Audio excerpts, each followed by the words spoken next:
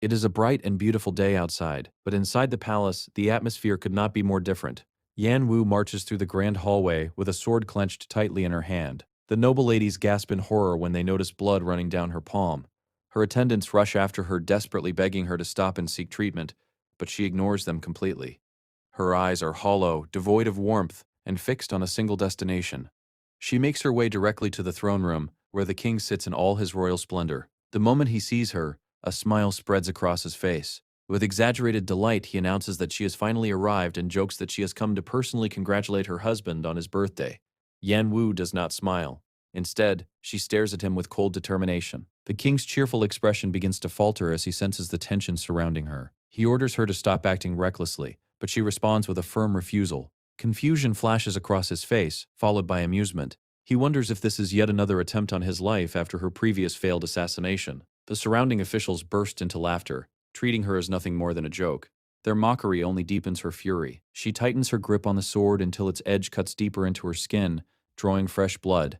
Looking directly at her husband, she tells him that he should have killed her along with the rest of her family. He should have left her corpse for the crows rather than forcing her to live after slaughtering innocent people. The king calmly dismisses her words. He insists that he could never kill the woman he loves. Those words shatter the last fragments of restraint within her. A smile twists across her face, one bordering on madness. She asks how he dares speak of love after everything he has done. Tears stream down her cheeks as she reminds him of the day he exterminated her entire family and displayed their severed heads at the city gates.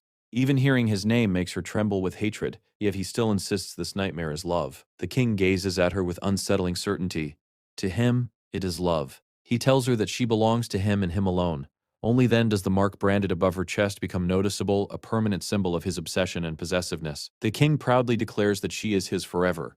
Yan Wu screams in defiance. She insists that she belongs to no one. The king approaches her slowly. He gently takes her hand and lifts her face toward his. Looking into her eyes, he once again tells her that she is his. Then, with a disturbingly tender gesture, he kisses her fingers before turning away.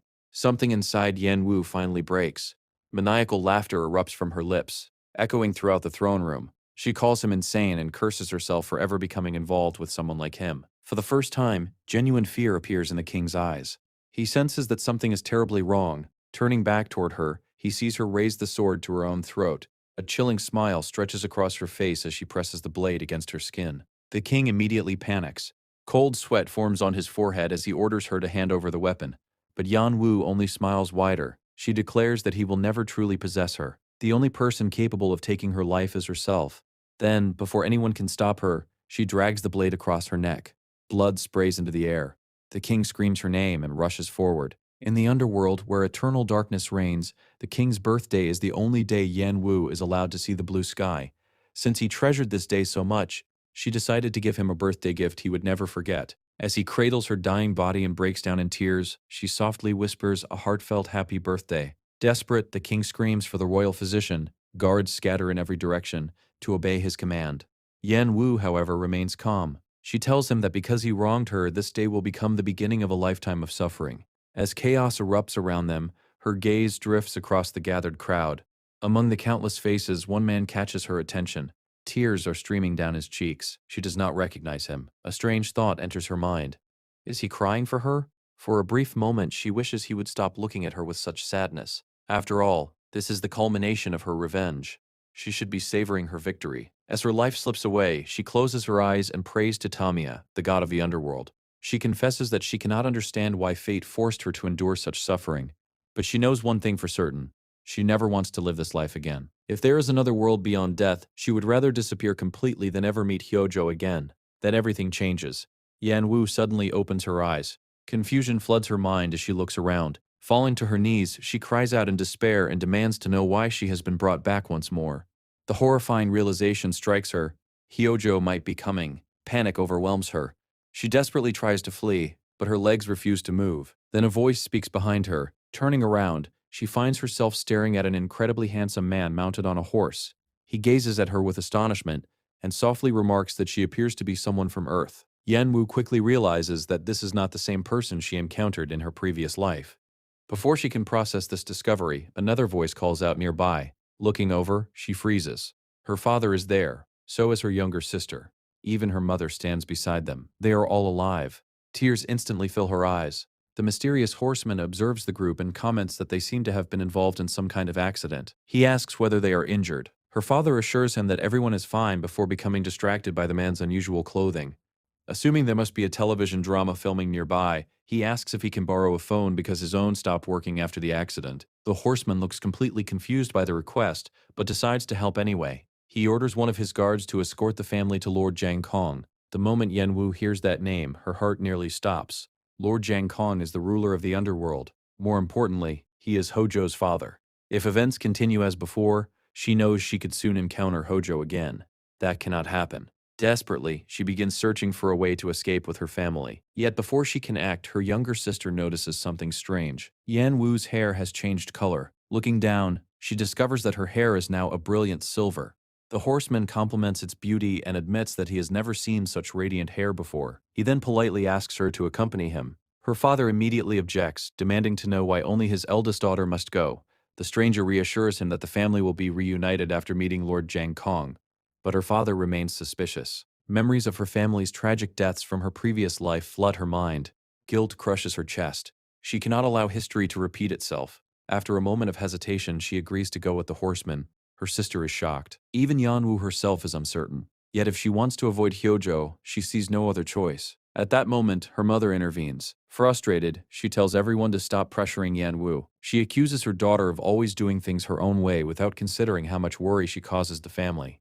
When Yan Wu tries to explain, her mother cuts her off and tells her to do whatever she wants. As her family departs with the guard, Yan Wu silently watches them leave. Deep inside, she makes a solemn vow.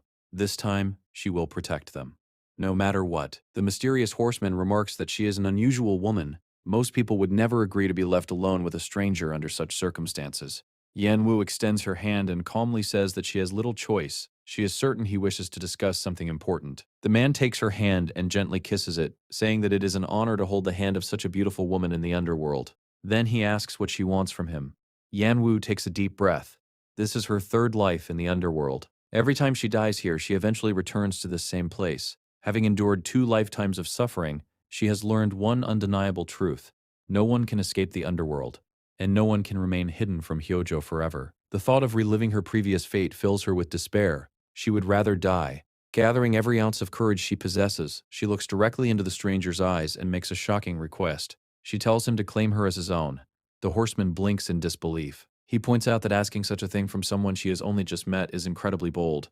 He wonders whether she truly understands the meaning behind her words. Without hesitation, Yen Wu answers that she does. Because if becoming his woman is what it takes to escape Hyojo's grasp, then she is willing to do whatever it takes. The stranger can only stare at her in complete confusion. The mysterious man leaned closer and gently tucked a strand of Yan Wu's hair behind her ear. Studying her expression, he remarked that her confession seemed strangely sad. He wondered aloud why someone proposing to become his woman would wear such a mournful expression. His curiosity about her continued to grow, but he made one thing clear. He would not accept a woman he knew nothing about. Before he could say anything more, Yan Wu interrupted him. She insisted that he had no choice but to accept her. She quickly laid out her reasoning.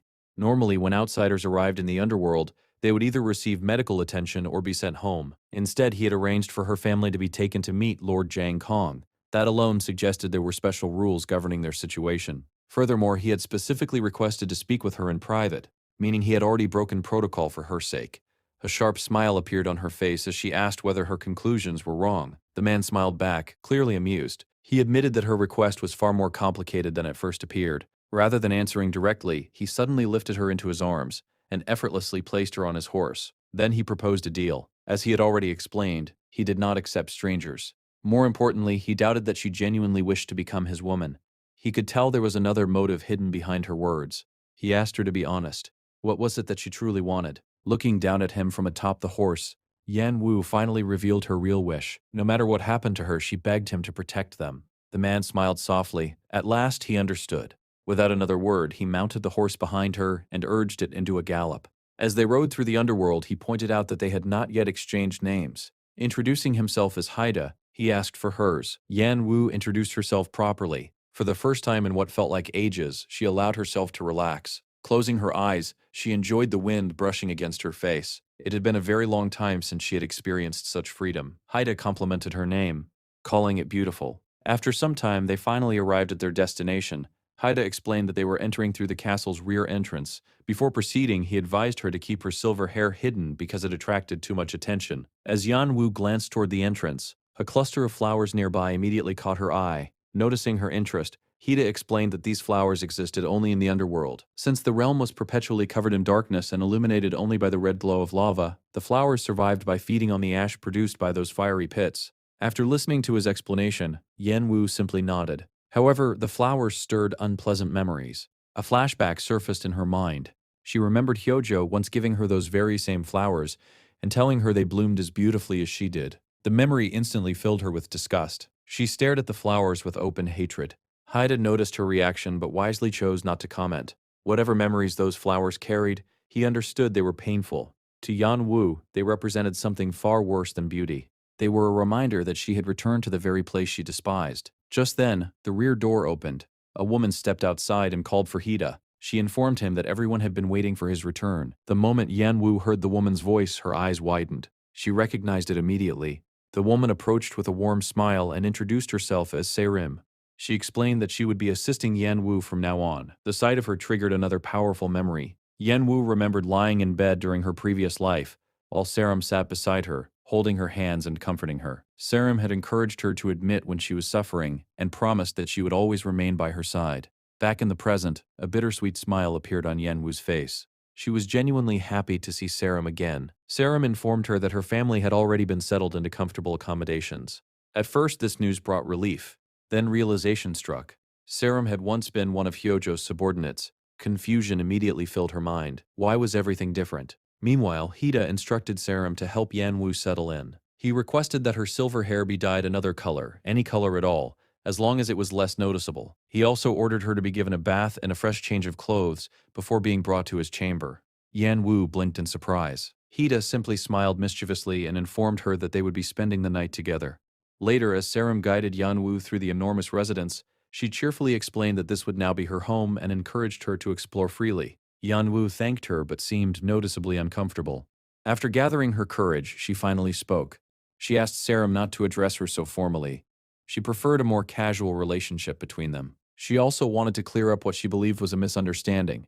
Despite Haida's earlier comments, there was nothing romantic happening between them. Before she could finish, Serim shook her head. She explained that Haida himself had addressed her respectfully, making it inappropriate for a servant to speak casually to her. Then Serim revealed something even more surprising. This was the first time Haida had ever brought a woman home. Yan Wu was genuinely shocked. Her mind immediately returned to the memory of Haida kissing her hand.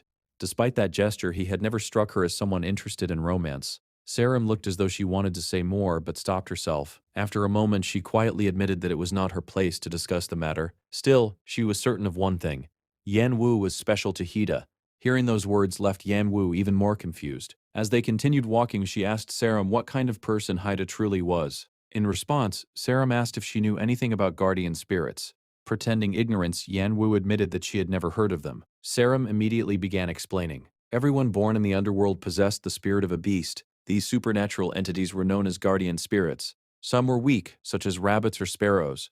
Others were tremendously powerful, such as tigers that stood at the top of the natural hierarchy. In moments of extreme danger, people could manifest their guardian spirits. The stronger the spirit, the stronger and more respected the individual became. Yan Wu listened attentively despite already knowing all of this. She knew that the king possessed a tiger spirit. She also knew that Hyojo's guardian spirit was a brown bear. Then Serim revealed Haida's spirit. He possessed the spirit of a black wolf. Because of this, many people referred to him as the Black Wolf. A look of realization crossed Yan Wu's face. Thinking back to their first meeting, she could not deny that the title suited him perfectly. Later, Yan Wu found herself relaxing in a warm bath while Serim and several maids discussed potential hair colors. The maids insisted that her fair complexion would suit almost any shade. After some consideration, Serim jokingly suggested dyeing it black to match Haida's hair. Seeing Serim's enthusiasm brought a smile to Yan Wu's face. The Serim she remembered from her previous life had never been particularly sociable. This cheerful and lively version felt both familiar and strangely new. As she watched her, Yan Wu remembered the promise Serim had once made, a promise to remain by her side no matter what happened. Because it was Serim, Yan Wu wanted to believe that promise still held true. So many things had already changed. The place where she should have encountered Hyojo had instead led her to Haida. She had met Serim in Haida's residence rather than Hyojo's castle. Even her appearance had changed. Her silver hair remained an unsolved mystery. Picking up a few strands, she stared at them with discomfort. Sarum quickly stopped her, warning that the dye might stain her hands. As Yan Wu sat quietly in the bath, a strange feeling settled over her. Everything was different this time. The altered encounters, the changed circumstances, the silver hair, each difference seemed to be pointing toward a single truth. This life would not follow the same path as the ones before it. For the first time since returning to the underworld, Yan Wu began to wonder whether fate itself was giving her a chance to rewrite her future. For the first time since arriving in the underworld, Yan Wu felt a small spark of hope. Maybe this life would be different. Maybe, just this once, fate would allow things to unfold in a way she had only ever dreamed of. Her thoughts were interrupted when Sir suddenly cried out in frustration. The maid explained that she had carefully applied the dye to Yan Wu's hair, but it refused to change color. The only effect was that it had dulled the brilliant shine of the silver strands. Yan Wu calmly assured her that it was fine. As long as the hair no longer attracted attention, that was enough. Sir, however, looked genuinely disappointed. She admitted that she had secretly hoped to make Yan Wu's hair match Hida's black hair. Yan Wu stared at her in disbelief. So that had been her goal all along. Unable to help herself, she laughed softly and reassured the maid that it could not be helped. She even complimented Sir's own hair color before thanking her for all her hard work. Satisfied, Sir finally excused herself and left Yan Wu alone to enjoy her bath. As the warm water soothed her body, Yan Wu reflected on everything that had happened since her arrival. Her thoughts eventually returned to Hida. He had proposed a deal, yet she realized she still did not fully understand what he wanted from her. A faint sense of uncertainty crept into her heart. Still, Sir's words lingered in her mind. Could she really be special to him? If she was, perhaps he would protect her and her family regardless of any conditions attached to their agreement. Eventually, she stepped out of the bath and wrapped a robe around herself. Just as she was adjusting to the cool air, a familiar voice called out from nearby. Hida asked if she had finished bathing. Startled, Yan Wu spun around. Her cheeks instantly flushed. Hida casually admitted that he had heard women usually took a long time to get ready, but honestly, waiting for her had not been unpleasant at all. His words only made her more flustered. Stammering, she demanded to know what he was doing there. Trying to calm the situation, Hida smiled and told her not to be angry. Then, with a playful push, he reminded her that she was the one who had approached him first. After all, she was the one who had asked him to take her as his woman. Embarrassed, Yan Wu immediately looked away. She pointed out that he had already made it clear he did not accept women he did not know. Hida nodded. That was true. But that was exactly why he had come. He explained that they still needed to discuss the terms of their agreement. Since he had accepted her request, it was only fair that she accepted his conditions as well. Curious, Yan Wu asked what those conditions were. A confident smile spread across Hida's face. The answer, he claimed, was simple. From this day forward, he wanted her to become his bride. He calmly stated that he wished for her to become his wife. The proposal immediately irritated her. She accused him of playing with her emotions. Earlier, he had treated her request as unreasonable and practically dismissed it. Now he was suddenly asking her to marry him. Clenching her fists, she demanded to know if he realized how unfair that sounded. Hida listened quietly before gently tucking a few strands of hair behind her ear. Then he apologized. He admitted that he had failed to explain himself properly and had not considered how his actions might affect her feelings. To ask a stranger to take responsibility for her so soon clearly meant she was facing an incredibly difficult situation. And as it turned out, he was facing one as well. His proposal was not a joke, nor was it a lie. He simply needed her to understand his circumstances first. Hida then revealed an important truth about the underworld. Lord Jiang Kong was not only the king, but also the head of the strongest family in the realm. Currently, there were two candidates being considered as his successor. Yan Wu's eyes widened. As far as she remembered, Jiang Kong only had one son. Hida continued. One candidate was Hyojo, Jiang Kong's direct descendant. The second candidate was Hida himself, a distant cousin of the royal family. That revelation shocked her. Hida explained that Hyojo viewed him as an obstacle to the throne. Simply by existing, Hida threatened Hyojo's claim. To prove that he had no interest in becoming the next ruler, he needed a wife who had absolutely no connection to the royal family. Then Yan Wu had appeared. Looking directly at her, he asked whether she would consider becoming his pretend wife. Once she had made her decision, he told her to come to his chambers. Later that evening, dressed in elegant attire, Yan Wu made her way toward Hida's room. As she walked, countless doubts filled her mind. In all her previous lives, she had never heard anyone mention a distant cousin named Hida. How much of his story was true? How much was a lie? In the end, none of it mattered. She had no better option. When she entered the room, Hida welcomed her warmly. Yan Wu had already made up her mind. Whatever his intentions were, she would use every opportunity available to protect herself and her family. If he was using her, then she would use him as well. Hida immediately noticed the determination in her eyes and asked if she had reached a decision. She nodded. She would become his wife. A pleased smile spread across his face. The deal was officially made.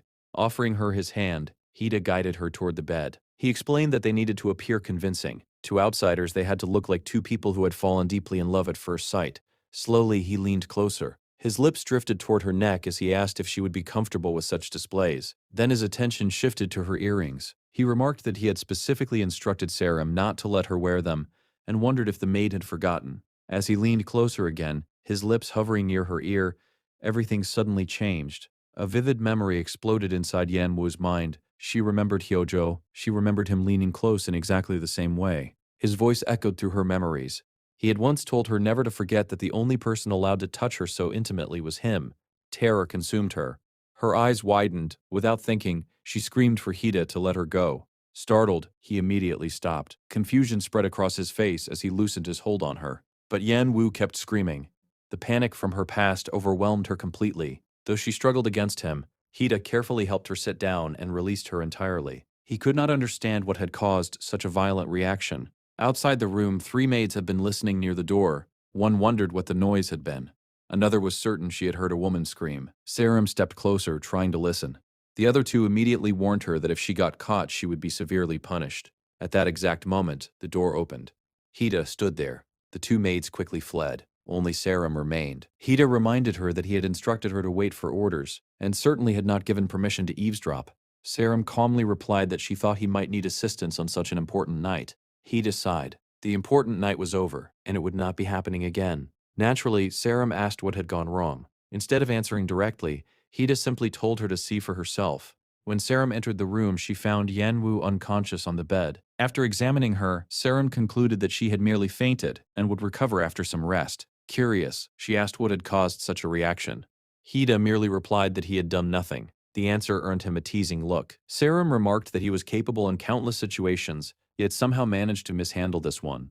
Hida ignored the comment. His thoughts remained fixed on Yan Wu. Even before she collapsed, she had never truly been looking at him. It was as though her mind had been trapped somewhere else entirely. He could not stop wondering what haunted her so deeply.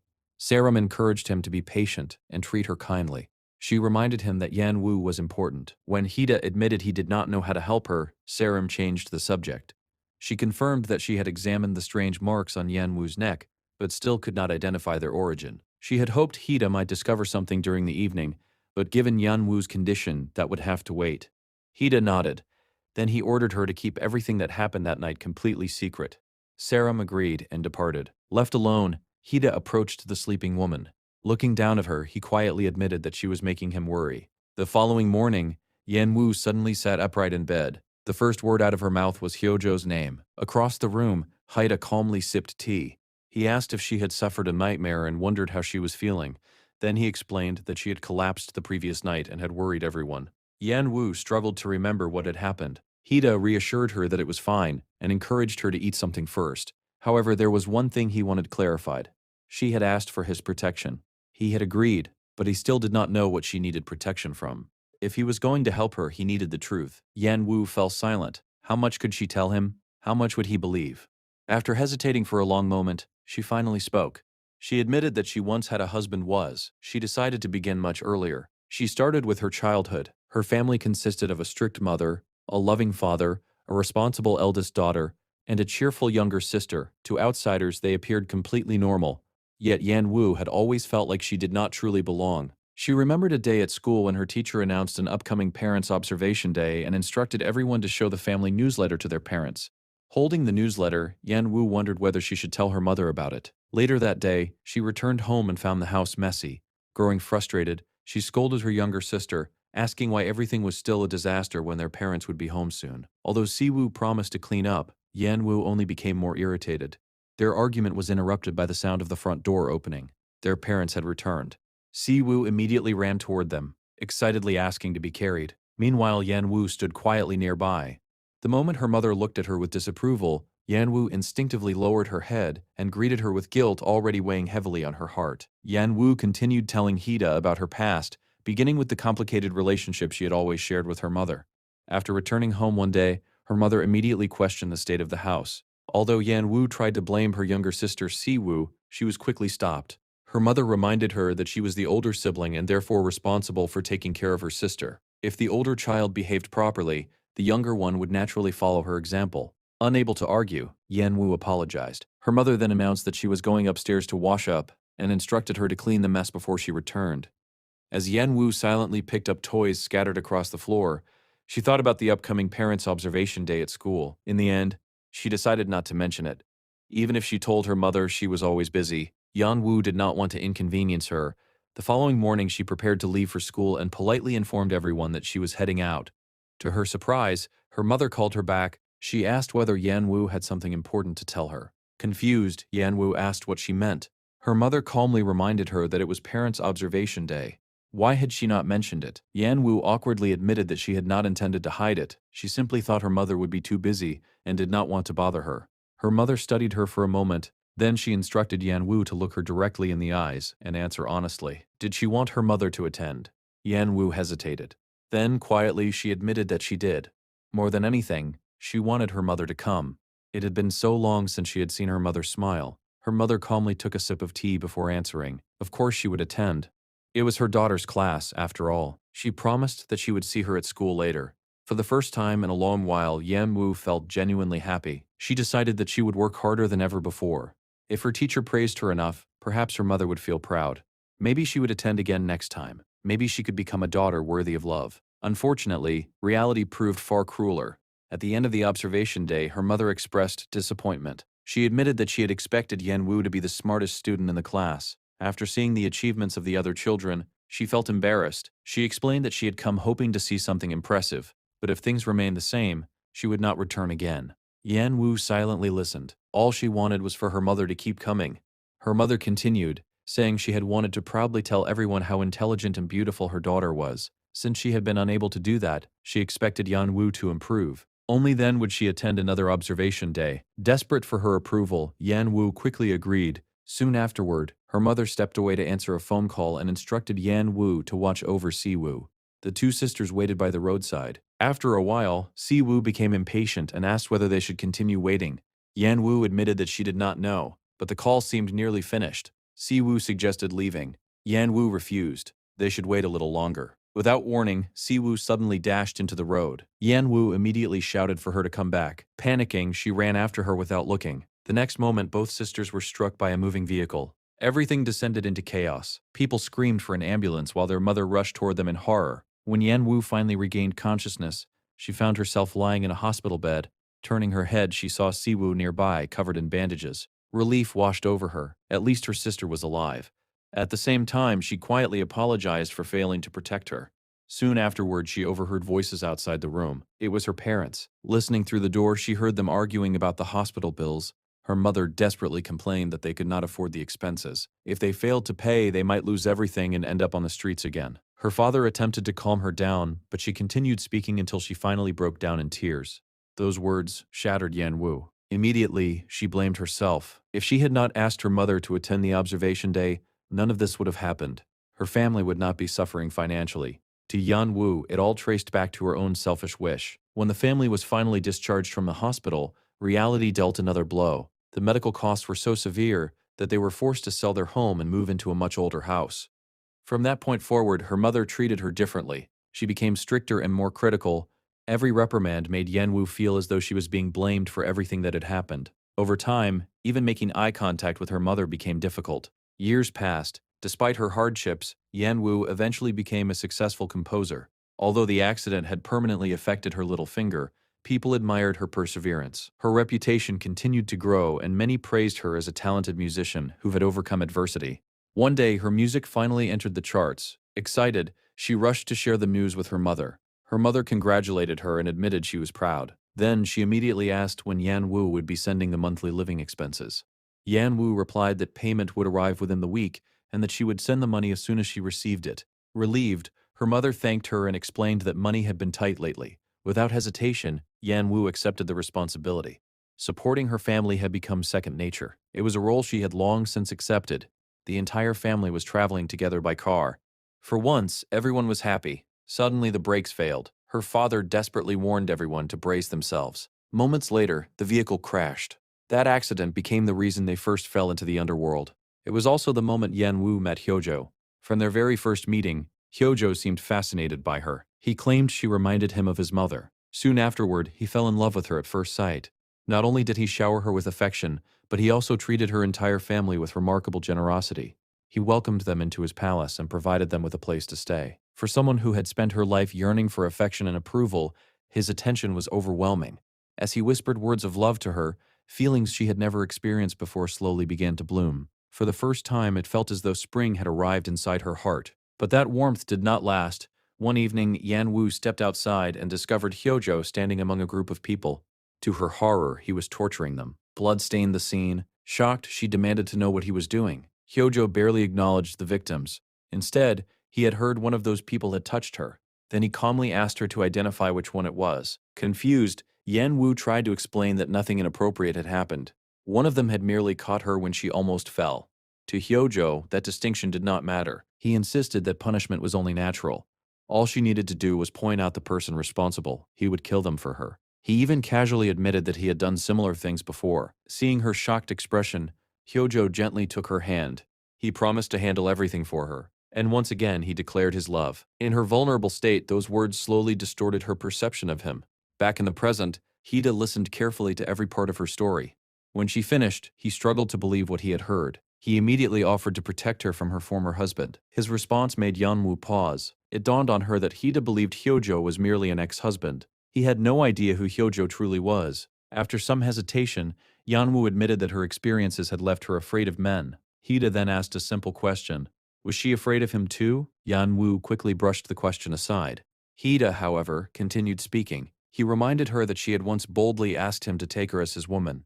Because of that, he felt responsible for helping her feel comfortable around him. With a teasing smile, he even joked that if she had not fainted the previous night, he would have demonstrated exactly what kind of man he was. Embarrassed, Yanwu apologized.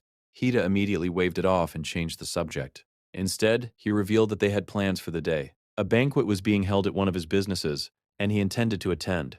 Yanwu questioned why she needed to accompany him. Hida explained that if they were pretending to be lovers, then they needed to act like lovers. He even asked whether she would be comfortable making their relationship public. Then he informed her that she would need to accompany him on future engagements as well. He reassured her that Sarum and a young man named Soho would always be available whenever she needed assistance. Introducing Soho, Hida explained that although the young man was still inexperienced, he was exceptionally talented and would protect her whenever Hida was unavailable. Yanwu accepted the arrangement. However, she became startled when Hida casually mentioned that they would be sharing a room. To him, it was perfectly natural. Although she reluctantly agreed, discomfort lingered in her heart. Then Hida added another surprise. After the banquet, he planned to visit Lord Zhang Kong and formally introduce Yan Wu as his lover. The situation was progressing much faster than she had expected. As thoughts of Hyojo surfaced once again, her body began trembling. She tried to reassure herself. She would be attending as Hida's lover. Surely Hyojo would not dare treat her carelessly under those circumstances. Yet her fear refused to disappear. Hida immediately noticed. Concerned, he pointed out that she had looked troubled for quite some time. Then, with surprising gentleness, he wiped her face with a towel. Yan Wu quickly insisted that she was fine and had merely gotten lost in thought. Trying to change the subject, she asked whether they had arrived. Instead of answering immediately, Hida reassured her. From now on, she was his lover. Nothing would happen to her. He promised. Feeling slightly comforted, Yan Wu accepted his hand. Together they entered the banquet. The servants immediately bowed in greeting. Yan Wu remembered Hida describing this place as a small business. The luxurious surroundings suggested otherwise. Soon, an elegant woman approached and warmly greeted Hida. She introduced herself as Dei, the establishment's most celebrated performer. After exchanging pleasantries, Dei noticed Yan Wu standing beside him and asked who she was. Without hesitation, Hida answered. Yan Wu was his lover. Although surprised, Dei quickly recovered and welcomed her as an honored guest. Then she took the stage and began performing. The audience became captivated by her music. When the performance ended, Hida applauded enthusiastically and praised her talent. Delighted by his praise, Dei explained that she had practiced tirelessly to present him with an even better performance. Impressed, Hida decided to reward her. He told her to ask for anything she desired. Nobody expected her response. Smiling, Dei turned toward Yan Wu. Then she made a single request. She wanted Yan Wu to perform a song. Immediately, every eye in the room shifted toward her. Caught completely off guard, Yan Wu stared in confusion and asked whether Dei was truly speaking to her. Dei smiled and confirmed that she was. Just like that, the atmosphere changed. What had begun as a pleasant banquet suddenly became very uncomfortable, as all attention focused squarely on Yan Wu. Yan Wu continued recounting her past, revealing the painful memories that had shaped her long before she ever entered the underworld. When she was younger, her mother often held her to impossibly high standards. One day, after returning home, her mother immediately questioned the messy state of the house. Although Yan Wu tried to shift the blame onto her younger sister, Si Wu, her mother quickly stopped her. She reminded Yan Wu that as the older sibling, it was her responsibility to guide and care for her younger sister. If the older child behaved properly, the younger one would naturally follow her example. Unable to argue, Yan Wu apologized. Her mother then informed her that she was going upstairs to wash up and instructed her to clean the house before she returned. As Yan Wu picked up toys scattered across the floor, her thoughts drifted toward the upcoming parents' observation day at school. In the end, she decided not to mention it. Even if she told her mother, she would probably be too busy to attend. Yan Wu did not want to become a burden. The next morning, she prepared to leave for school and politely announced that she was heading out. To her surprise, her mother called her back. She asked whether Yan Wu had something important to tell her. Confused, Yan Wu asked what she meant. Her mother reminded her that it was parents' observation day. Why had she not mentioned it? Yan Wu awkwardly admitted that she had not meant to hide it. She simply assumed her mother would be busy and did not want to bother her. Her mother stared at her for a moment before instructing her to look her directly in the eyes and answer honestly. Did she want her mother to attend? Yan Wu hesitated. Then, in a quiet voice, she admitted that she did. It had been so long since she had seen her mother smile. Her mother calmly sipped her tea before replying that, of course, she would attend. It was her daughter's class, after all. She promised that she would see her later at school. For the first time in a while, Yan Wu felt hopeful. She promised herself that she would work harder than ever before. If her teacher praised her enough, perhaps her mother would be proud. Maybe she would come again next time.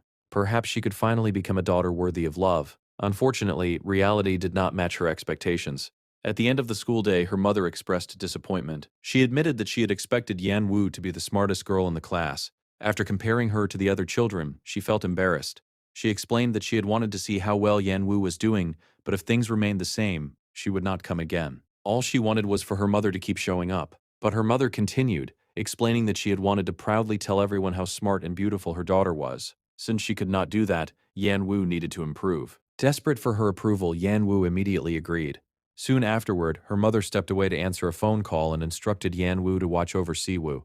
The two sisters waited patiently by the roadside. After some time, Si Wu became restless and asked whether they should leave. Yan Wu admitted she was unsure, but the phone call seemed almost finished. Si Wu suggested leaving anyway. Yan Wu told her to wait just a little longer. Without warning, Si Wu suddenly ran into the road. Panicking, Yan Wu shouted for her to come back and immediately chased after her without checking for traffic. The next moment, both sisters were struck by a moving vehicle. People nearby screamed for an ambulance. Their mother rushed toward them in horror. When Yan Wu finally regained consciousness, she found herself lying in a hospital bed. Turning her head, she saw Si Wu nearby, wrapped in bandages. Relief flooded her heart. At least her sister was alive. At the same time, guilt overwhelmed her. Soon afterward, she overheard voices outside the room. It was her parents. Listening through the door, she heard them arguing about the hospital bills. Her mother desperately complained that they could not afford the expenses. If they failed to pay, they could lose everything and end up back on the streets. Her father tried to calm her down, but she continued until she finally broke down crying. Those words crushed Yan Wu. Immediately, she blamed herself. If she had not asked her mother to attend the observation day, none of this would have happened. Her sister would not have been injured. Her family would not be suffering. To Yan Wu, every tragedy seemed to begin with her. Eventually, both sisters recovered enough to leave the hospital. However, the treatment costs were devastating. The family was forced to sell their home and move into an older, less comfortable one. After the accident, her mother's attitude toward her noticeably changed. She became harsher, more critical. Every reprimand felt as though her mother blamed her for the family's misfortune. Over time, even meeting her mother's eyes became difficult. Years passed. Despite everything, Yan Wu eventually became a successful composer. Although the accident had permanently affected her little finger, people admired her determination. Her reputation grew steadily, and many praised her as a talented musician who had overcome tremendous hardship. One day, one of her songs finally entered the charts. Excited beyond words, she rushed to share the news with her mother. Her mother congratulated her and admitted she was proud. Then she immediately asked when Yan Wu would be sending the monthly living expenses. Yan Wu calmly replied that she expected payment within the week and would transfer the money as soon as she received it. Relieved, her mother thanked her and explained how difficult the month had been financially. Without hesitation, Yan Wu accepted the responsibility. Supporting her family had become a duty she never questioned. Then came the day that changed her life forever. The entire family was traveling together by car. For once, everyone seemed happy. Suddenly, the brakes failed. Her father shouted for everyone to be careful. Moments later, the car crashed. That accident became the reason they first arrived in the underworld. It was also where Yanwu met Hyojo. From the very beginning, Hyojo appeared captivated by her. He claimed that she reminded him of his mother. Then, he fell in love with her at first sight. Not only did he treat Yanwu kindly, but he also extended extraordinary hospitality to her entire family. He welcomed them into his palace and provided them with a place to stay. For someone who had spent her entire life craving affection and approval, his attention felt overwhelming. As he whispered words of love to her, feelings she had never experienced before slowly began to bloom. For the first time, it felt as though spring had arrived in her heart. But the illusion did not last. One night, Yanwu stepped outside and discovered Hyojo standing among several people. To her horror, he was torturing them. Blood stained the scene. Shocked, she demanded to know what he was doing. Hyojo barely acknowledged the victims. Instead, he had heard one of those people had touched her. Then he calmly asked her to identify which one it was. Confused, Yanwu explained that nothing inappropriate had happened. One of them had simply caught her when she almost fell. To Hyojo, that distinction did not matter. He insisted that punishment was natural. All she had to do was point out the person responsible. He even casually admitted that he had already done similar things to other innocent people. Seeing her horrified expression, Hyojo gently took her hand. He promised to handle everything for her. Then once again he declared his love. At the time, Yanwu was emotionally vulnerable. Slowly, his words began to influence the way she saw him. Back in the present, Haida listened carefully to her entire story. When she finished, he looked genuinely disturbed. He immediately asked whether something like that had really happened and offered to protect her from her former husband. His response caught Yanwu off guard. For a moment she realized that Haida seemed to think Hyojo was merely an ex-husband rather than the terrifying figure she knew him to be. After a brief silence, she admitted that her experiences had left her afraid of men. Haida then asked if she was afraid of him too. Yanwu quickly dismissed the question. However, Haida continued speaking. He reminded her that she had once boldly asked him to take her as his woman. Because of that, he felt responsible for helping her feel comfortable around him. With a teasing smile, he even joked that if she had not fainted the previous night, he would have shown her exactly what kind of man he was. Embarrassed, Yanwu apologized. Haida immediately waved the apology away and changed the subject. Instead, he revealed that they had plans for the day. A banquet was being held at one of his businesses, and he intended to attend. Yanwu questioned why she needed to accompany him. Haida explained that if they were pretending to be lovers, then they needed to act like lovers. He even asked whether she would be comfortable making their relationship public. Then he informed her that she would need to accompany him during future engagements as well. He reassured her that Sarim and a young man named Soho would always be available whenever she needed assistance. Introducing Soho, Haida explained that although he was young, he was highly capable and would protect her whenever Haida was unavailable. Yanwu accepted the arrangement. However, she was startled when Haida casually mentioned that they would be sharing a room. To him, it was perfectly natural. They were lovers, after all. Although she reluctantly agreed, uneasiness lingered in her heart. Then Haida revealed another surprise. After the banquet, he intended to visit Lord Jang Khan and formally introduce Yanwu as his lover. The situation was progressing far more quickly than she expected. As thoughts of Hyojo resurfaced, her body began trembling. She tried to reassure herself. She would be attending as Haida's lover. Surely Hyojo would not dare treat her carelessly under those circumstances. Yet her fear refused to disappear. Haida immediately noticed. Concerned, he pointed out that she had seemed troubled for quite some time. Then, with surprising gentleness, he wiped her face with a towel. Yanwu quickly insisted that she was fine and had simply gotten lost in thought. Trying to redirect the conversation, she asked whether they had arrived. Instead of answering immediately, Haida offered reassurance. From now on, she was his lover. Nothing would happen to her. He promised. Hearing those words, Yanwu slowly relaxed. Trusting him, at least for the moment, she placed her hand in his.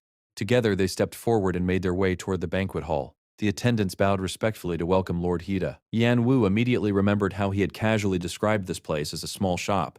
Looking around, she realized that description had been a massive understatement. The building was luxurious, the atmosphere refined, and everything about it suggested wealth and influence far beyond what she had expected.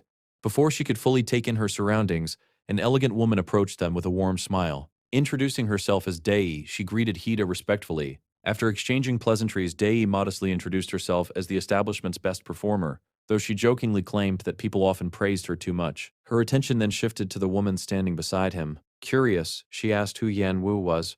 Without hesitation, Haida answered, Yan Wu was his lover. The declaration visibly surprised Day. However, she recovered quickly and politely welcomed Yan Wu as a precious guest. She promised to serve them with even greater sincerity than usual before excusing herself to begin her performance. A short while later, Day took her place before the Gaiagium and began to play. The beautiful melody immediately captivated the audience. When the performance ended, applause echoed throughout the hall. Hida joined in, praising her skill and telling her that her reputation as the best performer was well-deserved. Delighted by the compliment, Day explained that she had practiced tirelessly in hopes of presenting him with an even better song than before. Impressed, Haida decided to reward her. He announced that he would grant her one wish and invited her to ask for anything she desired. The offer clearly caught her off guard. After a brief pause, she made a request that surprised everyone. She asked for Yan Wu to perform a song. Yan Wu blinked in confusion. Surely she had misheard. Looking around, she pointed at herself and asked whether Day was truly speaking to her. Day smiled and confirmed that she was. Suddenly, every eye in the room shifted toward Yan Wu. The atmosphere became uncomfortable almost instantly. Sensing her hesitation, Day explained her reasoning. She had noticed the calluses on Yan Wu's fingers earlier. Those marks were familiar to her. In her experience, performers could always recognize other performers. The condition of Yan Wu's hands suggested years of practice with musical instruments.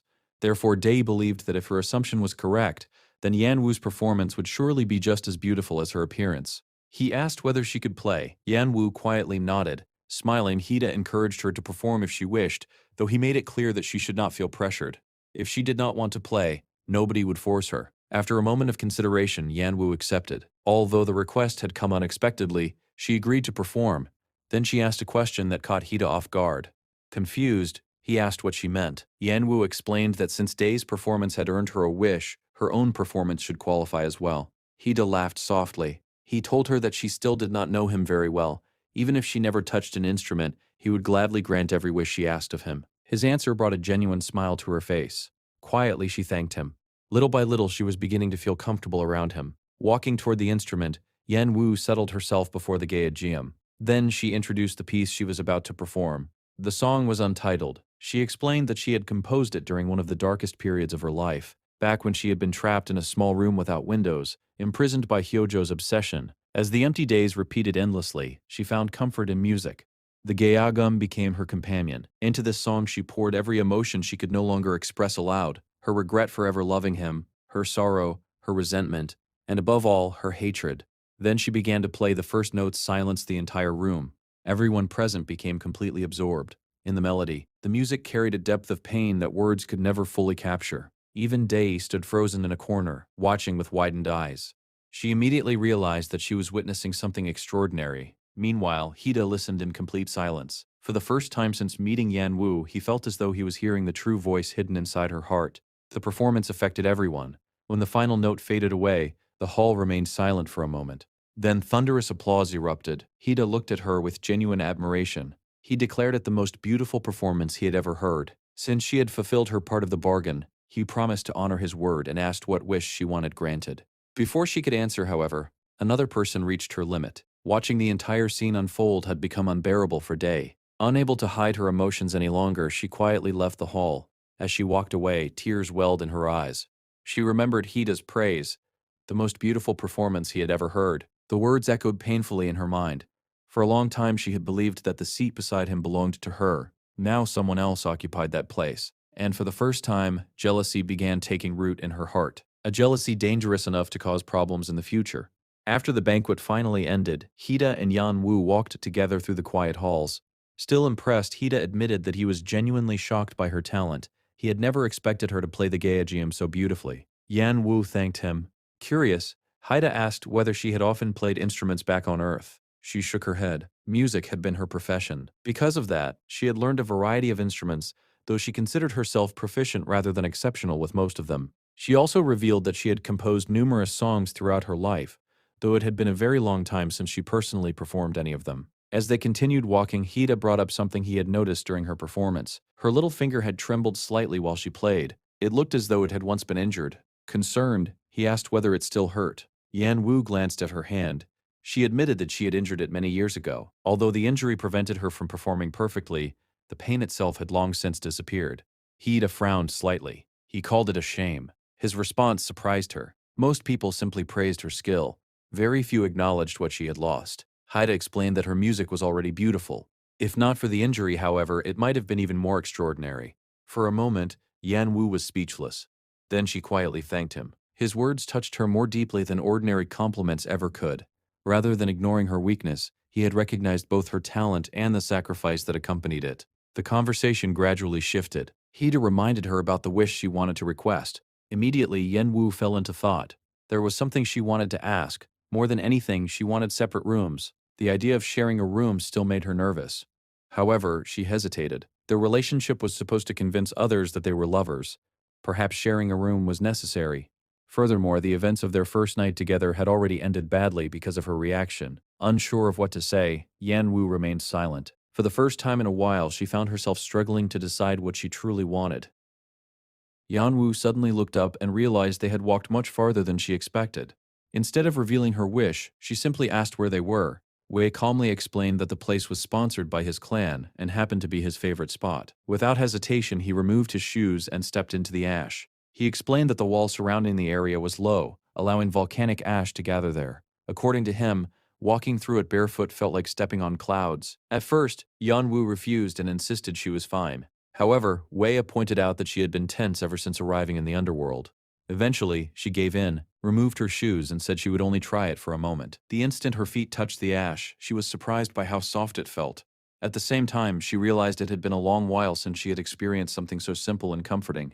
The peaceful atmosphere did not last long. Suddenly, Wei kicked a cloud of ash toward her. She protested immediately, but he only laughed and encouraged her to enjoy herself. Eventually, she retaliated by throwing ash back at him. Afterward, she quickly apologized and reminded him that she had warned him. Wei casually brushed it off, saying it was fine and assuming she simply could not hold back. As Yan Wu watched him laugh, she found herself thinking he looked unexpectedly handsome. Before long, she was laughing too. After their playful exchange, the two sat together on top of the fence. Wei asked whether she liked the place, before casually revealing that it was actually the room she would be staying in. Surprised, Yan Wu asked whether she was not supposed to share a room with him. He explained that his own room was right next door, and that a small side entrance connected the two rooms, meaning they would still be close by. He then joked about his appearance, saying that since she was afraid of men, there was no way she would feel comfortable sharing a room with him anyway. This arrangement, he said, would be much better and would not burden her. He reminded her that the house was large and filled with empty rooms, before encouraging her to get plenty of rest. Grateful for his consideration, Yan Wu thanked him. Later that night, Lord Hua walked down a hallway only to find Soho kneeling before him. When he asked what was happening, Soho revealed that he had finally found the person they had been searching for. The scene then shifted as Hojo and Yan Wu rode together in a chariot. Eventually, the carriage came to a stop. Looking ahead, Yan Wu immediately recognized Zhang Gong's castle. The realization struck her hard. This was the very day she might see Hojo again. The mere thought of him made her feel dizzy. Hojo noticed her discomfort at once and asked whether she was all right. She quickly apologized and claimed she had simply felt nauseous for a moment. However, he reminded her of the promise he had made. He would never allow anything to torment her again. As he spoke, he moved slightly closer. Yet Yan Wu immediately turned her face away and insisted she was fine. She had already sworn to herself that she would never again allow Hojo to fill her with fear, even if the situation remained terrifying. Without another word, she headed toward the entrance, leaving him slightly confused. She then asked whether they should go inside. He agreed. The moment they entered the palace, Yan Wu froze. Everything remained exactly as she remembered it. The structure, the decorations, and even the placement of individual objects were unchanged. The familiarity dragged her into a trance. Suddenly, she imagined Hojo standing directly behind her. In her mind, she could hear him whispering that she had finally arrived while his hand rested around her neck. The vision made her tremble. Seeking comfort, she instinctively grabbed the edge of Heda's clothing. Although he noticed her action, he continued forward and loudly announced their arrival to Lord Jiangong. A voice from inside invited them to enter. That only made Yan Wu tremble more. She was convinced that the moment the door opened, she would come face to face with her former husband. But when the door finally opened, it was not Hojo standing there. Instead, it was Lord Jiangong himself, ruler of the underworld. His attention immediately shifted toward Yan Wu. He asked whether she was Heida's lover and then requested her name. She introduced herself as Yan Wu. Jiangong remarked that Hojo's habit of hiding her away made it seem as though he intended to harm her by summoning her there. Confused, Yan Wu wondered why Hojo was absent. In her previous life, he had always remained by Jiangong's side. Hua quickly denied any such intentions. Jiangong then questioned why it had taken him so long to visit. Meanwhile, Yanwu quietly began to hope that perhaps she would never meet Hojo at all in this lifetime. After a brief exchange, Jiang Gong stated that he had wanted to meet Hua in person and that now he should return home and rest. However, before they left, he requested a moment alone with Haida. Yanwu agreed and stepped outside. Once she was gone, Jiang Gong commented that she was a beautiful young woman and advised Haida to help her adjust to life in the underworld. Then his expression changed. Addressing him as Black Wolf, Jiang Gong made it clear that he knew exactly why he had summoned him. Outside, Yanwu reflected on everything that had happened. For a moment she had truly believed she would meet Hojo again, but nothing had occurred. Relief slowly washed over her. Perhaps this was finally the end. If Jiang Gong never summoned her again, she would never need to return. Leaning against a nearby tree, she allowed herself to relax. Then she heard footsteps. Her heart immediately froze. Turning around, she saw a familiar figure. It was Hojo. Fear gripped her once more as she wondered why he was there. In a low voice, Hojo questioned what was so special about someone who looked no different from anyone else. He even remarked that Ha seemed completely wrapped around her finger. As he stepped closer, the tension rose sharply. The piece she had just found vanished instantly. A moment later, Yanwu hid herself and covered her mouth as he walked past. For a brief second, she sighed with relief, believing he was gone. Then a voice suddenly spoke from behind her. "Who are you?"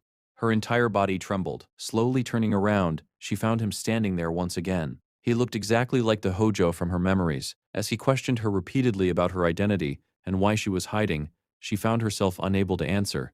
Only one thought echoed through her mind. It was him. Noticing her reaction, Hojo remarked that she seemed terribly startled. He then reached out his hand and offered to help her up. Immediately, Yanwu's thoughts spiraled. What was he planning? At the same time, she remembered something important. In the past, reacting too strongly only encouraged him to pursue her further. Determined not to repeat her mistakes, she remained silent. Though it was difficult, she carefully placed her hand in his. Hojo pulled her closer, nearly into his arms, as he lifted her from the ground. The sudden proximity made her panic. She immediately yanked her hand away and shouted for him to let go. Rather than becoming angry, Hojo simply apologized. He remarked that she had reminded him of a frightened little mouse, and that he had felt like playing with her. Looking down at the bruises forming on her hand, Yanwu felt disgusted. He had always been like this. He never cared about her feelings and always did whatever he pleased. Gathering her courage, she told him that playing such games with someone he had only just met was unpleasant. Rather than backing down, Hojo called her cheeky and questioned whether she knew who she was speaking to. The moment he spoke her name, she quickly declared that she was Lord Hua's lover and warned him not to treat her carelessly. Basic manners alone, she argued, should make that obvious. Hojo merely laughed. Calling her Hua's woman, he remarked that she was surprisingly fierce. He even joked that Hua must have enjoyed himself with her and admitted that he had once believed the rumor that Hua was a eunuch. Now, however, he found it disappointing that the rumor appeared false. His comments only made the situation more uncomfortable. Afterward, he asked for her name. When she answered, Yanwu, he smiled and remarked that it was a beautiful name. The uneasy atmosphere deepened. Fortunately, Sarum soon arrived looking for her. The moment Sarum noticed Hojo, she visibly stiffened. Yanwu requested a moment alone and claimed she needed to rest. Despite Sarum repeatedly calling after her, she explained that her legs felt weak and left. Not long afterwards, Sarum caught up with her and asked what had happened. Yanwu apologized and requested permission to return home. Sarum agreed. Later, when Ha returned, Sarum informed him of everything. His first question was where Yanwu was. When Sarum explained that she was resting, he praised her for handling the situation well before asking what exactly had happened. Unfortunately, Sarum admitted she did not know, because Yanwu had been alone. Still, she revealed one important detail. Yanwu had seemed absolutely terrified of something. Hearing that, Ha became concerned. Nothing unusual had happened during the meeting with Lord Jiang Gong. Then Sarum added one final detail. Before Yanwu left the garden, Lord Hojo had emerged from the same area. Several hours earlier, Lord Jiang Gong had called Hua the Black Wolf closer. He expressed his gratitude to Hua and his brother, explaining that their presence helped maintain peace throughout the underworld.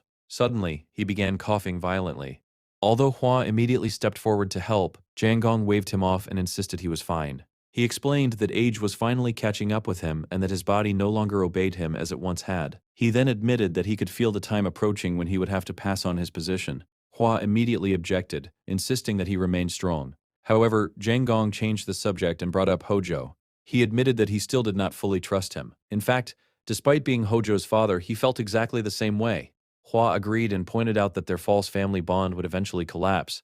The day Hojo learned they were not related by blood would be the day everything changed. That truth would inevitably surface once Hojo inherited the throne.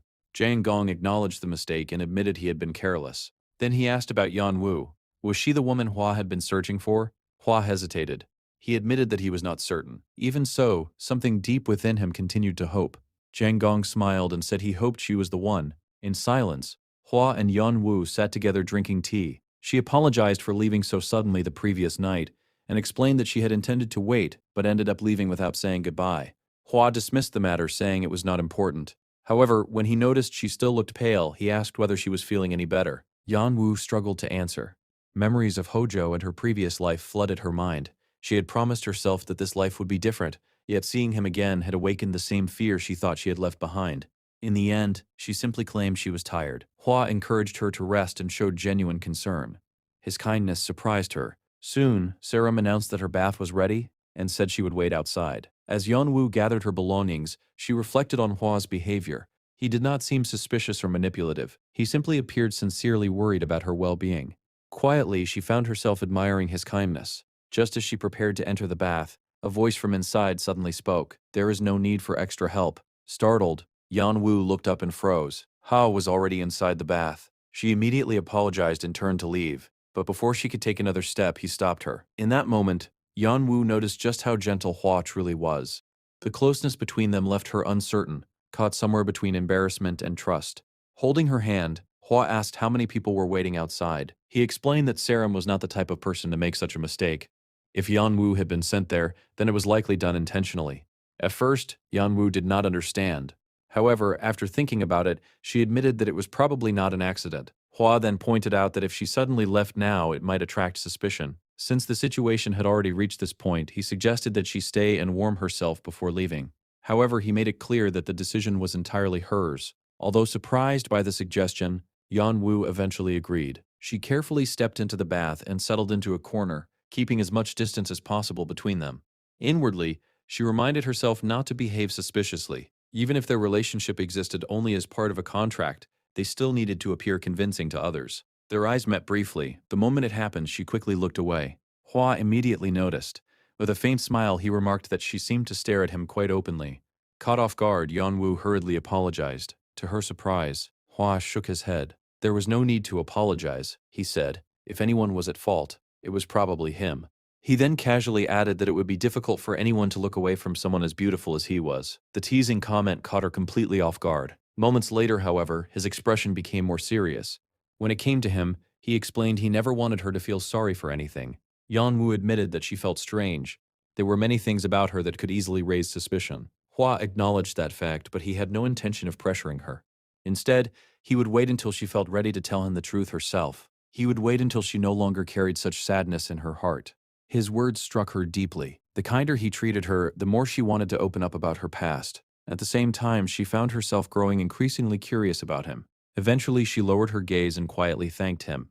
Elsewhere, Hojo sat alone, drinking tea. Despite himself, his thoughts continued drifting back to Yeonwoo, the woman he had encountered earlier. Meanwhile, Yeonwoo was being dressed by Sharon, who carefully adjusted her clothing and tightened the corset behind her. As Sharon worked, she suddenly noticed a mark on Yeonwoo's shoulder blade. Curious, she pointed it out and asked whether it had always been there. The question immediately caught Yeonwoo off guard. Her mind flashed back to the moment Hojo had grabbed her. Realizing it was likely a bruise left behind by him, she quickly denied it. She insisted that there was nothing unusual there and claimed she must have accidentally bumped into something. Trying to change the subject, she called for Saram and admitted she was curious about something. Saram calmly encouraged her to speak freely. Yeonwoo explained that she was only going to teach Hwa how to play an instrument, and wondered whether she really needed to dress up so much for the occasion. Saram immediately assured her that she did. According to her, when a man and woman were involved, especially lovers, nobody could predict how things might develop. She even claimed that Yeonwoo would thank her later. Though still hesitant, Yeonwoo eventually accepted the explanation. Earlier, while they had been sitting together, Hwa had suddenly asked her for a favor. He admitted it might sound unexpected. When she asked what he meant, he brought up the song Untitled. Ever since hearing it, he confessed that he had been unable to stop thinking about it. Because of that, he wanted her to teach him how to play it. The request had left Yeonwoo momentarily speechless. Later, she arrived to meet him. The moment Hwa saw her, he quietly admitted to himself that she looked beautiful. Then again, he had expected nothing less. Meanwhile, Yeonwoo felt increasingly self-conscious and avoided meeting his eyes. Soon, the two sat together before a geogum. Yan Wu explained that there was no written sheet music and asked whether he could learn simply by listening and repeating each section. Hua agreed without hesitation. As she began to play, he watched her carefully and followed each note. The first sound drew a small smile from her lips. As the lesson continued, she complimented his ability. Men naturally possessed greater strength, which often changed the sound produced by the instrument, yet his playing remained controlled and refined. Hua thanked her for the praise. She then commented that he must be both delicate and skilled at controlling his own strength. The moment the words left her mouth, she suddenly became aware of what she was implying and quickly changed the subject. Instead, she asked whether he enjoyed exercising.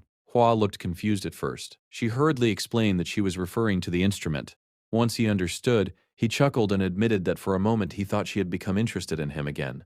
Yan Wu could only laugh awkwardly. Hua explained that he did not follow any special exercise routine. However, he practiced horseback riding and archery whenever necessary. Then he asked a question of his own. What did she like? The question caught her completely off guard. After thinking for a moment, she answered honestly, she liked the sky. More specifically, she loved the clear blue sky. Hearing that, Hua admitted that he had wanted to buy her a gift, but now it seemed like a difficult task. He then asked her to tell him more about the upper grounds. In response, Yanwu asked whether he had ever heard of snow. Seeing his confusion, she explained that it was something that fell from the sky, much like ash, except it was white, clean, and beautiful.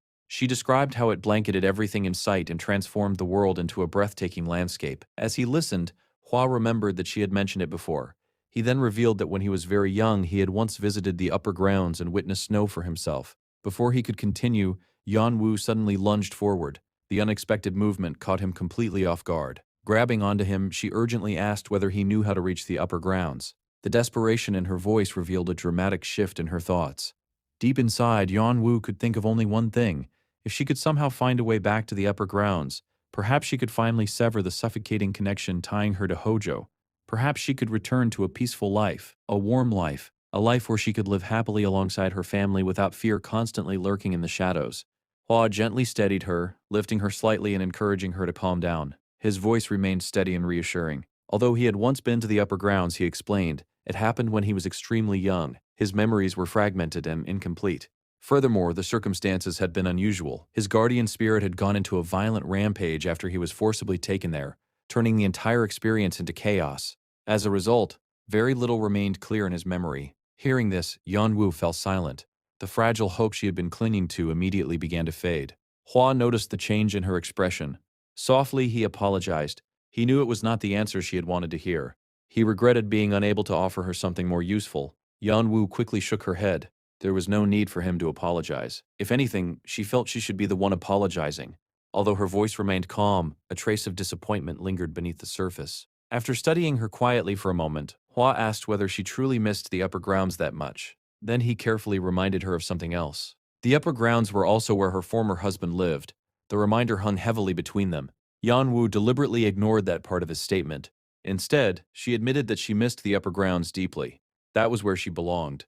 It was the place that felt like home. More than anything, she wanted to see the clear blue sky again. The endless sky that stretched beyond the horizon. Hua listened without interrupting. After a short silence, he sighed softly. It seemed he had unknowingly asked something far more complicated than he intended. For that, he apologized again. Yan Wu reassured him once more and admitted that she had overreacted earlier. He had only been showing concern for her. Hua accepted her explanation with a small nod. Then his expression grew serious. There was something important he needed to tell her. From now on, she was never to leave the house at night without him.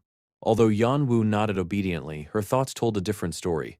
Privately, she had no intention of fully obeying that rule. Hua then explained his reasoning. Night in the underworld was very different from night in the upper world. Souls of the dead arrived there after dark. Many of those wandering spirits were confused, unstable, and sometimes dangerous.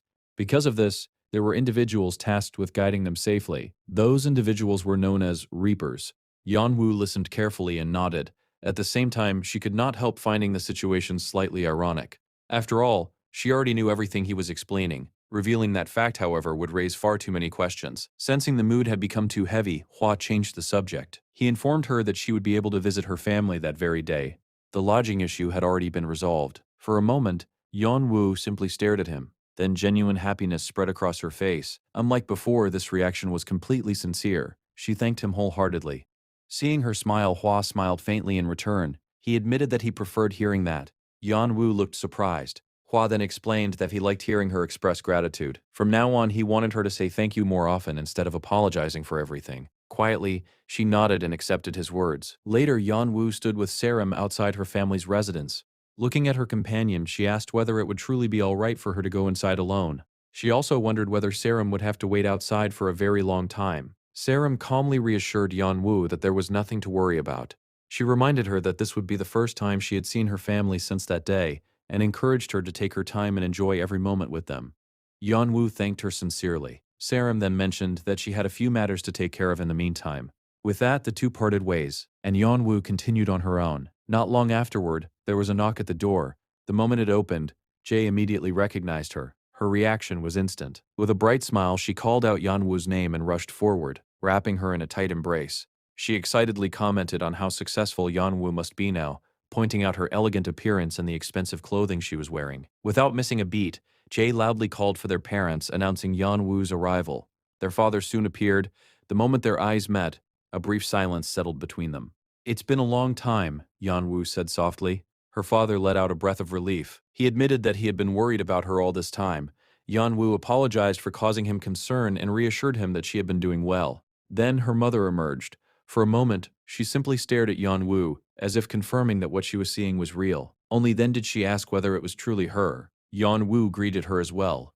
It was the kind of silence filled with everything that had happened, everything that had gone unsaid, and everything that remained unresolved between them. Earlier that day, Saram had been standing beside Hua when he casually asked where Yan Wu was. Although his tone remained calm, there was a subtle expectation hidden beneath it. Saram respectfully informed him that Yan Wu was preparing to go out. Hua paused briefly, seemingly considering something, then he quietly instructed Saram to take care of a particular matter once they left. His words were indirect and measured, but Saram understood immediately. Lowering her head slightly, she accepted the task without question. Back in the present, Yan Wu sat at a table with her family. The atmosphere felt strangely familiar and distant at the same time. Her father looked at her with obvious concern. It was clear he had been waiting for this moment for a long time. He gently asked how she had been. Once again, Yan Wu apologized for worrying them and assured him that nothing serious had happened. She explained that the man she had met in the forest had helped her greatly and appeared to be a good person.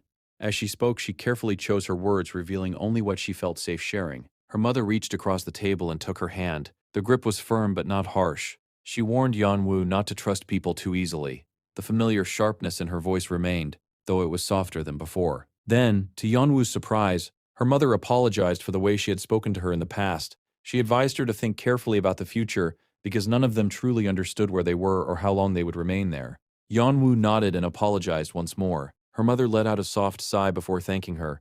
From now on, she said, their family should share everything with one another. There should be no more secrets. Yan Wu quietly agreed. Yet despite her words, something in her expression remained restrained. The mood shifted when her mother's attention fell upon her clothing. A frown appeared on her face. She questioned how Yan Wu had come to possess such fine garments. Soon, her words drifted toward complaint. She spoke about their difficult living conditions, the lack of proper food, and the hardships they faced every day. Beside her, Siwu quietly raised her hands. Blisters covered her skin. In a small but honest voice, she explained that she had been working in the fields. The sight alone spoke volumes. In that moment, the harsh reality of the underworld became impossible to ignore. The air remained heavy with smoke. The sky above was never clear or blue. Instead, a dull gray haze hung endlessly overhead, creating a suffocating atmosphere that weighed on everything around them. Despite all of this, Siwu looked toward Yan Wu with hopeful eyes. She quietly asked whether they could come and live with her instead. The question caught Yan Wu off guard. Her thoughts immediately became tangled. Carefully choosing her words, she admitted that she could not make such a decision on her own. Before she could continue, her mother interrupted. She told Siwu not to place additional burdens on Yan Wu. After all, Yan Wu herself was still relying on someone else's generosity. The firm response immediately drew a line between hope and reality. Yet almost as quickly, her mother's expression softened. Her voice became gentler and more persuasive. She asked whether Yan Wu could bring supplies during her next visit. Food and necessities were running low, and life had become increasingly difficult. She even suggested speaking with the man who had helped her, implying that someone so kind might be willing to offer assistance. Faced with the request, Yan Wu found herself speechless. Then her mother pulled her into a tight embrace. Quietly, she apologized for having to depend on her this way. The weight of those words lingered heavily in the room. Everyone else remained silent. It felt as though they all understood exactly what was happening but chose not to acknowledge it aloud. In the end, Yanwu gently reassured her. She promised that she would speak to him. Even as she said the words, she felt the burden settling more heavily onto her shoulders. Eventually, it was time to leave. Her mother noticed immediately and asked why she was departing so soon. Yanwu simply explained that someone was waiting for her. Accepting the explanation, her mother nodded. However, just as Yanwu began to walk away, her mother called her back. She asked whether she was forgetting something. After a brief pause, Yanwu returned. Without hesitation, she stepped forward and embraced her mother. The hug felt strangely hollow, more obligation than comfort. As they stood together, her mother softly reminded her that she was the only person the family could truly rely upon. Yanwu closed her eyes for a moment. Then she promised that she would do her best. As she walked away, those words echoed repeatedly in her mind. She had to protect her family, no matter what. At the same time, another thought burned just as strongly within her. She also had to protect herself from Hojo. Lost in those thoughts, she continued walking until a hand suddenly grabbed hers from behind. Her entire body tensed. She quickly turned around, her heart racing. Then she saw who it was. Sarim. Almost instantly, the tension left her body. Relief replaced it. Sarim studied her carefully. Her gaze was calm but observant. She asked whether something was wrong, noting that Yanwu looked deeply unsettled. Yanwu slowly exhaled. She admitted that she had been unable to find Sarim earlier and wondered whether her emotions had truly been that obvious. Sarim apologized softly, explaining that she may not have noticed sooner. After a brief pause, she asked a simple question. Had Yanwu eaten yet? The question caught her by surprise. Only then did Yanwu realize that she had not eaten at all. Sarim suggested visiting a restaurant she liked, a buchim restaurant. She spoke so casually that it sounded as though the decision had already been made. Although uncertain, Yanwu eventually nodded and agreed. The two headed off together. Along the way, Sarim suggested visiting the market afterward, believing it might help Yanwu relax. Hearing this, Yanwu quietly wondered when she had ever mentioned liking buchim in the first place. Still, she chose not to question it. When they arrived, Sarim offered a small warning. The restaurant could be somewhat chaotic, so Yanwu should not be surprised by the atmosphere. Just before they entered, another figure appeared. It was Dehi. Greeting them with a composed smile, she immediately shifted the mood. Her attention settled on Yanwu. Noting that she had come out alone today, Dehi asked a few questions. Sarim answered briefly. Dehi then turned her full attention toward Yanwu and praised her previous performance. She described it as unique and unlike anything else. However, there was a hidden meaning beneath her words. She remarked that Hua often enjoyed things that were new and unusual, though his interest rarely lasted long. Quietly, she expressed hope that Yanwu would be able to hold his attention for as long as possible. The implication was impossible to miss. Soon afterward, Dehi questioned their choice of restaurant, subtly suggesting that such a place was beneath women of their standing. Behind her, several women let out amused laughs. Yanwu noticed the reaction immediately. Dehi offered to escort them somewhere more elegant and refined instead. Politely, Yanwu declined. She explained that she wanted to try the place Sarim had recommended. When Dehi shifted her attention towards Sarim and made a dismissive remark, Yanwu intervened. Without raising her voice, she made one thing perfectly clear. Sarim was important to her. Those simple words changed the atmosphere instantly. Later, after they had finished eating, Yanwu sincerely expressed how much she enjoyed the meal. Sarim remained silent for a moment. Then she thanked Yanwu. She explained that she was grateful for how Yanwu had handled the earlier situation. Yanwu reassured her that she had not done it out of obligation. She had spoken honestly.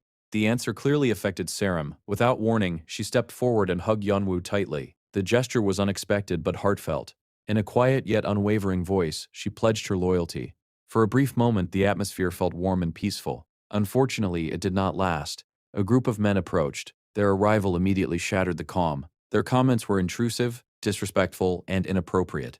Sensing trouble, Sarim attempted to leave with Yanwu before the situation could escalate. However, one of the men suddenly reached out and grabbed her arm. Sarim cried out in pain as his grip tightened around her wrist. Yanwu reacted instantly. Raising her voice, she demanded that the man release Sarim immediately. The shock and anger in her expression were impossible to miss. The situation escalated rapidly. Then, without warning, a figure wearing a silver mask appeared. Everything stopped. One of the men immediately stepped forward, his face twisted with irritation and anger. In a loud, aggressive voice, he demanded to know who the masked stranger was. Another man did not even bother asking questions. Instead, he hurled an insult and charged forward, raising his fist. He demanded to know what the masked man thought he was doing by interfering. His attack failed completely. Not only did he miss, but he also lost his balance and crashed face first onto the ground in an embarrassing display. The atmosphere changed instantly. Unwilling to back down, the rest of the men rushed forward together. What followed was brief but decisive. The masked man moved with calm precision. Every movement was controlled, efficient, and effortless. One by one, the men were knocked down. Within moments, the fight was over. The troublemakers lay scattered across the ground, completely defeated. The masked man looked down at them calmly before questioning their behavior. How could they roam around in groups simply to harass women? Did they feel no shame for what they had done?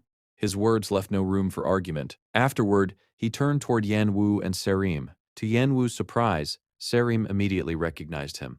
Utah. Hearing the name, Yan Wu quickly thanked him for stepping in when he did. Serim also lowered her head respectfully and remarked that it had been a long time since they last met. Confused, Yan Wu glanced between them. She had not expected Serim to know him. Utah casually responded by teasing Serim, saying that she was still just as shameless as her master. Rather than arguing, Serim simply accepted the remark as though she had heard it many times before. Watching the exchange left Yan Wu feeling slightly uncomfortable. She was not entirely sure how to interpret their relationship.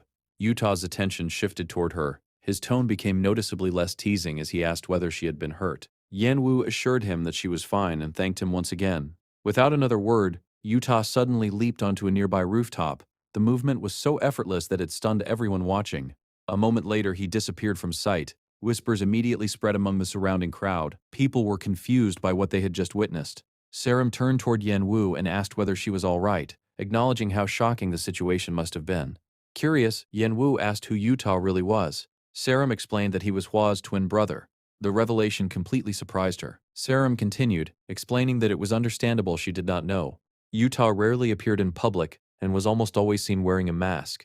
She also revealed that the two brothers did not share a particularly good relationship. For a moment, Yan Wu wondered whether she should inform Hua about the encounter. Serim immediately assured her that she would handle it herself and that there was no need to worry. Elsewhere, Dehi sat among members of her group. Several of them quietly discussed Hua, suggesting that he must be struggling and expressing disappointment that they could not witness it themselves. Dehi calmly advised them not to be too harsh. According to her, Yan Wu likely did not know any better. Situations like this, she said, often became opportunities for people to learn.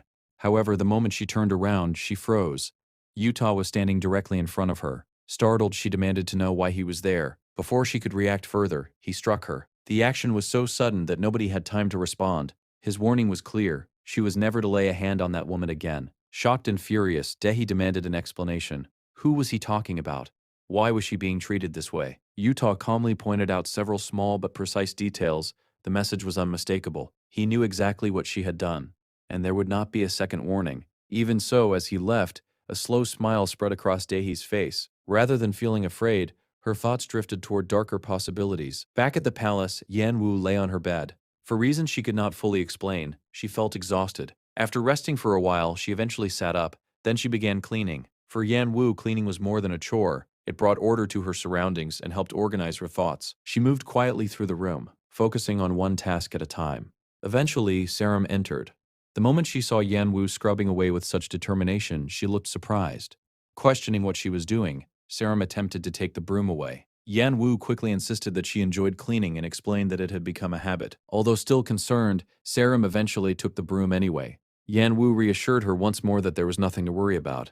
Satisfied for the moment, Serim announced that she would return later and left the room. Once alone again, Yan Wu continued cleaning. While tidying one of the shelves, she noticed a small box stored high above. Curious, she carefully brought it down.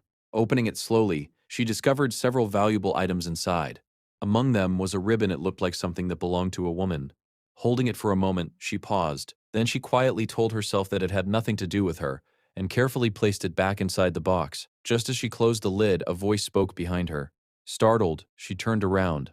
Hua stood there with his arms crossed, silently observing her. Panic immediately flashed through her mind. Had he seen everything? Quickly she explained that she had only been cleaning. Hua raised an eyebrow and suggested that if she needed help, she could have simply asked someone else. Shaking her head, Yan Wu insisted that she could manage on her own. Besides, she genuinely enjoyed cleaning.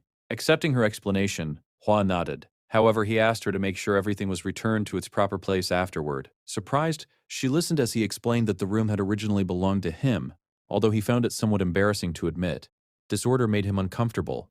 He could not truly relax unless everything was where it belonged. Yan Wu agreed, yet her thoughts immediately drifted back to the ribbon. She remembered him once mentioning that this was the first time he had brought a woman into that space. Before she could dwell on it further, her thoughts shifted toward Utah and the encounter from earlier. Mentioning it, she explained what had happened. Hua revealed that he had actually come to discuss the same matter. Yan Wu commented that Utah felt strangely familiar, though she had only seen him wearing a mask.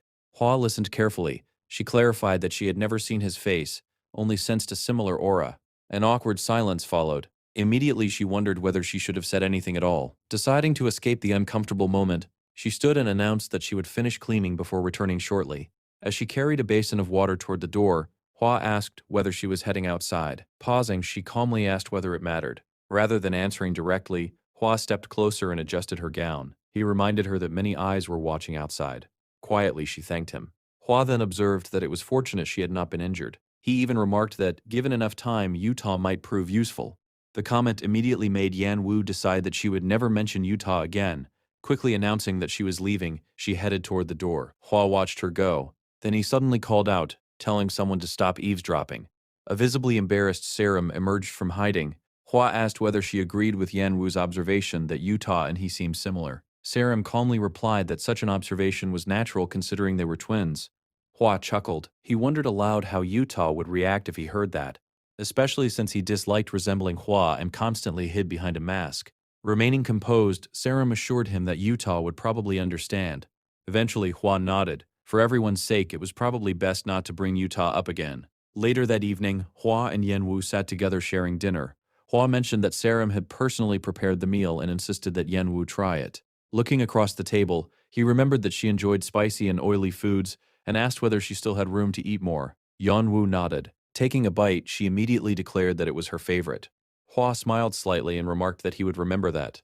He then encouraged her to relax and enjoy the evening. As they ate, Yan Wu found herself remembering the days when she used to drink alone after composing music. It had been a very long time since she had enjoyed a moment as peaceful as this. Without realizing it, she softly hummed a familiar melody. Hua noticed immediately. Curious, he asked whether it was a song she liked. Smiling, she admitted that it was. She quickly apologized for humming aloud.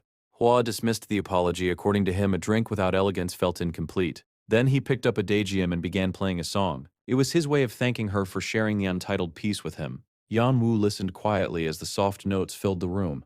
The music flowed beautifully. She found herself thinking that Hua was talented not only with the daegeum, but with many instruments. For the first time, she truly understood why so many people admired him. As she listened, another thought surfaced. Hua enjoyed trying new things, but perhaps he also became bored quickly. Lost in thought, she accidentally spoke the concern aloud. The moment the words left her mouth, Hua stopped playing. Looking directly at her, he asked how she could possibly say something like that. Horrified, Yan Wu immediately covered her mouth. She had not meant to say it aloud. Quickly, she reassured him that she had not intended any offense. Standing up, she began listing all of his positive qualities instead. She praised his kindness, his skill with instruments, his attentiveness, and the way he cared for her family. As she spoke, Hua watched her carefully. Meanwhile, Yan Wu grew increasingly aware of her own words. A mixture of surprise, gratitude, and nervousness swirled inside her. She realized just how much she appreciated him. The room gradually fell silent. Then Hua suddenly moved closer. His face drew nearer to hers. Yan Wu looked up in surprise. For a brief moment, the atmosphere felt intimate. Then Hua reached toward her lips. Her heart nearly stopped. A second later, he held up a tiny crumb. Apparently, it had been stuck there the entire time. Frowning, Yan Wu thought he could have simply told her. Still, she quietly thanked him. A small smirk appeared on Hua's face. Glancing outside, he remarked that it had grown late and suggested they call it a night. Yan Wu agreed. As she prepared to leave, Hua sighed dramatically and commented that it was a shame for the evening to end so soon. She laughed softly. According to him, time always seemed to pass far too quickly whenever they were together. Smiling, Yan Wu wished him good night before returning to her room. Lying on her bed, she found herself unable to sleep. Her thoughts refused to settle. The memory of how close Hua had been lingered in her mind. More than anything, she wanted to understand what these growing feelings meant. The next morning, Hojo rode toward Hua's residence in his chariot. Along the way, he recalled a recent conversation with Lord Zhang Gong. His birthday celebration was approaching, and Hua had been invited to attend. Muttering to himself, Hojo questioned why he had to see Hua so early in the day. By the time he reached the palace gates, his mood had only worsened. The guards immediately bowed. When they explained that Hua was not currently present, Hojo interrupted them before they could finish. Furious, he demanded to know why they expected him to wait without any indication of when Hua would return. Terrified, the guards hurriedly apologized. They explained that they had only intended to inform him of the situation. Hojo waved off the explanation. Then he asked whether anyone else remained inside the residence. Moments later he gave a direct order, "Take him to Yan Wu." His determination to see her was unmistakable. Inside the residence, Yan Wu woke to a commotion outside. Still half asleep, she rubbed her eyes and wondered what was happening. Calling for Sarum, she asked whether something was wrong. Then a familiar voice cut through the noise. A wide smile appeared before her. "Hojo. I came to the right place after all," he said cheerfully. The moment she saw him, shock surged through her mind. What was he doing here? Sarim cried out immediately, urging Yan Wu to go back inside. However, Hojo continued pushing forward. Several maids rushed to steady Sarim, preventing her from falling. Furious, Yan Wu stepped forward and confronted him. She shouted that this was someone's home and that even though he was Lord Hojo, he could not simply enter whenever he pleased. To her surprise, he smiled.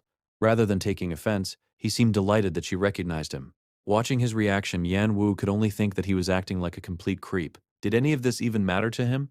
She warned him again that this was Hua's residence and that barging in without permission violated the rules. Hojo placed a hand on his head and muttered about Hua's strict laws. Then he casually mentioned that he had heard she had only recently arrived in the underworld. According to him, it was impressive that she already understood the rules so well. Before she could react, he suddenly took her hand. Looking directly into her eyes, he complimented her skill with the Gaiagium. Then he revealed the real reason he had come. His birthday banquet was approaching, and he wanted her to perform there. He emphasized how remarkable the event would be and how powerful her performance could become.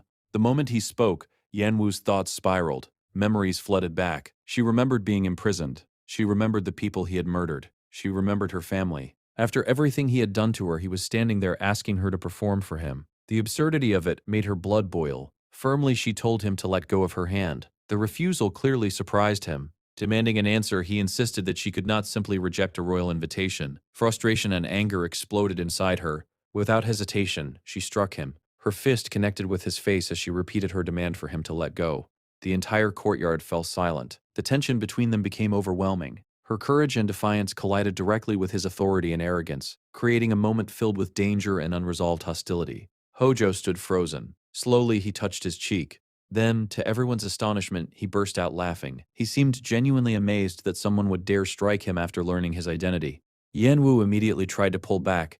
Carefully, she explained that it had been a mistake and pointed out that if he had released her hand when she asked, none of this would have happened. Hojo considered her words. Admitting that she had a point, he then asked whether that somehow justified injuring him. Yan Wu offered no direct answer still.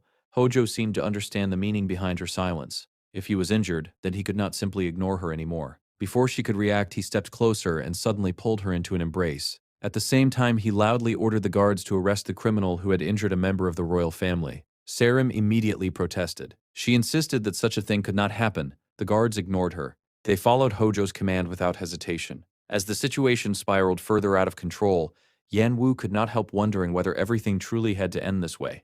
Then, another voice cut through the chaos. Turning around, she saw Hua. His arrival immediately changed the atmosphere. Hojo wasted no time. Pointing toward Yan Wu, he declared that Hua's lover had assaulted him and that he intended to take her away for punishment. Unlike everyone else, Hua remained completely calm. Rather than addressing the accusation immediately, he began asking questions. Why had Hojo's private soldiers entered his residence without permission? Why were they standing in the backyard instead of the reception hall? And why had Hojo been grabbing Yan Wu's wrist in the first place? The questions only made Hojo angrier. Grabbing Hua's clothing, he called him insolent. Hua remained unshaken. He calmly pointed out the trespassing, the harassment, and the possibility of rumors spreading throughout the underworld. Amused despite himself, Hojo remarked on Hua's sharp tongue and demanded to know what he was suggesting. Hua simply replied that if Hojo left immediately, everyone could pretend nothing had happened. For a moment, silence hung in the air. Then Hojo laughed. He admitted that Hua had trapped him in a clever position. Eventually, he agreed, but only under one condition. At his birthday banquet, he wanted to hear Yan Wu play the Gaiagium. After some consideration, Hua accepted. Satisfied, Hojo finally allowed the matter to rest, at least for the time being. The conversation continued. Hua questioned why Hojo suddenly seemed interested in Yan Wu's music. Hojo explained that rumors of her extraordinary performance had spread throughout the underworld. Naturally, he wanted to witness it himself. He then asked whether Hua would allow her to accompany him. Hua immediately corrected him. Yan Wu was not his servant. She was his lover. Any decision would be hers alone. Standing quietly nearby, Yan Wu felt only one thing. She never wanted to see Hojo again. However, she also understood that refusing him outright would create problems for Hua. That was something she could not allow. In the end, she agreed to attend the banquet. but only under one condition. She stated her terms clearly. Later, Hojo was seen walking through his palace early in the morning. His fiancée Vivian noticed his unusually good mood and asked why he had returned so early. As he passed by, she silently wondered whether he had finally lost his mind. Meanwhile, Hojo's attention shifted toward a large portrait hanging nearby. Looking up at it, he muttered that he finally remembered where he had seen Yan Wu before. A faint look of recognition crossed his face. The memory lingered, mixed with irritation and curiosity. Later that evening, Yan Wu sat quietly beneath the night sky. Her thoughts remained fixed on the upcoming banquet. She questioned whether agreeing to perform had been a mistake. Perhaps she should have refused. As she wrestled with her thoughts, a voice called out behind her. Turning around, she saw Hua approaching. He carried a bowl and a container of ointment. Taking his seat beside her, he carefully applied medicine to her injury. After examining it, he remarked that the bruise looked worse than he expected. Even with treatment, a mark might remain. Then, with a hint of dry humor, he observed that things could have turned out far worse considering how close she had come to being dragged into serious trouble. He also apologized for the chaos that had unfolded earlier. Yan Wu lowered her eyes. Privately, she admitted to herself that fear had influenced her actions more than she wanted to admit. Trying to ease the tension, she brushed off his concerns. However, Hua had another question. He pointed out that the incident with Hojo was only their second meeting. At first, she did not understand why he mentioned it.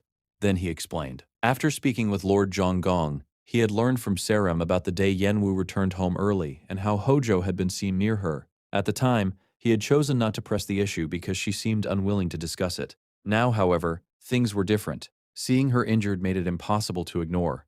Quietly, he asked whether Hojo had been the reason she looked so pale that day. Yan Wu looked down. There was no point denying it anymore. Softly, she admitted the truth. She explained everything. How Hojo had mocked her. How she had chosen not to mention it because she never expected to see him again. And certainly never expected him to show up at her home. As she spoke, she reflected on how foolish she had been. She truly believed that their first encounter would also be their last. Even knowing how reckless Hojo was, she had underestimated him. She confessed that after refusing his demand to perform, he had attempted to use force. She had tried to handle everything herself. Instead, she ended up creating trouble for Hua as well. Listening to her story filled Hua with anger. Still, he kept his expression controlled. He firmly told her not to apologize.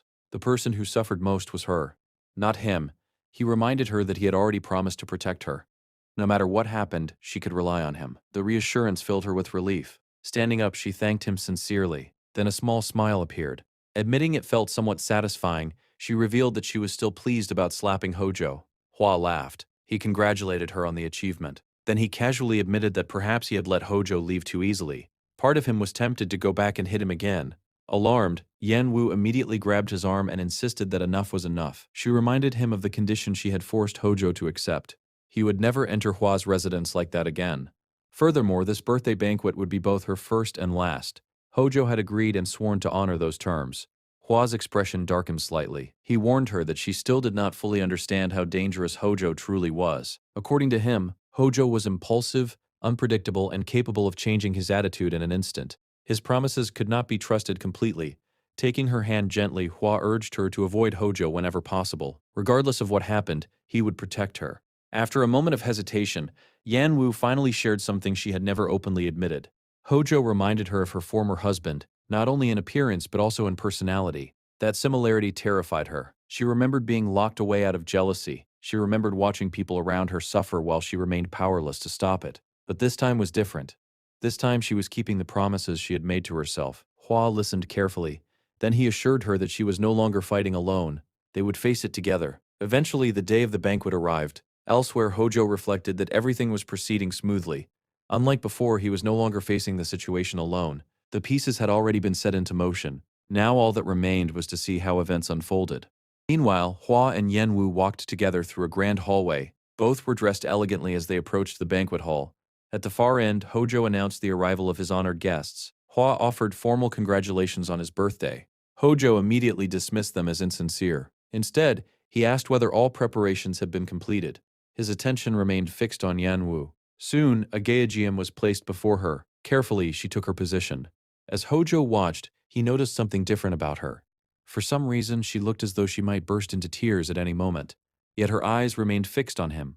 Curious and expectant, he waited to see how she would entertain him. Earlier, before the performance, Hua had noticed her discomfort. When he asked if she was all right, she admitted that no matter how resilient a person might be, Performing for someone they disliked was never easy.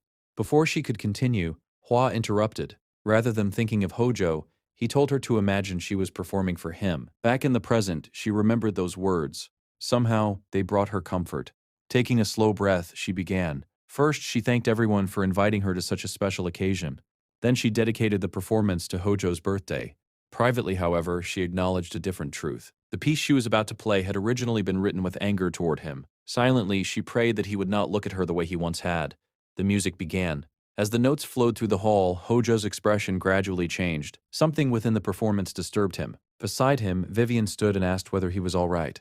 Without thinking, he brushed her hand away. The emotion stirred by the music had consumed his attention. Yanwu continued playing. Despite the anger and scrutiny directed at her, she never faltered. The song continued until the final note faded. Then she stood. The room erupted into applause. Later that evening, Hua praised her performance. He admitted that he had worried about her. Apparently, he had worried for nothing. Yanwu smiled.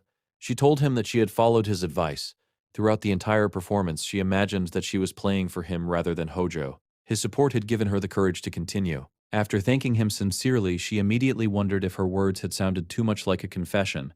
That had not been her intention. She only wanted him to know how much strength he had given her. A cool wind swept through the evening air. Noticing it, Hua suggested that they head inside. Yanwu hesitated. The performance was over. Yet one concern remained. Hojo could still be somewhere nearby. Noticing the change in Yanwu's expression, Hua offered to fetch a quilt for her. She agreed and remained seated on the grass, quietly reflecting on their earlier conversation. At least, she thought, her words had not sounded too burdensome. Just then, someone greeted her from behind. Surprised, she turned around. Unsure of who it was, she politely returned the greeting. Before she could react any further, the stranger suddenly shoved her to the ground. Startled, Yanwu cried out and demanded to know what he was doing. The man stared down at her with fury burning in his eyes. Then he asked a question that left her completely stunned. "Are you the bride of the god of death?"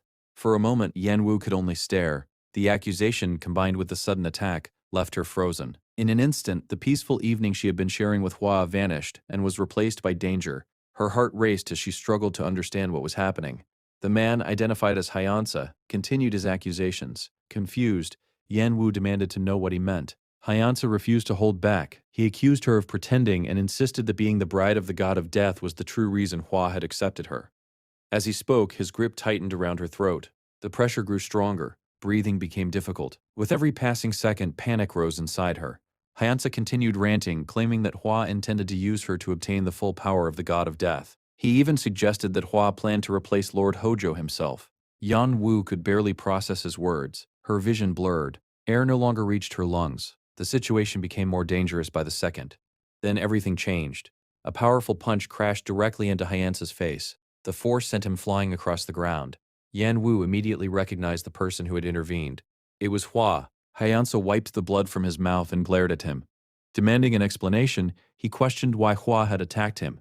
Instead of responding verbally, Hua struck him with a spell. The attack forced Hyansa backward. However, rather than retreating, Hyansa suddenly revealed the source of his confidence. His guardian spirit was a snake, and among all snake spirits, he claimed the pit viper was one of the deadliest. He explained that once he activated its power, venom spread throughout his entire body. Had Hua remained in contact with him any longer, his arm would have begun rotting away. Worse still, Hyansa claimed the poison would continue spreading unless the infected limb was removed. With a mocking grin, he questioned whether the mighty black wolf was truly as powerful as everyone believed. Hearing this, Yanwu felt a wave of shock, but Hua's response was simple. "This is nothing." Before Hyansa could react, Hua punched him again. The blow slammed him into the ground. Then Hua calmly declared that before he ever considered cutting off his own arm, he would simply kill Hyansa instead. Did Hyansa truly think he was so incompetent that he could not handle a little poison? For the first time, Hyansa looked uncertain. Recovering quickly, he cast another spell and launched a fresh attack. Very well. If Hua wished to be stubborn, then Hyansa would enjoy watching the poison slowly destroy him. The battle resumed. Yet despite Hyansa's confidence, Hua completely reversed the situation. Within moments he had him pinned to the ground by the neck. The fight was over. Yanwu cried out in alarm. Then she suddenly felt a tap on her shoulder. Turning around, she found Hojo standing behind her. Immediately, everyone's attention shifted toward him. With a calm smile, Hojo suggested that perhaps the festive atmosphere had caused the snake spirit to make several foolish mistakes while intoxicated. He offered an apology on Hyansa's behalf. Then he remarked that both Hua and Yanwu appeared quite startled. Hua ignored the attempt at diplomacy and looked ready to continue the fight. Seeing this, Yan Wu desperately called out to him. She begged him to stop. At this rate, before she could finish speaking, Hua suddenly lifted her into his arms. Carrying her effortlessly, he turned toward Hojo. His voice remained cold and controlled. "You should take responsibility for the incident your subordinate caused today." Hojo's smile widened. "I will handle it personally," he replied. Without another word, Hua carried Yan Wu away. Looking up at him, she softly called his name. She tried to assure him that she was fine. Hua said nothing. His silence made it clear that he was far more upset than he wished to show. As a result, she chose not to speak further while he carried her toward the carriage. Nearby, Sarum welcomed them back. Once they returned to the mansion, Yan Wu explained everything that had happened. Sarum's reaction was immediate. Shock quickly transformed into anger. She demanded to know whether Hyansa had completely lost his mind. His actions were unacceptable under any circumstances, especially on the day of his master's birthday. Not only had he insulted a guest, but he had also directly challenged Hua's authority. Quietly, Yan Wu questioned whether that was truly the real issue. The comment immediately caught Sarum's attention. She asked what Yan Wu meant. Yan Wu admitted that this was the first time she had ever seen Sarum so angry. The realization made her wonder whether she had caused trouble for everyone. Sarum stared at her in disbelief. She reminded Yan Wu that she had nearly been killed. Even she felt furious on her behalf. The response surprised Yan Wu. Privately, she found herself admiring Sarum even more. For a brief moment, she imagined that Sarum's guardian spirit must be something powerful, perhaps even a dragon. As the conversation continued, Sarum openly admitted that she disliked anyone whose guardian spirit was a snake. She confessed that she had never liked Hyansa from the beginning, especially because of the trouble he constantly caused as one of Hojo's aides. Hearing this brought Yan Wu's thoughts back to Hyansa's earlier accusation, the bride of the god of death. At first, she considered remaining silent. Eventually, curiosity won. She admitted that Hyansa had said something strange and repeated the title aloud. Then she asked a simple question. What exactly was the bride of the god of death? The moment those words left her mouth, Sarum froze. For a long moment, she said nothing, and that silence revealed far more than any explanation could have. Meanwhile, elsewhere in the underworld, Hyansa sat in Hojo's palace nursing his injuries. Pain, humiliation, and anger consumed him. He cursed Hojo repeatedly. After all, he had been beaten nearly to death over a woman who did not even belong to Hojo. As blood stained his clothing, memories resurfaced. He remembered a previous warning from Hojo. At the time, he had begged for forgiveness. Hojo had ignored him completely.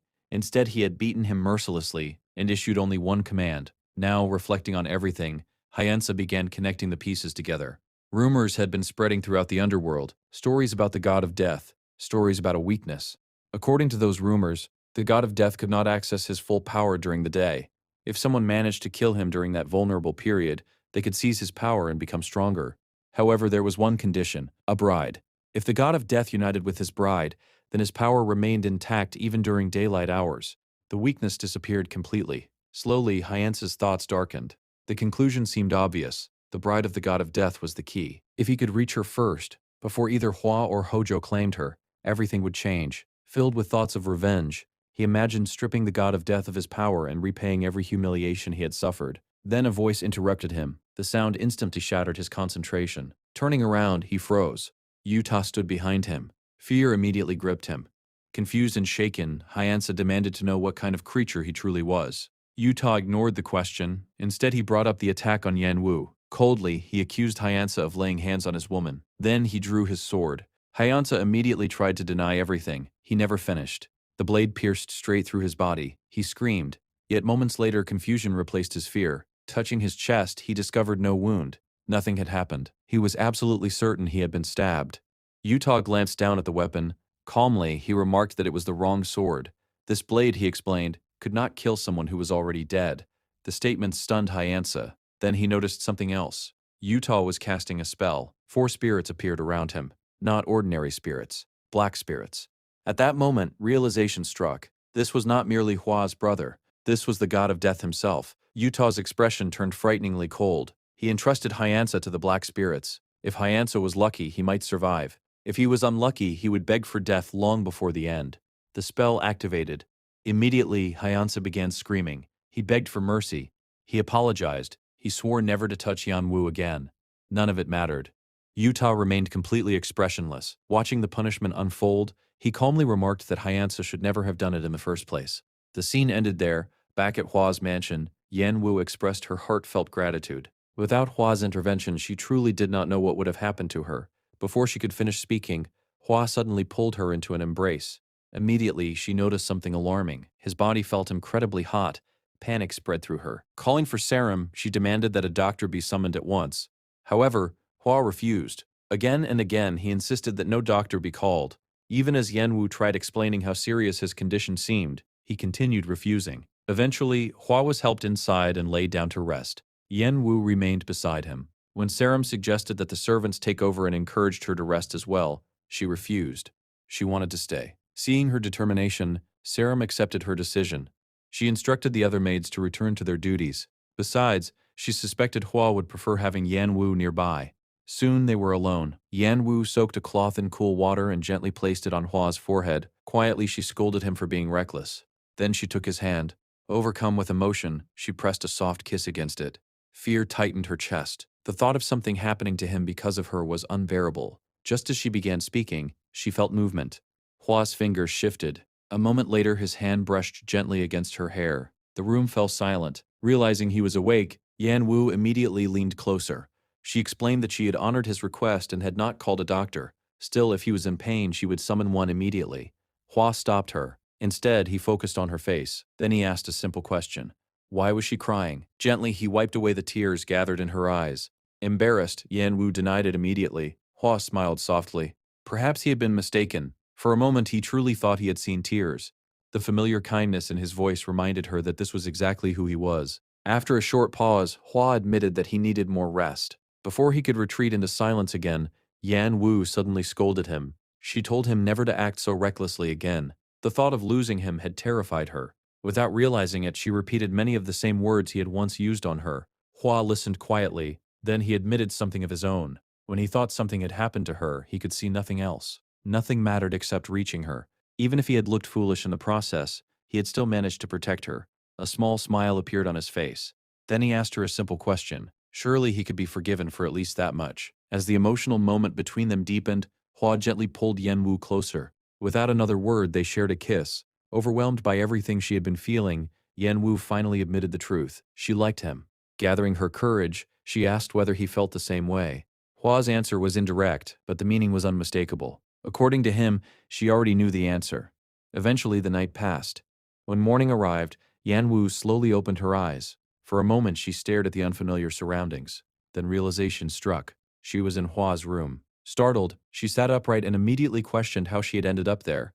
As memories of the previous night returned, her face warmed. After taking care of him, they had kissed. Had she fallen asleep immediately afterward? Looking around, she noticed that Hua was nowhere to be seen. This made her wonder whether he had already recovered. Just then, voices drifted in from outside. Recognizing them, she realized Hua and Sarum were speaking nearby. Sarum explained that she had completed the task he had instructed her to handle. Hua acknowledged her efforts. Then the conversation shifted. Sarum mentioned that Yan Wu had asked about the bride of the god of death. She admitted that she had pretended not to know anything and asked what they should do moving forward. Hua was silent for a moment, then he answered, it was not yet time. Until he was absolutely certain nothing regarding that matter could be revealed to Yan Wu. Furthermore, he added that it would be troublesome if she left before then. Hearing those words sent a chill through Yan Wu. She froze. Questions immediately flooded her mind. Why was Hua speaking about her like that? What exactly was he hiding? Outside, unaware that she had overheard everything, Sarum remarked that Yan Wu would likely wake soon. As Hua approached the door, he instructed Sarum to continue watching over her closely and to report everything, no matter how insignificant it seemed. Sarum agreed without hesitation. Just before opening the door, Hua paused. For a brief moment, he sensed something was wrong. He dismissed it, suggesting it was probably just the servants beginning their work for the day. Inside the room, Yan Wu hurried into a corner. Her thoughts spiraled. The bride of the god of death. What did it mean? Why was Hua trying to confirm something about her? The more she thought about it, the more her doubts grew. She replayed the previous night repeatedly in her mind. Had their feelings been genuine, or had she misunderstood everything? The uncertainty was painful. Suddenly, a knock sounded at the door. Moments later, Hua entered. Seeing her awake, he asked when she had returned to her own room. Yan Wu hesitated. She remembered waking in his room and quietly explained that she had left because she did not want him to see her first thing in the morning. Hua nodded in understanding. Then he thanked her for taking care of him throughout the night. Yan Wu listened silently. Even as he spoke kindly to her, the questions she had overheard continued echoing in her mind. Relief and doubt battled within her. No matter how much she wanted to trust him, uncertainty had already taken root. Hua raised his healed hand and waved it lightly in front of her face. The improvement was obvious. He credited her care for his recovery. Yan Wu agreed that he looked much better. Hua then remarked that he owed her a considerable debt. The statement confused her. Part of her wondered whether he truly remembered everything from the previous night. Noticing her strange expression, he asked whether she was feeling unwell. Quickly, she reassured him that she was merely tired and distracted from waking up. Trying to redirect the conversation, she asked where he had been. Hua explained that he had gone for an early morning walk to enjoy the dawn. She nodded and reminded him not to push himself too hard. His body might still be recovering. As she observed him, a suspicion lingered. Perhaps he really was hiding something. Yet even if that were true, she felt powerless to do anything about it. She had nowhere else to go. At that moment, Hua noticed something. There was blood on her thumb. The memory of the conversation she had overheard immediately resurfaced. Instinctively, she pulled her hand away. The reaction surprised him. Yan Wu quickly apologized and explained that she had simply been startled. Hua shrugged lightly. According to him, she was not the only one who had been surprised. After a brief pause, he suggested she rest and quietly excused himself. The door closed behind him. Later, Yan Wu sat alone on a balcony. The morning's events replayed endlessly in her mind. She remembered pulling away from him.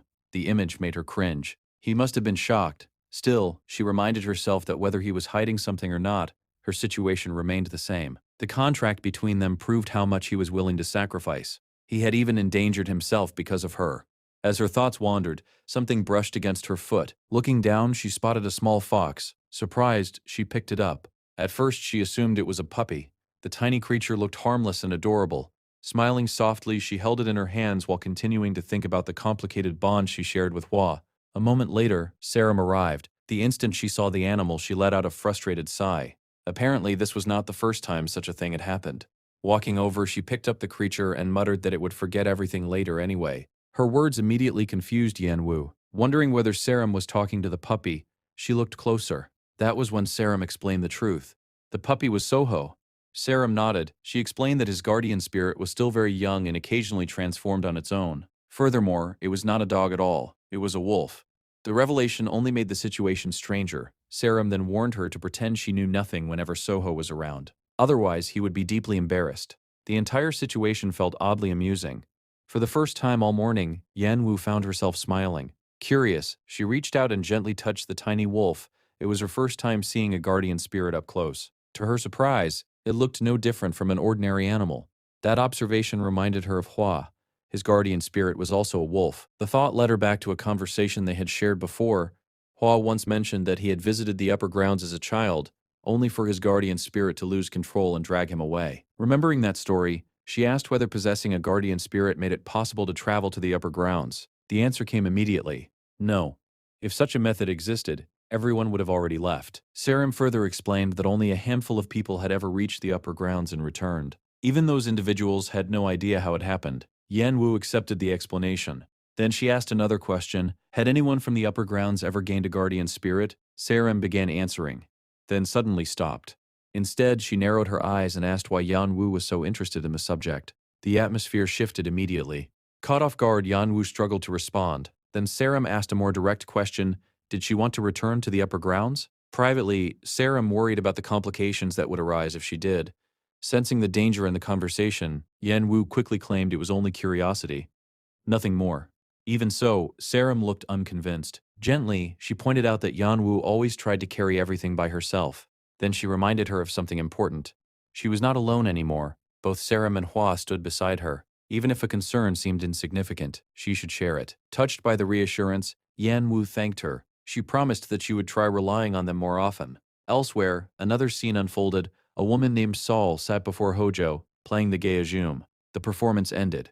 Immediately, something felt wrong. Hojo stared at her. Then he ordered her to play again. Confused, she explained that she had performed the piece correctly. Hojo disagreed. According to him, the song sounded completely different from the version he remembered. His tone grew increasingly harsh. He accused her of calling him a liar and demanded that she start over. The pressure became unbearable. Finally, he warned her that failure would cost her life. Terrified, the woman trembled and glanced desperately toward Sihong for help. Meanwhile, Sihong observed everything in silence. Within her thoughts, she reached an important conclusion. This situation had never been about the song. The music itself was irrelevant. What Hojo truly wanted was the woman who originally played it. More specifically, he wanted to see Yan Wu again. The realization confirmed every suspicion she had held. What fascinated her most was that Hojo himself did not appear to understand his feelings yet. Because of that, she decided there was no reason to interfere. Moments later, the situation turned tragic. Saul was killed. Despite the brutality, Si-hong smiled. The expression immediately drew Hojo's attention. Questioning her reaction, he demanded an explanation. Quickly recovering, she apologized and claimed she had simply been smiling because of his dignified appearance. Hojo found the answer unpleasant. The conversation ended with a single command: find the woman capable of playing the untitled piece. Bring her to him. Back at Hua's residence, Soho and Sim stood before him and bowed. They had been summoned. While they waited, Sarum kept staring at Soho. The attention made him uncomfortable. Eventually, she remarked that he had returned to his original form and commented that he looked particularly adorable today. The teasing immediately irritated him. He complained that it was not his fault. Before the argument could continue, Hua interrupted and stopped Sarum from tormenting him further. The mood shifted. Hua then asked whether they had learned anything about Hyansa. Soho explained that Hyansa had been interrogated and released shortly afterward. However, because Hojo had personally dealt with him, he now appeared mentally unstable. The information made Hua pause. Someone like Hojo, who rarely cared about anyone, had been acting strangely whenever Yan Wu was involved. It felt as though a crucial piece of the puzzle was still missing. Then Soho revealed something else. After his release, Hyansa had begun spreading bizarre stories. According to him, he had met the god of death. More importantly, he claimed that the reason Hua was keeping a woman in his house was because she was the bride of the god of death. The statement instantly darkened Hua's expression. Anger flashed across his face. Sarum reacted just as strongly. Only after Hua calmed her down did the room return to silence. Yet the accusation lingered in everyone's minds. Because if Hyansa's words contained even a fragment of truth, then the mystery surrounding Yan Wu was far greater than anyone had imagined. Despite Hua's explanation, the concern in the room did not disappear. Sarum immediately pointed out the real problem. If the rumor about the bride of the god of death continued spreading, Yan Wu would be placed in serious danger. There was a reason they had kept everything secret. Until they knew the truth, they did not want her suffering because of something that might ultimately prove false. After thinking for a moment, Hua decided that the best option was to observe the situation. He doubted anyone would take Hyansa's claim seriously. His confidence confused Soho. In response, Soho explained that Hyansa was no longer considered reliable. Ever since leaving prison, his condition had become deeply disturbing. Sometimes he repeatedly smashed his own head against walls until he bled. Other times he clawed at his skin until it tore open. His behavior had become so alarming that even his family could no longer endure it. Eventually, they tied him up and locked him away. Yet during the rare moments when he regained clarity, he repeated the same story again and again. He claimed he had seen the god of death, the white god of death. At that point, Hua finally revealed what had really happened. Utah was responsible. He had given Hyansa's soul to the black spirits. When Soho asked how such a thing was possible, Hua explained, the soul and body were meant to remain together until death. Separating them violated the natural order. The black spirits, however, existed outside those rules. Whether a soul devoured a spirit or a spirit devoured a soul, the outcome was always catastrophic. Because of that, Hyansa would never recover his sanity. What remained of him would only continue deteriorating until he completely lost control. That was precisely why giving a soul to spirits was forbidden. Still confused, Soho questioned how Hua could be certain that Utah was involved. Hua calmly explained that at dawn he had sensed spirits where no spirits should have been. Only gods of death could control them. Since Hua himself had been incapacitated by poison at the time, there was only one possible answer. Utah had done it. Even so, the realization frustrated him. Why would Utah commit such a dangerous act? Elsewhere, the rumor continued spreading through the city. Every retelling made the story more frightening. People whispered that the bride of the god of death had appeared. Some wondered whether even their own masters would soon be summoned to the palace. The gossip only intensified until Dan Hoi arrived. Immediately, she silenced the room and reminded everyone that preparations for the upcoming performance should be their priority. However, her younger sister quickly brought up another rumor. According to reports from Lord Hojo's castle, people capable of performing a song called Untitled were being sought out. The disturbing part was that none of those summoned had returned safely. The news shocked everyone. Dan Hoi immediately remembered Yan Wu performing that very song before Hua. The connection felt impossible to ignore. The others continued talking. They mentioned Saul, a musician whose reputation had been steadily rising. She had gone to the castle full of excitement. She returned as a corpse. As the details accumulated, Dan Hoi's frustration grew. In her mind, all of these problems seemed connected to one person, the mysterious woman who had suddenly appeared. Before the discussion could continue, someone rushed into the room with new information.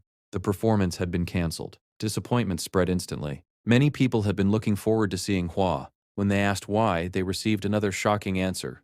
Apparently, Hua had been injured. Some believed the injury occurred during Lord Hojo's birthday banquet. Rumors claimed a major fight had broken out over his lover. Others added that he had even been poisoned. Hearing all of this, Dan Hui connected the pieces together. Immediately, she concluded that Hua had suffered because of Yan Wu. Without hesitation, she stormed out. Ignoring everyone who called after her, she headed straight for Hua's residence. Meanwhile, Yan Wu stood quietly outside Hua's mansion, gazing up at the sky. The peaceful moment did not last. Footsteps approached rapidly. Turning around, she saw Dan Hui rushing toward her. The anger on her face was unmistakable. Without wasting a second, she began accusing Yan Wu. She blamed her for Hua's injuries and demanded to know how she could remain so calm after everything that had happened. Confused, Yan Wu asked what she was talking about. That only made Dan Hui angrier. She brought up the rumors about the untitled song. According to her, everyone summoned to perform it had died. Her accusations became increasingly personal. She claimed Yan Wu charmed men too easily and even suggested she should have been born as a courtesan. Then she questioned how someone like Yan Wu had managed to enter Hua's household at all. Throughout the attack, Yan Wu remained calm. She pointed out that titles meant nothing. More importantly, barging into someone's home and throwing accusations around was selfish and inappropriate. The argument escalated further. Yan Wu challenged her motives, pointing out that what she was expressing was not concern, it was anger directed at the wrong person. Then she challenged Dan Hui's understanding of love itself. What Dan Hui called love seemed forceful and possessive. The observation struck a nerve. Enraged, Dan Hui lashed out and slapped her. The response came immediately. Yan Wu punched her back. The sudden counterattack left Dan Hui speechless. Staggering backward, she fell to the ground, clutching her face. Even then, her anger remained. Demanding answers, she continued blaming Yan Wu for everything. She claimed that her colleagues had died because of her. Yan Wu calmly dismantled the argument. The musicians had been summoned by someone else. They had been ordered to perform a song. They were killed because they failed to satisfy the person who summoned them. None of that had anything to do with her. As the argument continued, the truth became increasingly obvious. This was never about justice. It was jealousy. Once exposed, Dan Hui stopped denying it. She openly admitted her feelings. For a brief moment, it seemed as though the confrontation might finally end. Instead, it became even worse. Driven by desperation, Dan Hui pulled out a hairpin and lunged forward. In her mind, she should have been the one standing beside Hua. Fortunately, the guards intervened immediately. They blocked the attack and warned her to stop before they were forced to summon Hua himself. Even then, Dan Hui trembled with fury. Yan Wu, however, remained composed. Quietly, she asked her to leave. More than anything, she hoped they would never meet again under such circumstances. Soon afterward, Yan Wu returned inside. The moment she entered, Sarum rushed over to inspect her. Worried, she asked whether she had been hurt. At the same time, guilt filled her voice. She apologized for not being there. She felt she had failed in her duty to protect Yan Wu. Yan Wu reassured her. The situation had been handled. Everything was fine. Hearing that, Sarum praised her composure. The tension softened slightly. Then Yan Wu asked about Hua. Sarum explained that he had left the residence temporarily. Something about the explanation felt incomplete. Yan Wu immediately noticed, especially after hearing that the performance had been cancelled. When she questioned Sarum further, the answers remained vague. Apparently, Hua still had responsibilities he needed to handle, though he intended to return early. Yan Wu accepted the explanation outwardly. Privately, however, her thoughts drifted elsewhere. Dan Hui was not the only person interested in Hua. There were many others around him. She knew she had no right to control his choices. Still, for just one day, she wished things could be different. As she touched her face, Sarum noticed. Concerned, she asked whether something was wrong. Instead of answering, Yan Wu simply apologized and retreated inside. The uneasy feeling remained. Later, unable to settle her thoughts, Yan Wu wandered to Hua's favorite place. Barefoot, she stepped into the soft volcanic ash. Absent-mindedly, she kicked it with her feet. As the ash scattered around her, she questioned herself. Why was she so bothered? Hua was merely doing his duty. He was the leader of an entire merchant organization. Of course, other people would seek him out. As she continued kicking at the ash, another realization slowly surfaced. Maybe she had been unfair to Dan Hui. Maybe Dan Hui was not the jealous one. Maybe she was. The thought lingered uncomfortably, then a familiar voice interrupted her. Startled, she spun around. Yuta stood behind her. He asked whether she was feeling better. Mentioning the incident with Hyansa, he apologized for what had happened. Yan Wu assured him that she was fine and thanked him. Then Yuta unexpectedly apologized again. This time he apologized because Hua had been seriously injured. Yan Wu immediately told him not to blame himself. Still, part of her could not help thinking that no matter how strained their relationship was, Hua was still his brother. Before she could say so, Yuta interrupted. Their constitution was unusual, he explained. They healed much faster than ordinary people. The trade-off was that they experienced pain far more intensely. To demonstrate, he showed her his arm. The injury had already healed significantly. Yan Wu found the explanation fascinating. Then a strange thought occurred to her. Cautiously, she asked whether such a condition could cause total memory loss. Utah immediately said no. Embarrassed, she laughed and admitted it was a ridiculous question. Turning away, she listened as he continued speaking. Sometimes severe pain caused confusion. Occasionally, people forgot things they had said. The explanation made her freeze. Her thoughts immediately returned to that night with Hua. Perhaps that was why he seemed unable to remember certain things. Changing the subject, Utah commented that she still enjoyed walking barefoot through the ash. Yan Wu answered honestly. There was no special reason. She simply liked it. It made her feel comfortable. The response seemed to amuse him. Then she asked the question that had been bothering her. Did he really know her before? Utah did not answer directly. Instead, he simply said that he was glad she was all right. The response left her thoughts tangled with even more questions. Meanwhile, rumors continued spreading at Dan Hoi's residence. People whispered excitedly about whether the canceled banquet would be rescheduled. Others wondered whether Hua had already recovered. Many simply expressed excitement at the possibility of seeing him again. Eventually, the gossip shifted toward Dan Hoi herself. Rumors claimed she had gone to Hua's residence and caused a scene involving his lover. The comments were harsh. Dan Hoi's expression darkened as she listened. Then the story shifted into a memory. Long ago, Yan Wu sat alone crying. She desperately wanted to return home. While sitting by herself, she heard music drifting through the air. Curious, she looked outside. There she saw a younger Dan Hoi playing the Gaegeum. Noticing her watching, Dan Hoi called out to her. Then with surprising kindness, she asked whether Yan Wu wanted to try playing music herself. Hesitantly, Yan Wu admitted that she wanted to try. To her surprise, Dan Hoi welcomed the idea and began teaching her. Patiently, she explained the basics of the Gaegeum and guided her through each step. Under her instruction, Yan Wu gradually learned how to play. Before long, Dan Hoi applauded her efforts. She remarked that while Yan Wu's technique was somewhat rough and unpolished, the sound she produced was remarkably beautiful. In fact, it was one of the most moving performances she had heard in a long time. The memory lingered. Back in the present, Dan Hoi slammed her hand onto the table. The recollection only fueled her frustration. Meanwhile, at the banquet hall, the servants warmly welcomed Hua. They expressed how much they had missed him and how relieved they were to see him healthy again. Looking around, Hua noticed someone was absent. Dan Hoi. He casually asked where she was. Before the servants could answer, Dan Hoi arrived herself. With a composed smile, she apologized for being late and took her seat. As the meal began, she spoke first. She explained that she had heard he had been seriously ill. Unable to stop worrying, she had visited his residence. Unfortunately, she encountered Yan Wu instead. Dan Hoi admitted that she might have spoken too harshly during that meeting, and that her words had upset Yan Wu. Because of that, she wished to apologize to Hua as well. As she spoke, she poured wine into a cup and offered it to him. Calling it a gesture of apology, she watched carefully as he accepted it. Hua raised the cup toward his lips. Then he paused. Something felt wrong. The scent was unfamiliar. Slowly, he lowered the cup and asked whether anything unusual had been added to the drink. Immediately, Dan Hoi's composure shattered.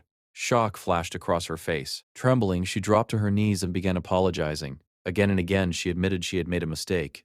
Calmly, Hua asked a simple question. Had she poisoned the drink? Panicked, she tried to deny it. The words never fully left her mouth. Hua simply remarked that it did not matter. After all, when had he ever refused something she personally offered him? Since she had prepared the drink, it would be rude not to finish it. Without hesitation, he lifted the cup and drank every drop. Dan Hoi cried out in alarm. She begged him to stop. He ignored her completely. Moments later, Hua smashed the empty cup onto the floor. The sound echoed through the room. Dan Hoi flinched. Rising from his seat, Hua stared down at her. His voice was cold. She was no longer one of his people. Furthermore, she was never to appear before him or Yan Wu again. The warning carried no room for negotiation. Then he turned to leave. Desperate, Dan Hoi grabbed the edge of his robe. Tears streamed down her face as she begged for forgiveness. She promised to apologize personally to Yan Wu. She swore she would never behave so recklessly again. All she wanted was another chance. Hua pushed her hand away. Still, she continued speaking. She explained that before meeting him, she had been worthless in the eyes of others. She could not even properly entertain guests. At the Gisang house, she had been treated as a failure. Memories flooded back. She remembered being scolded constantly, being told she was a disappointment, being reminded of every sacrifice her parents had made for her. Returning to the present, she confessed everything. She had survived a cruel life surrounded by people who only caused pain. Her brother enjoyed privilege because of his status. Her parents had sold her for money. Eventually, revenge became the only reason she continued living. Then she met Hua. For the first time, someone showed her that life could have meaning. She admitted that if she could stay beside him, revenge would no longer matter. Loving him felt like the only thing worth pursuing. With tears in her eyes, she asked whether all the time they had spent together had meant nothing. Hua looked directly at her. Then he finally answered. He had never misled her. The only reason he recruited her was because of her exceptional musical talent, nothing more. As the leader of the merchant group, he sought talented individuals. He rewarded skill accordingly. Had he ever treated her differently from any other gifted performer? No. Whatever fantasies she had created belonged solely to her. They were never his responsibility. However, things had changed now. Turning away, he ordered her to pack her belongings immediately. Then he delivered his final judgment. They would never see each other again. Later that evening, Hua rode home on horseback. As the journey continued, he felt his body growing hotter. Only then did he realize the truth.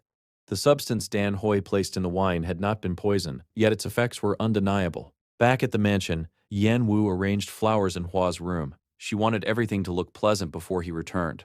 While working, she found herself remembering Utah. When she asked whether he knew her before they met, he had never given a direct answer. Instead, he simply told her they would meet again soon. The memory lingered. Suddenly, the door opened. Hua entered. One look at him told her something was wrong. His face was tense, his breathing uneven. Immediately, she rushed over and asked whether he was all right. Instead of answering, he questioned why she was there. Yan Wu explained that she wanted him to recover quickly. That was why she brought flowers. She also apologized for entering his room without permission. Hua lifted a hand. There was no need to apologize. Then he groaned in discomfort and told her to leave immediately. Yan Wu frowned. She urged him to rest properly. Banquets and celebrations could wait. His health mattered more. Hua shook his head. The issue was not alcohol.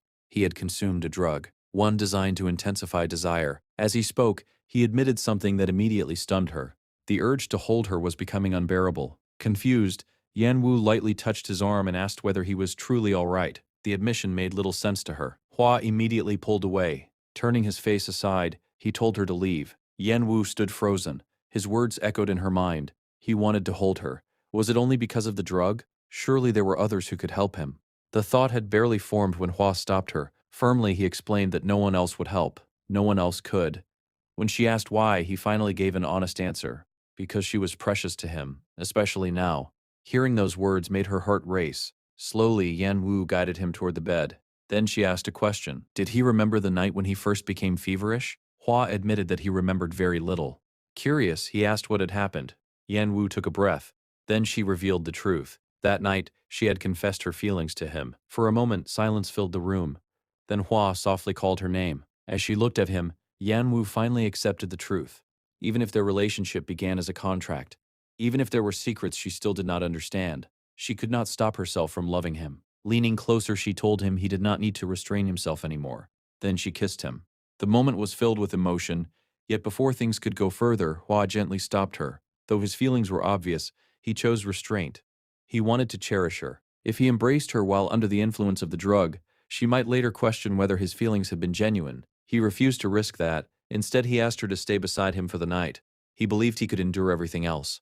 Yan Wu agreed. However, she gave him one condition. This time, he was not allowed to forget. As a result, the night became something unexpectedly tender. Rather than rushing forward, they simply remained together. When morning arrived, Yan Wu awoke once more in Hua's room. Looking around, she realized he was no longer beside her. A brief moment of confusion followed. Then his voice reached her from across the room. He asked whether she had slept well. Relieved, she smiled and answered that she had. Immediately afterward, she asked about his condition. He admitted that he felt much better, though he also confessed that he was slightly embarrassed. Recently, she had only seen him at his weakest moments. Yan Wu disagreed. There had been good reasons for everything that happened. Even so, as she reflected on the previous night, concern crept into her expression. What if he had forgotten again? Noticing her worry, Hua gently lifted her chin. Then he reassured her. This time was different. He remembered everything. The answer stunned her. Before she could respond, he took her hand and looked directly into her eyes. Rather than continuing a false relationship, he asked a new question. Would she like to become his real lover? Yan Wu did not hesitate. She accepted immediately. Just like that, the contract that had brought them together began transforming into something genuine. Later, rain suddenly began falling. Yan Wu stretched out her hand and watched the droplets land on her skin. The weather changed so quickly, her thoughts immediately drifted to Hua. Had he been caught in the rain? Earlier, he explained that despite wanting to stay with her, he still had responsibilities at the merchant group. Because of that, he needed to leave for a while. She had accepted his explanation calmly and wished him a safe trip. Yet before departing, Hua lingered. Instead of leaving immediately, he kept looking at her. Confused, she asked what was wrong. Hua admitted that if he left now, he would not see her again until dinner. Then he hinted that she had forgotten something. After thinking for a moment, Yanwu finally understood. Rising onto her toes, she gently kissed his cheek. Only then did he leave. The memory brought a smile to her face. For the first time, she truly felt like his lover. She even wondered whether she should take an umbrella later and meet him on his way home. Then a voice interrupted her thoughts. Startled, she turned around. Utah stood behind her. He was completely soaked by the rain. Immediately concerned, Yanwu pointed out that he might get sick. She also explained that Hua had already left. Utah calmly replied that he had not come to see Hua. He had come to see her. The statement only deepened her confusion. This time, Yanwu refused to let him avoid the issue. She demanded answers. Again, she asked whether he had known her before they first met at the market. Rather than answering, Utah asked a question of his own. Did she trust that man? Puzzled, Yanwu demanded clarification. Who was he talking about? When Utah continued avoiding her question, her frustration finally surfaced. She reminded him that he appeared whenever he wished, spoke in riddles, and disappeared before explaining anything. Then, without warning, Utah revealed something shocking. The man she trusted was deceiving her. Yanwu froze. Immediately her thoughts returned to the conversation she had secretly overheard between Hua and Sarim. Could Utah be referring to that? Demanding answers, she pressed him again. What exactly did he know? Utah remained silent. The silence only made her angrier. She demanded to know how he expected her to trust him while refusing to tell her the truth. She questioned his motives. Why reveal something so disturbing if he refused to explain it? Even after her outburst, Utah remained calm. He admitted that everything must seem confusing. Nevertheless, he asked her to trust him. Placing a hand against his chest, he warned her that the person she trusted would eventually bring her nothing but despair. Before he could continue, a sharp pain suddenly struck him. His expression twisted. Immediately he dropped to one knee. Alarmed, Yanwu rushed forward and asked whether he was hurt. Utah looked up at her. Despite the pain, he raised his hand and gently shielded her from the falling rain. Despite the obvious pain he was enduring, Utah urged Yanwu to return inside immediately. Before she could stop him, he turned and walked away. Yanwu called after him several times, asking him to wait, but he never looked back. All she could do was watch him disappear into the rain. A feeling of unease settled heavily in her chest. As she slowly made her way back, Utah's warning echoed through her mind. The more she thought about his words, the more unsettled she became. When she finally returned to the mansion, Sarim was already waiting outside. Without delay, Sarim handed her a message that had just arrived from a visitor. Curious, Yanwu opened it. The moment she read the contents, her face drained of color. According to the message, her mother had suddenly collapsed. Panic seized her instantly. She called out for help and demanded that a physician be summoned at once. Sarim quickly tried to calm her down. She urged Yanwu to leave immediately and promised that she would arrange medical assistance herself. Grateful for the help, Yanwu thanked her and rushed away without wasting another second. Moments later, she burst through the doors of her family's home. Immediately, she called out for her mother. Instead of finding her mother, however, she was greeted by her younger sister, Siwu. The girl smiled brightly and welcomed her home. She even commented on how long it had been since they had last seen each other. Yanwu had no interest in small talk. Alarmed, she demanded to know where their mother was and how serious her condition had become. To her shock, Siwu casually revealed the truth. Their mother's illness had been a lie. The entire story had been fabricated to lure Yanwu back home because she had not visited or contacted them. The revelation ignited immediate anger. Without thinking, Yanwu shoved her sister and scolded her harshly for such a reckless trick. Siwu stumbled backward and quickly defended herself. She insisted that she only lied because she desperately wanted to see her sister. She honestly believed Yanwu would come if she thought something terrible had happened. Before the argument could escalate further, another voice interrupted. Their mother called out from another room asking what all the commotion was about. At once, Siwu let out a startled shriek. Yanwu turned toward the sound. It became painfully clear that the family confrontation was only beginning. A short time later, the entire family gathered together. The atmosphere was tense. Their mother immediately scolded Yanwu for fighting with Siwu after returning home for the first time in so long. Meanwhile, Siwu hurried over and clung to their mother. Trying to defend herself, she explained that it had only been a harmless prank. She claimed she missed Yanwu so much that she simply wanted to see her again. According to her, Yanwu had overreacted. Yanwu refused to accept that explanation. Firmly, she argued that lying about someone's mother collapsing was far beyond a harmless joke. Seeing the situation escalating again, their mother stepped in. First, she turned to Siwu. With a stern expression, she questioned her actions and made it clear that what she had done was wrong. Under her mother's gaze, Siwu eventually lowered her head and offered a proper apology. Only after that did their mother turn her attention toward Yan Wu. She asked why Yan Wu had been out of contact for so long. Then she gently questioned whether Yan Wu understood why Siwu had acted the way she did. Taking a deep breath, Yan Wu forced herself to calm down. She explained that her circumstances had made it difficult to visit or send word. Life had become complicated in ways she could not easily describe. To her surprise, their mother did not argue. Instead, she nodded with understanding. She acknowledged that adapting to a completely new life could not have been easy. For a moment, the tension eased. Yet beneath the calmer atmosphere, Yan Wu could still feel the weight of everything left unsaid lingering between them. The reunion that she had imagined would bring comfort instead felt complicated, tangled with guilt, worry, and expectations that none of them knew how to express properly. As she sat with her family once more, she could not shake the feeling that this visit was about to become far more difficult than she had anticipated. Yan Wu's mother continues, her voice steady but pointed. Even with the distance between them, she says, reaching out would not have been so difficult. Then comes the question that cuts deepest, the rumors of Yan Wu's connection to a powerful man, and why, with such influence at her side, she never once thought to help her struggling family. Is he more important to her now than they are? The accusation lands like a blow. Yan Wu is stunned, scrambling for words, but her mother cuts her off gently. She tells her daughter to go, admitting that she leaned on her too heavily, and apologizes for being so blunt. With that, she guides Yan Wu to bring Siwu inside, her words lingering in the air, firm but unmistakably caring. The door closes behind them, and Yan Wu's thoughts drift inward.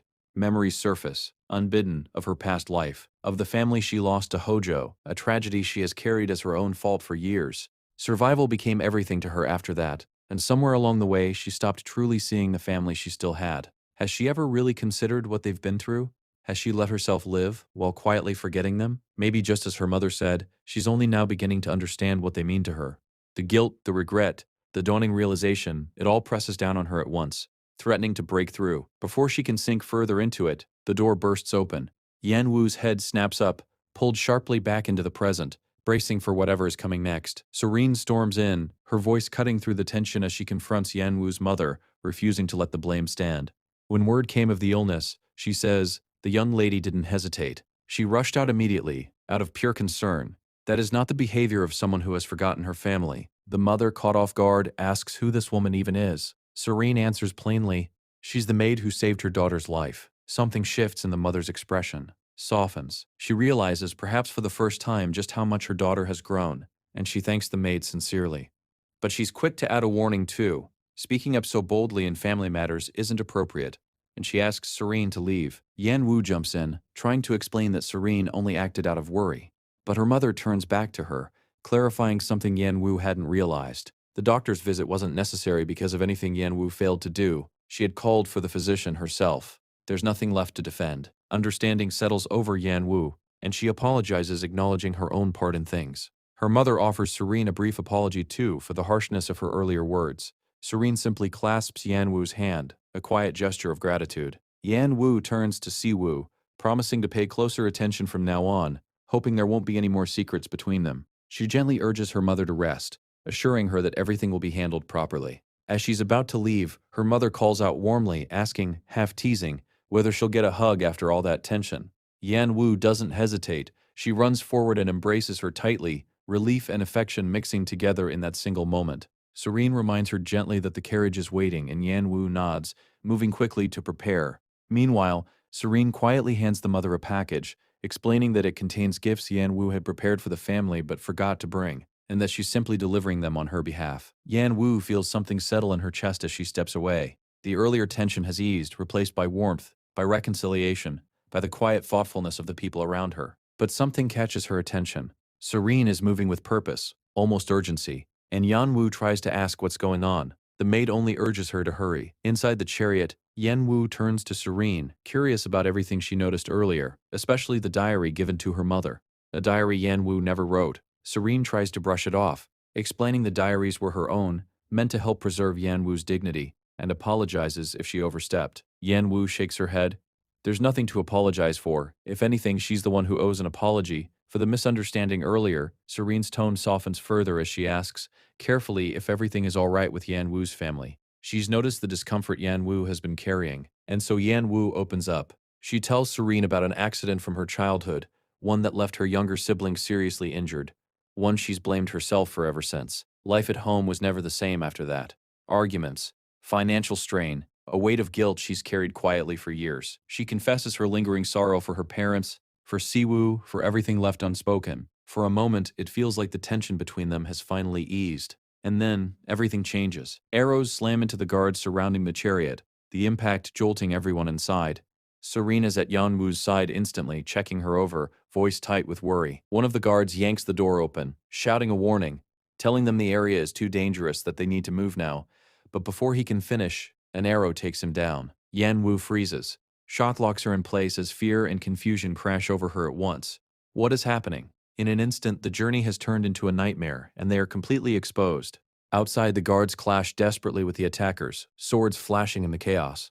Yanwu watches in horror as one of the guards falls, and a wave of fear shudders through her entire body. She can't move, can't think. Not until Serene grabs her hand, hard, forcing her attention back. Yanwu tries to explain, to voice the fear choking her, but Serene cuts through it. They suspected an ambush. There's no time. They have to move. Yanwu's eyes find Soho fighting fiercely against the attackers, buying them precious seconds. Serene grips her hand tighter and pulls her toward what she hopes is safety. But their path is blocked. A man steps into their way, smiling as he draws his sword, asking why they're in such a hurry. The message is clear, running isn't an option. Serene warns him to back off, that this is dangerous, but he strikes first, sending her crashing to the ground. Yanwu looks down, panic flooding her chest. She begs silently for Serene to get up, but she doesn't move. The man grabs Yanwu by the hair, forcing her into silence, into submission, but a sharp voice cuts through the moment, commanding him to let her go. Yanwu lifts her eyes. Miss Danhoi steps forward, ready to intervene.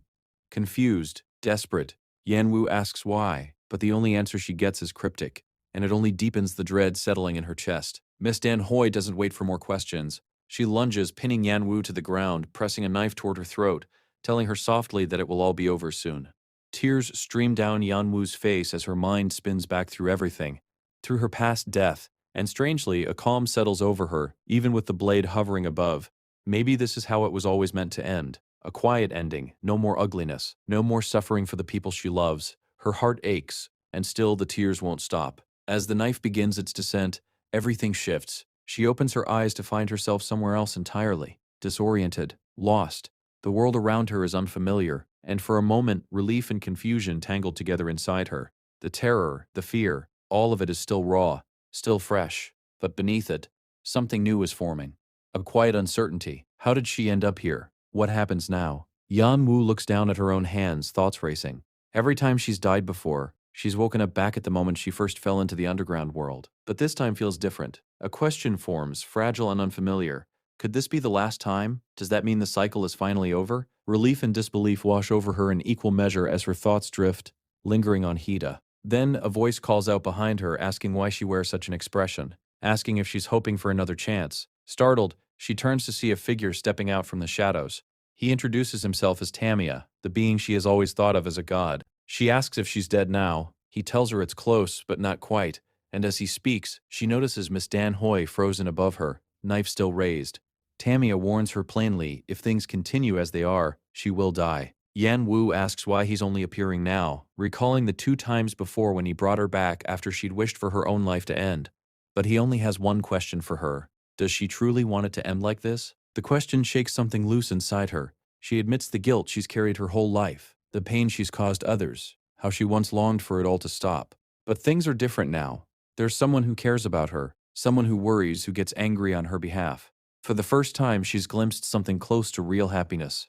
Tears fall freely as she cries out that she wants to live, that she doesn't want this to be the end. Tamia reaches out, touching her forehead gently, and tells her to try just one more time. And then she's back. Ms. Danhoi is mid-strike, the knife inches from her body. Blood splashes as Yanwu's hand instinctively shoots up, blocking the blade, pain searing through her palm.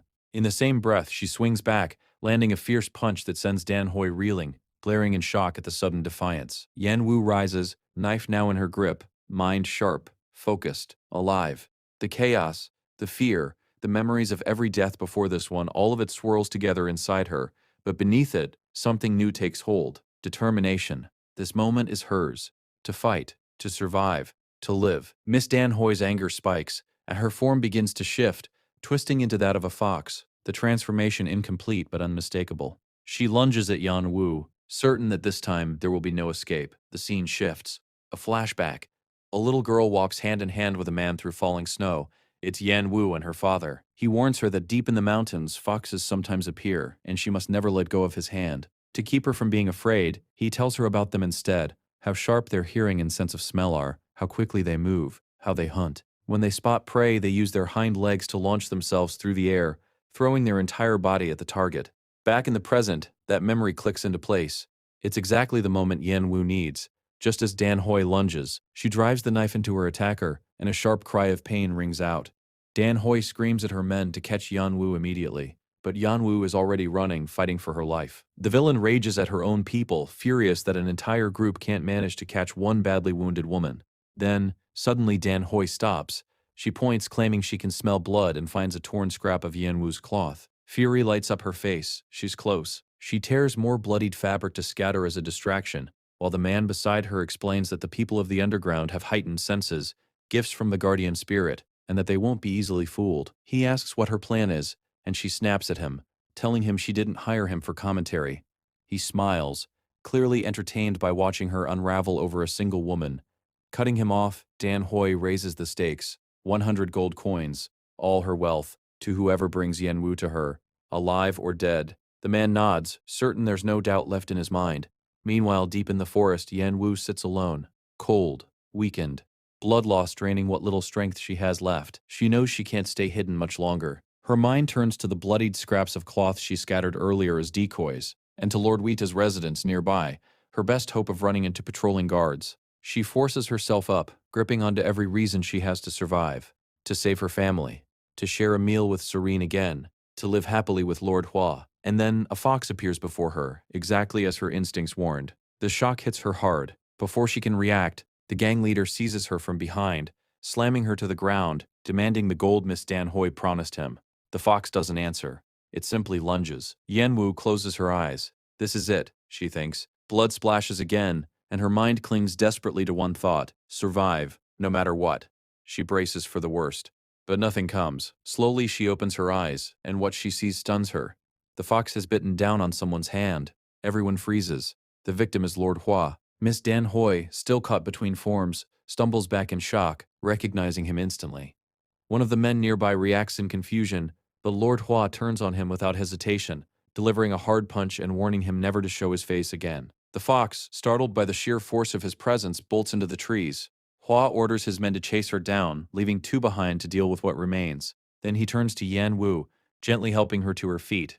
Relief, surprise, and fear tangle together inside her as she looks at him. His expression shifts the moment he sees her wound, concern overtaking everything else. He carefully begins unwrapping the makeshift bandage on her arm, and she winces, a soft moan of pain escaping her, even as she thanks him. She asks how he found her. He explains simply, he was on his way to meet her when he caught the scent of blood. He admits quietly that he prayed the entire way here. Before rushing off again, he promises that whoever did this to her will be punished. He tells her to stay put, leaving her in the care of the guards. She watches him disappear into the trees, shaken but moved. She can feel just how much he cares for her, how fiercely he's willing to protect her. Deeper in the forest, Miss Dan Hoi is running for her life. She counts her pursuers, more than a few, but none particularly fast. For a moment, she lets herself believe escape is possible. Then the ground runs out. A cliff. Nothing but empty air ahead of her. She turns back to face what's coming. Lord Hua stands there with his guards, and she knows this is the end. Her voice is hollow as she speaks to him, asking him to end her miserable life. But Hua stops. He doesn't move closer. He asks her plainly why he would grant her that. She braces for hatred, for contempt, but it never comes. Instead, he tells her his anger isn't really about her. It's about the fact that someone dared to hurt Yan Wu, the person he cherishes most. And then he simply turns and walks away, indifferent to her plea, leaving her standing there inches from the edge, utterly alone. The next scene opens on a quiet morning. Yan Wu's eyes flutter open to a blurred world. Disoriented, she hears Hita's voice calling out to her, full of concern. Recognition settles in, and she sits up quickly, eager for answers. She asks what happened, the memory of the forest attack flooding back. Hita gently warns her not to push herself. When she asks about Serene and Soho, he reassures her that both are safe, recovering in his house, and relief washes over her. He admits, quietly, that the fear of losing her never really left him. Yan Wu falls silent for a moment, then confesses something deeper. In the moment she thought she might die, part of her had given up. She believed everything was her fault, that if she simply disappeared, all the problems around her would disappear too. But not anymore, she says. She refuses to keep thinking that way. She won't let herself die hopelessly again. Hida is taken aback, asking what she means by again, by like before. And so she tells him, this life, the one she's living now, isn't her first. The revelation lands heavily between them, and for a moment the scene lingers, caught between the fragile hope of survival and the weight of everything she's just shared. Later at Lord Hyda's home, the two lie facing each other, the quiet settling comfortably around them. He brings up an idea, visiting her family tomorrow. She blinks, surprised, asking if he really means tomorrow. He nods, calm as ever, explaining that once they're married, her family becomes his too. As someone who will soon belong to that family, he says, it's only right to greet them properly first. The simplicity of it, the sincerity, makes her smile, and she agrees without hesitation. The next morning, she finds him loading item after item into the chariot. Curious, she asks what it's all for. He explains he wants to make a good impression, worrying aloud that what he's prepared might not be enough. She stares at him in disbelief. It's already far more than enough, she insists. She runs over and hugs him from behind, but he's still eyeing the pile, considering adding more. She reassures him again, and finally, he relents, deciding to save the rest for another time. They set off together and arrive at her mother's home. Siwoo steps out to greet them first, clearly caught off guard by his presence. He introduces himself with easy charm, even inviting her to call him brother-in-law, which she accepts immediately, teasing him about his looks.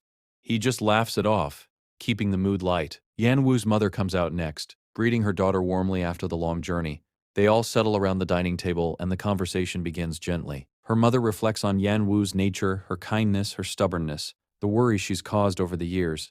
She recalls how Yanwoo had insisted on following him when she first arrived, a decision that had worried her deeply at the time. But now, seeing the bond between them, her feelings are far more complicated, especially with marriage on the horizon. Hida responds with quiet respect, acknowledging that his sudden appearance back then must have been unsettling.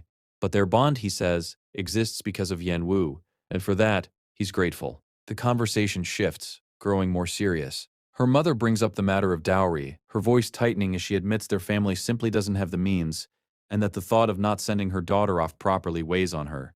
Yanwoo freezes, the words hitting harder than expected. But before the worry can settle in, Hida speaks gently, reassuring her mother that having Yanwoo by his side is more than enough. No dowry needed. The relief on her mother's face is immediate, and she thanks him sincerely, trusting him completely with her daughter's future. They talk for a long while longer, and eventually the visit draws to a close. Yanwoo and Hida head back together, another quiet step forward on the path they're now walking side by side. Back at Lord Hyda's home, he gently acknowledges everything she's been through today and tells her to rest, adding that he'll head upstairs for now. She tells him to be careful and they part ways for the evening. As Yanwoo walks back alone, a quiet thought settles over her. Relief that her family approves of him, and yet something tightens in her chest, an uneasy feeling she can't quite place. It lingers with her as she makes her way down the steps, and just when it seems like the day might end peacefully, she looks up and freezes. Lord Utah is kneeling there, one knee on the ground. The sight hits her like a shock, confusion flooding in. Why is he here? She steps closer, asking what he's doing, but before she can fully process it, he reaches out and grabs her hand. He brings up her marriage to Hyda directly, asking if it's truly happening. She confirms it without hesitation, asking him to stop, pulling her hand free. But he doesn't stop. He repeats his earlier warning that Hida is deceiving her, that Hida is the god of death, and that she, Yanwoo, is his destined bride. A messenger bound to him by fate. The words hit her like a wall. Her thoughts spiral. Is she really the bride of a god of death? What does that even mean? Utah continues, explaining that such a bride is rare, special, the only being capable of freeing Hida from the chains of his fate. He insists she shouldn't marry him, that she's being used. The tension snaps. Yanwoo cries out for him to stop, telling him firmly that she'll hear the truth from Hida himself and no one else. His words have already shaken something loose in her, and that alone unsettles her deeply. This is between her and Hida, she says. Whatever the truth is, she'll face it through him. She asks Utah to say nothing more. But just when it feels like the moment can't grow any heavier, Lord Utah slowly reaches up and removes his mask. He speaks of the day she took her own life, of how he begged, over and over, countless times, wishing that even if it cost him his own life, he could see her again, just once more. The confession leaves her frozen. She sees his face, fully, for the first time, and everything she thought she understood begins to crack apart. Her thoughts spin, unable to settle. Even if Lord Utah and Lord Hua are twins, how can he look so much like him? His earlier words echo louder now, and she can't push them away anymore. A memory surfaces, faint and distant. Someone crying, long ago. Was that him? Then he coughs, blood spilling from his lips, and the sight jolts her back to the present. She calls out to him, alarmed, suggesting they call a physician, but he simply wipes the blood away, calm, and continues. He recalls her past, how, when she first arrived in the afterlife, she wandered freely, drawn to the underground flowers, delighting in walking barefoot across the soft beds of moss. He reminds her of something she once said, that she liked the afterlife, at least until she was locked away in Hyo's palace. The truth hits her like a wave, and Yen Wu can't stop shaking. Slowly, suspicion turns into certainty. She cries out, asking if he truly knows who she was back then. He admits quietly that all he could ever do was watch from afar and feel the weight of regret. Something breaks open inside her, and the tears come freely now. He tells her, gently, that it's all right to cry, that she never got the chance to back then. For a moment, his hand almost reaches for her, instinct pulling him forward, but he stops himself, pulling back instead. He keeps his distance, even as he tells her he wants nothing more than for her to be happy in this life. But Hida, he says, cannot give her that. Not because he doesn't want to, because of what he is. Yan Wu studies him quietly, and something in her shifts. She tells him she understands, at least a little, what he's trying to say. She recognizes the concern behind his words, but her choice remains the same. She wants to stay by Hida's side. She admits it won't be simple. A whole lifetime together is never simple. But even if there are moments of unhappiness along the way, she says, it will be enough, as long as she's with him. Frustration flashes across Utah's face. She's still not understanding what he means, he says, and he tries again to explain. But before he can get the words out, pain rips through his chest, and he drops to one knee. Yan Wu's worry surges instantly. She notices this isn't the first time. He brushes it off, calling it simply the price he has to pay. She presses for more, but he gives nothing away. Instead, he places his hand gently on her forehead and makes a quiet promise. This time, he says, he'll protect her. Then, without another word, he lets go and turns away. She calls after him, asking where he's going, but he doesn't answer. He simply leaves, disappearing into the distance, and she's left standing there frozen, her hand still warm from where he touched it. Later, Yan Wu sits by the window, lost in thought, Utah's words echoing endlessly in her mind. She can't quite untangle what they mean. Then a voice breaks the silence and the door opens. It's Haida. She turns, acknowledging his return, and almost instantly he closes the gap between them and pulls her into a tight hug. He admits softly that knowing someone is waiting for him when he comes home feels good. Really good. Then he shifts, telling her something's been on his mind since visiting her family. Curious, she asks what it is. He brings up an idea, moving her family's home closer to his, recalling how she once chose to follow him just to protect them. There's a place near his estate, he says, where they could live comfortably. Before he can even finish, emotion overwhelms her, and she hugs him tightly, telling him just how much that would mean to her. But as the warmth of the moment settles, she pulls back slightly, gathering her thoughts. There's something important she needs to tell him. He gives her his full attention. She tells him about Lord Utah, about meeting him in the garden, about how he tried to stop the wedding. Hida's expression shifts immediately, surprise flickering across his face as he asks if those words were really said. She continues, Utah warned her that marrying Hida would only lead to unhappiness, that the reason traces back to what Hida truly is, the god of death, and that she is the bride meant for him. Her voice steadies as she makes her stance clear. She wants the truth. From him. No matter what it is, she asks him directly, is it real? Silence stretches between them, heavy and uncertain, and then he answers, yes, it's true. The confirmation lands like a physical blow. Shock floods through Yan Wu as everything starts clicking into place. Utah was right. All of it. Her mind races toward the obvious question, is this really all because she's the bride of the god of death? She remembers something else, too. The timing. How Hida approached her right after her hair turned white. She asks if that's connected, if the change is some kind of sign. He confirms it, calm despite the weight of what he's saying. Her white hair was the first proof. The mark on her shoulder blade, the second. In the beginning, he admits, those signs were the reason he drew her close. He believed she was the destined bride, and until he was certain, he kept the truth hidden. Confusion ripples through her. What does he mean? A lie? So he explains everything. He's not related to the Grand Duke, ruler of the underworld as she'd believed. Instead, the ruler and the god of death operate as two separate powers, each maintaining their own balance, each protecting their own position. The god of death's role is to watch over wandering souls, to maintain order among them. But false rumors about his power had begun spreading, rumors that put her in danger simply by association. His tone softens as he continues. Whatever else was hidden, his feelings were never part of the deception. He thinks back to the very first time he saw her, how boldly she'd offered herself, how she'd proposed a deal without hesitation. At first, he thought she was reckless, But over time he saw who she really was, timid sometimes, easily moved to tears, and yet time and time again she found the courage to step forward when it mattered most, no matter how much it cost her. He admits it plainly now. He's fallen for her completely. And for him, that's enough. As he speaks, he gently cups her face, and without hesitation, she leans in and wraps her arms around him. She tells him this is all she needs. He apologizes for the pain, for the confusion he caused, but reassures her once more that everything he's felt has always been real. She believes him, completely. And in that moment, wrapped in each other's arms, they find comfort in a truth finally shared between them. As the wedding preparations move forward, Yan Wu finds herself reflecting.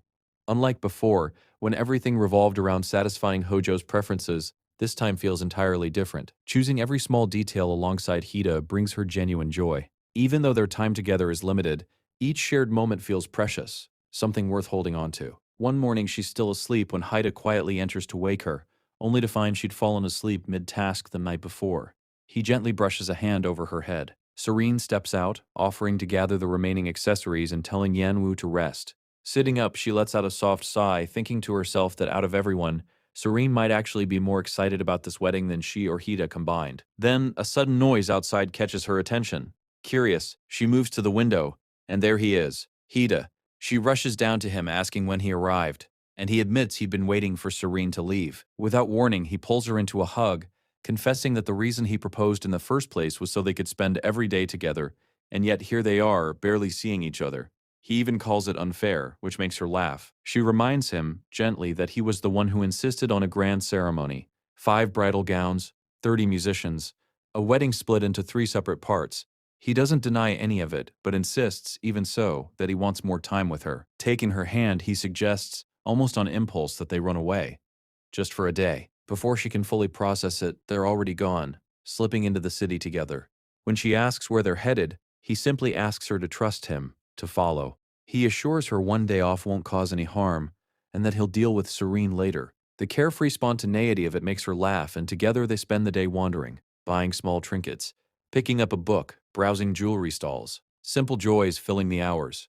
As evening settles in, he tells her sincerely that the day felt special because of her, and suggests doing it again sometime. She playfully shuts that down, insisting that's a separate conversation entirely. He teases her, accusing her of caring more about Serene than him, but she counters gently, reminding him there'll be plenty of time once they're married. She talks about traveling together, as husband and wife seeing the world side by side. He laughs, admitting he can never win an argument against her. Excited now, she takes his hand and tells him there's somewhere she wants to show him, a place she loves, a place barely anyone visits. She leads him into the woods, explaining how beautiful it is, how peaceful. But the moment they look up, the peace shatters. Hojo is standing there. Shock floods the scene instantly. Yan Wu freezes, staring at him, the first words out of her mouth asking how he possibly ended up here. In her thoughts, she scrambles. This place is one she's visited only twice in her life, and once was with Haida. How could Hojo possibly know about it? Hojo breaks the silence first, almost amused, remarking that this is his first time here too, and of all people, it had to be her. He suggests they come closer, just for a brief chat. Trembling, she reaches out, and he takes her hand firmly, acknowledging almost politely that he wouldn't want to intrude on her rare day off. As they begin to part, Hojo pauses, turning to Lord Utah. He asks casually whether he's invited to the wedding, having heard the news. Utah explains the ceremony will be small, quiet, family only. Hojo considers this, then suggests thoughtfully that her father at least should be there, given how much he cherishes her. Hida agrees without hesitation, showing genuine consideration for her family. Hojo continues, asking if there's anything she'd like as a gift. She tells him his kind words are more than enough, but he insists, admitting he still feels he owes her for something from the past, and that seeing her happy would mean more to him than anything material. Yanwu watches him, struck by how different he seems from what she expected. No anger, no bitterness, just quiet care. She repeats that she wants nothing, and he accepts that, promising to respect her wishes completely, adding that he'd do anything she asked of him. Finally, he offers his congratulations on the wedding and walks away, leaving her standing there, caught between relief and lingering surprise at everything that just happened. On the wedding day, everyone gathers. Serene looks at Yanwu with open admiration, telling her she's never seen a more beautiful bride. Yanwu thanks her, warmth spreading through her chest, and in her thoughts she lets herself sit with it.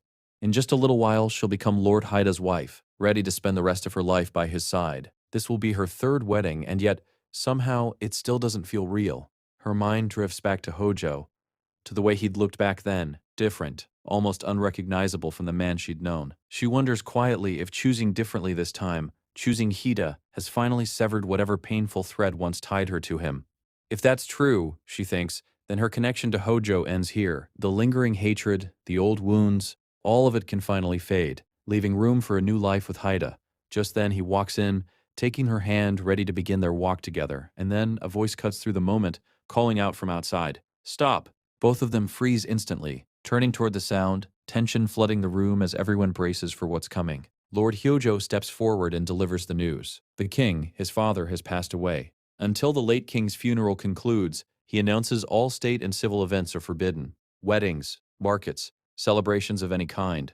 Everyone, he says, should turn their attention to mourning, to honoring the king's final journey. The announcement hits Yan Wu like a physical blow. Shock ripples through the entire room. As Hyojo walks the long red carpet, he passes by Yan Wu's mother, who instinctively reaches up, holding her head, visibly unsettled by his presence. Siwoo notices immediately, rushing to her side asking if she's feeling unwell. Her mother says nothing, simply watching Hyojo's retreating figure in silence.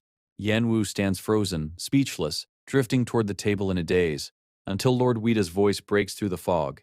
He tells her he's safely escorted her family members. She thanks him, but he waves it off, saying it's the least he could do.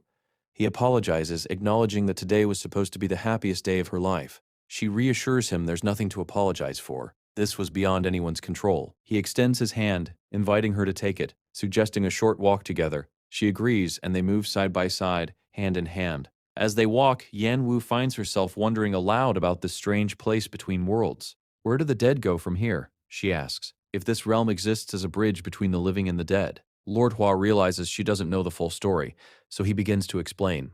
This place, he tells her, wasn't created on purpose. It was an accident, a leftover space formed when the gods divided the world of the living from the world of the dead. Abandoned. Forgotten. Over time, people began falling into it from the world above, and as they settled, had children, built lives, they formed their own society.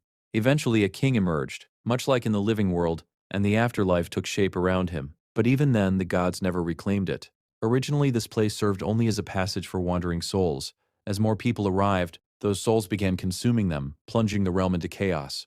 Desperate, the king of the underworld prayed to Tamiya for protection. Whether the prayer was truly answered or not, a guardian spirit granted the people a way to defend themselves.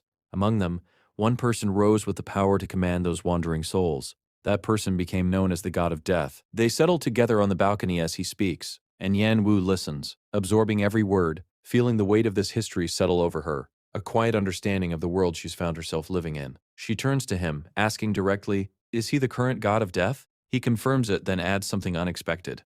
Lord Utah holds the title too. Confused, she asks how that's possible, two gods of death existing at once. He admits he isn't certain, though he suspects it has something to do with them being twins. He confesses he doesn't even remember becoming the god of death. One day he simply understood it and accepted it as his fate. He doesn't claim to know what each day holds, only that afterward he guides the souls onward, trusting they find peace in whatever lies beyond. As he speaks, Yan Wu's expression shifts, something flickering across her face. He notices immediately, asking if she's all right, telling her she looks pale. She hesitates, then admits something's been bothering her. The timing of the Grand Duke's death feels off, earlier than it happened in her previous life. Though, she adds, her memories from back then are hazy, clouded by the time she spent imprisoned. He smiles gently, rising to his feet, reassuring her that everything will be fine. There's nothing to worry about. Once the funeral concludes and things settle, he reminds her they'll finally be able to hold their own ceremony. She nods, comforted, and they sit together quietly, hands intertwined, letting the calm wash over them. Meanwhile, at Lord Hyojo's residence, his secretary approaches cautiously, warning him that the late king's funeral hasn't even begun, that some show of respect is expected. He suggests waiting until after the enthronement ceremony at the very least. Hyojo stops mid-step.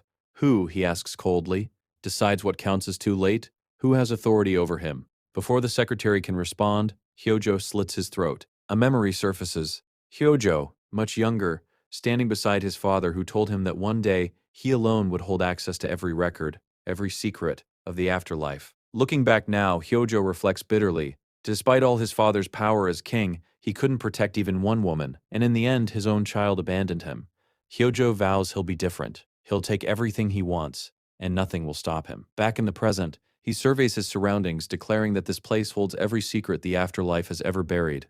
He searches methodically until he finds a scroll, And as he reads it, a dark laugh escapes him. They tried to deceive him, he realizes. And now, with renewed dangerous purpose, he begins to plot. On the day of the funeral, the procession winds through the palace. Yan Wu stays close to Lord Hua, taking everything in. The atmosphere feels different to her now, heavier than she remembers from before. And something about Hojo's demeanor unsettles her. Despite burying his own father, he seems almost excited, eager. It doesn't sit right with her. Lord Hua notices Hojo standing nearby and approaches, offering quiet condolences. Hojo responds with carefully measured words, thanking everyone for attending despite the circumstances. Hua reassures him there's no need for thanks, that it's only natural. Then Hojo asks for a private word. Hua's eyes narrow, but he agrees, following him away from the crowd. Once they're alone, Hua asks what this is about. Hojo's expression shifts, almost pleased, as he reveals he's discovered something interesting. People say, he tells Hua that he's the god of death. Hua's stomach drops. Hojo knows. Hojo continues, his tone almost apologetic now. He admits he misjudged Hua before, owes him an apology, even thanks him for quietly protecting the afterlife alongside his father all this time. Immortality, he muses, must be an exhausting burden. Then he adds that he's been looking into something else. The bride of the god of death. Contrary to the rumors, Hojo says if Hua finds his bride, he can transfer his power entirely. And for everything Hua has endured, Hojo promises to help however he can. Hua is left reeling, caught completely off guard, unsure how to even respond. From a distance, Yen Wu watches the exchange, unable to make sense of what just happened. Hojo simply smiles, offers a parting take care, and walks away, leaving Hua to process the weight of what's just been revealed as the funeral continues around them. A moderator steps forward, scroll in hand, calling everyone to rise. He speaks solemnly, honoring King Zhang Gong, the foundation of the underworld and father to its people, urging everyone to pay their respects and pray for his eternal peace. As Haida and Yan Wu move through the crowd, Hojo watches them, closely, calculating. The moderator finishes, and Hojo steps up to deliver his own remarks, thanking the guests, honoring his father's lifelong devotion to the kingdom, and acknowledging the condolences shared throughout the day. He closes by wishing everyone safe travels home, and the crowd begins to disperse. Haida tells Yan Wu it's time for them to leave as well, and she agrees. But just as they turn to go, a voice calls out from across the room. Yan Wu turns to find Se-hong, Hojo's betrothed, approaching with an introduction mentioning the recent news of Yan Wu's upcoming wedding. Se-hong explains she'd love to offer a small gift and asks for a bit of Yan Wu's time, just to get to know her better. Yan Wu, caught off guard, finds herself reflecting. Se-hong has always been hard to read, never overly warm toward her, never seeking favor from Hojo either. She decides this is likely just a polite gesture and tells Se-hong she'll reach out soon. Se-hong looks surprised, but pleased. Later at Hojo's palace, he sits sipping tea when Se-hong enters. She explains, simply, that as his future wife, it's only natural for her to check on him after the funeral. As she pours him a drink, she brings up Yan Wu, acknowledging Hojo's interest and offering her quiet support with the situation. For a moment, Hojo is caught off guard, realizing there's far more calculation behind Se-hong's words than he expected. And yet, somehow, her presence shifts the tense atmosphere of the palace into something a little lighter. The next day, Yan Wu and Lord Haida share a quiet moment together, hands intertwined, savoring a rare stretch of peace. Just as it seems they might have the world to themselves, Serene interrupts, announcing that a guest has arrived asking for Yan Wu. Confused, Yan Wu wonders if it might be Si Wu, though she doubts anyone would come looking for her at this hour. The guest steps forward, and it's Se-hong. She greets both of them politely, and Wida immediately asks what brings her here. She explains she had some business in the area, wanted to pay her respects, and also brought a small gift for Yan Wu, asking if she might spare a little time for a walk together. Yan Wu hesitates. Doubts swirl in her mind. Se-hong is Hojo's fiancé, and the question lingers uncomfortably. Is it really wise to spend time with her? She glances toward Haida, searching for reassurance. Haida notices her hesitation and leans in, speaking quietly. Se-hong, he tells her, has a solid reputation among the women of the underworld. She wouldn't act recklessly. He encourages Yan Wu to take the walk, suggesting some fresh air might do her good. He adds gently that she should bring Serene and Soho along just to be safe. Grateful, Yan Wu thanks him quietly, comforted by his support. Se-hong notices the small exchange and smiles, her demeanor calm and warm. As the group sets off, the mood is a mix of curiosity and cautious trust. Yan Wu can't help but wonder what's really behind Se-hong's visit, even as Haida's reassurance settles something in her. The path leads to a place that feels instantly familiar, her favorite spot, where a waterfall cascades gracefully into a still pool below. She can't help the small gasp of delight that escapes her.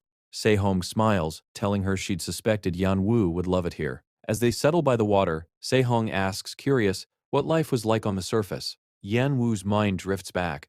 The endless blue sky, hiking with her father who would carry her on his back when her legs grew tired, climbing steadily until they reached the peak, where the sky stretched out forever. That view, she admits, is what first made her fall in love with the sky, a feeling she still carries with her. Se-hong calls it a beautiful memory, then asks more gently if Yan Wu is truly all right now. Yan Wu hesitates, and Se-hong points out, softly, that she can no longer see that sky she loves so much. But Yan Wu reassures her. It's okay, she says. She's found something she loves even more. Se-hong chuckles, noting the closeness between Yan Wu and Hida, a remark that catches Yan Wu off guard. Then Se-hong opens up about herself. Raised in the palace from childhood, groomed to become an empress, her engagement to Hojo arranged long before she had any say in it. Palace life, she admits, looked glamorous from the outside, but it was lonely. Unlike Yan Wu, who'd grown up surrounded by love, by real marriages, real bonds. Hearing this, Yan Wu realizes just how little she's understood about what Se-hong has been through. Se-hong gestures toward a small box and hands it over, revealing a piece of jewelry that Yan Wu immediately adores. Overwhelmed, she thanks her, unsure she deserves something so precious. Se-hong insists, taking her hand, and asks simply if they could be friends. People she can truly trust, she says, are rare. Yan Wu agrees happily, thinking how wonderful it would be to have Se-hong as a friend, alongside Hida and Serene. And then, without warning, Se-hong shoves her into the water. Serene and Soho rush forward, alarmed, but Se-hong is already pulling Yan Wu back out herself. Once on dry ground, Yan Wu turns on her, demanding to know what that was about.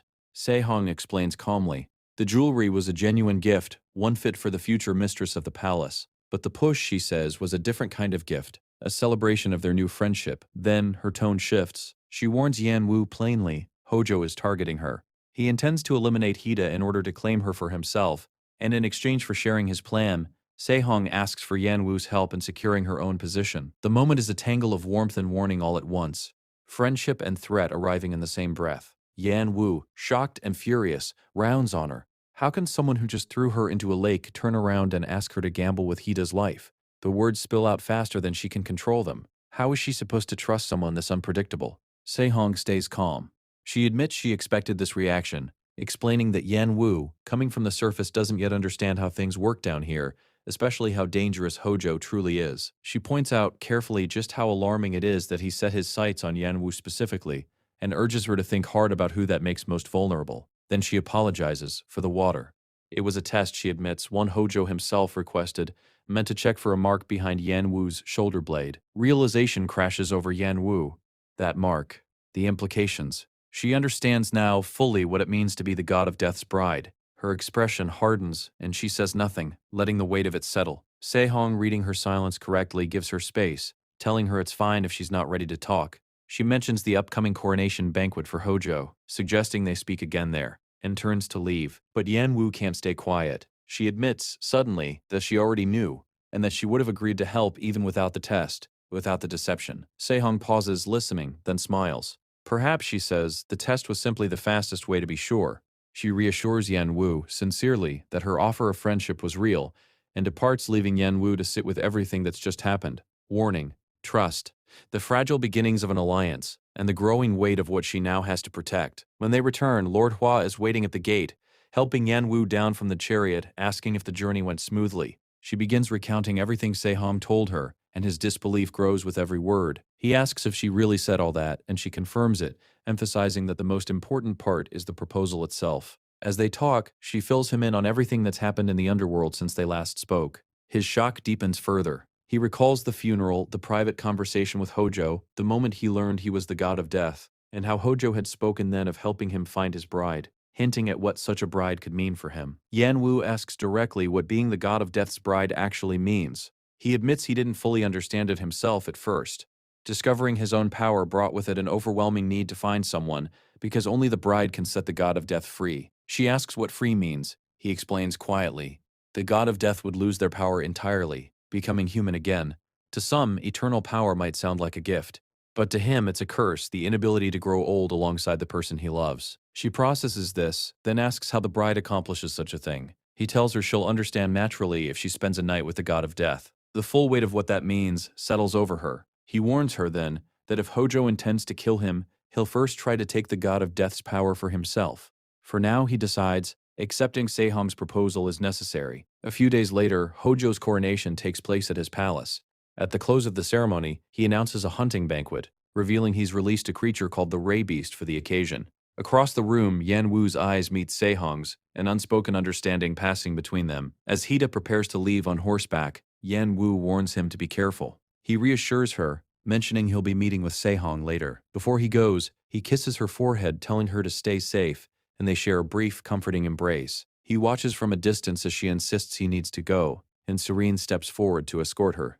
As they walk, Yan Wu asks Serene to wait, pausing to gather her thoughts. This place, she reflects, still feels wrong somehow, even after all this time. The animals released for the hunt only deepen that unease, stirring memories of her past life, of the hunting competition where she first crossed paths with Hojo. The memory is cut short when she spots a tiger far deeper in the forest than it should be. Startled, she steps back, trips, and falls. The tiger lunges. She braces for impact, closing her eyes as blood splashes across the ground. She expects to see Hida. Instead, she opens her eyes to find Hojo standing over her, asking if she's hurt. Her heart pounds, fear and disbelief crashing together. Meanwhile, deeper in the forest, Lord Haida notices someone standing quietly among the trees, Lady Sehong. She greets him with calm composure, expressing genuine surprise and pleasure at running into him. He asks if she'd been planning to meet Yan Wu, but she tells him simply that she's more curious about him and asks for a moment to speak privately. Back at the hunting ground, Yan Wu's mind is still reeling. Hojo standing nearby, the lifeless tiger at his feet, the smell of blood, the memory of red hair caught in the wind. She realizes with a cold clarity that all of their misfortune traces back to this very place. A flashback pulls her under, voices scolding someone, warning them not to overstep, demanding they pay attention to their surroundings. Siwu, wanting to step in, being held back. Yan Wu telling her to stay calm, to wait, even as Siwu quietly resists, frustrated by the unfairness of it all. In that memory, she leans against a tree, thinking how wrong this place feels. The sky overhead gray and distant, nothing like the blue sky she once loved.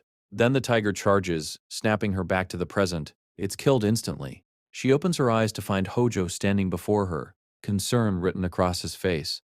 She thanks him, wiping away tears, reasoning to herself that the beast must have strayed from where it was meant to be for the banquet. But then she hesitates. Does she really owe him gratitude? He's the one who brought these dangerous animals here in the first place, the one who insisted she attend, despite knowing she has no interest in hunting. Hojo, unbothered, asks if she dislikes the banquet, offering to make it even grander for her, asking if the food suits her taste, encouraging her to be honest. Confused, she tells him plainly that he seemed to dislike her since the moment they met, that she assumed this entire banquet was arranged to embarrass her. He denies it, insisting there was never any ill intent. All of this, he says, was simply to see her smile, to make sure she was safe, and he reminds her gently but pointedly that without his intervention just now, things could have gone very differently. Lady Sehong watches Hida carefully, the forest around them thick with unspoken tension, past and present colliding in ways Yan Wu can barely process, caught between memory, fear, and the tangled web of relationships closing in around her. As Yan Wu steadies herself in the forest, she looks up to find Hojo kneeling on one knee before her, calm, deliberate. He asks how she ended up so deep in the trees, and she explains she must have taken a wrong turn, apologizing for the trouble. He brushes it off, saying it's fortunate he happened to be nearby. Then he repeats a question she's heard from him before.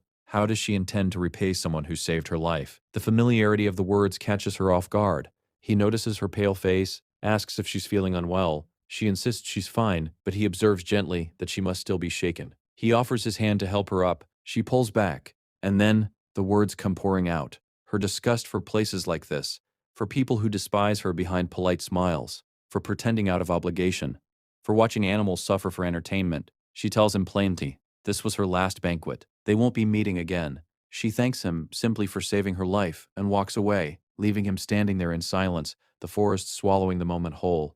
Back at Hojo's palace, a messenger bursts in, breathless, calling out for him urgently. Hojo turns, curiosity sharpening. What is it? The messenger, trembling, explains that word has come from the outskirts. Hojo presses him to continue, and the news lands like a thunderclap. The bride of the god of death has been found. The weight of it settles over the palace instantly, and in that moment, every thread, the forest, the banquet, every path that led Yan Wu here, pulls tight, anticipation hanging thick in the air. Deep in the mountains, Hojo advances with his army toward a woman said to be the god of death's bride. Startled, she looks up, asking who he is and why he's traveled so far into these mountains. A guard barks at her, demanding respect for the ruler of the underworld, and she immediately drops to the ground, apologizing, asking what brings someone of such importance to this remote place. Hojo explains, since taking the throne he studied the lineage of the god of death and learned her late husband held that title before. He says he couldn't ignore the sacrifices made to protect the underworld, that the legend continues until a new god of death is chosen.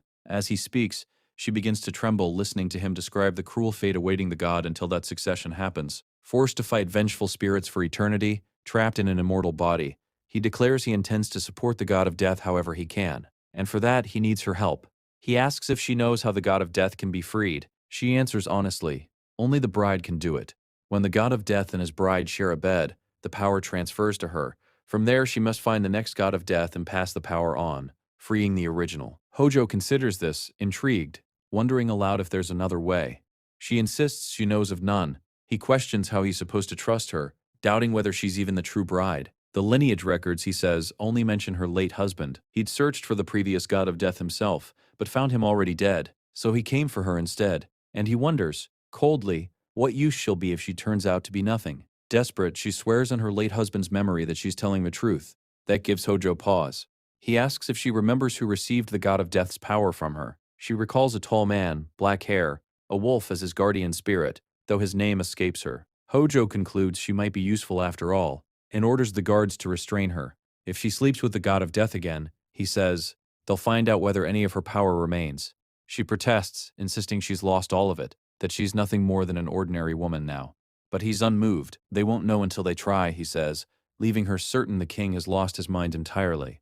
The weight of it all, of destiny, of power that might or might not return, presses down on both of them. Back at Lord Haida's residence, a gift arrives from Lady Sehong. He opens the letter and reads that rare white flowers, out of season, bloomed overnight in the palace, flowers that noble houses have searched for across generations. She urges him to come see them before they fade, and sends along a banquet as well. Yan Wu, watching quietly, notes that the food arrived with the letter. As they examine the flowers together, something catches her eye, a single strand of hair. Hida picks it up, confirming the flowers are indeed blooming out of season. Impossible under normal circumstances.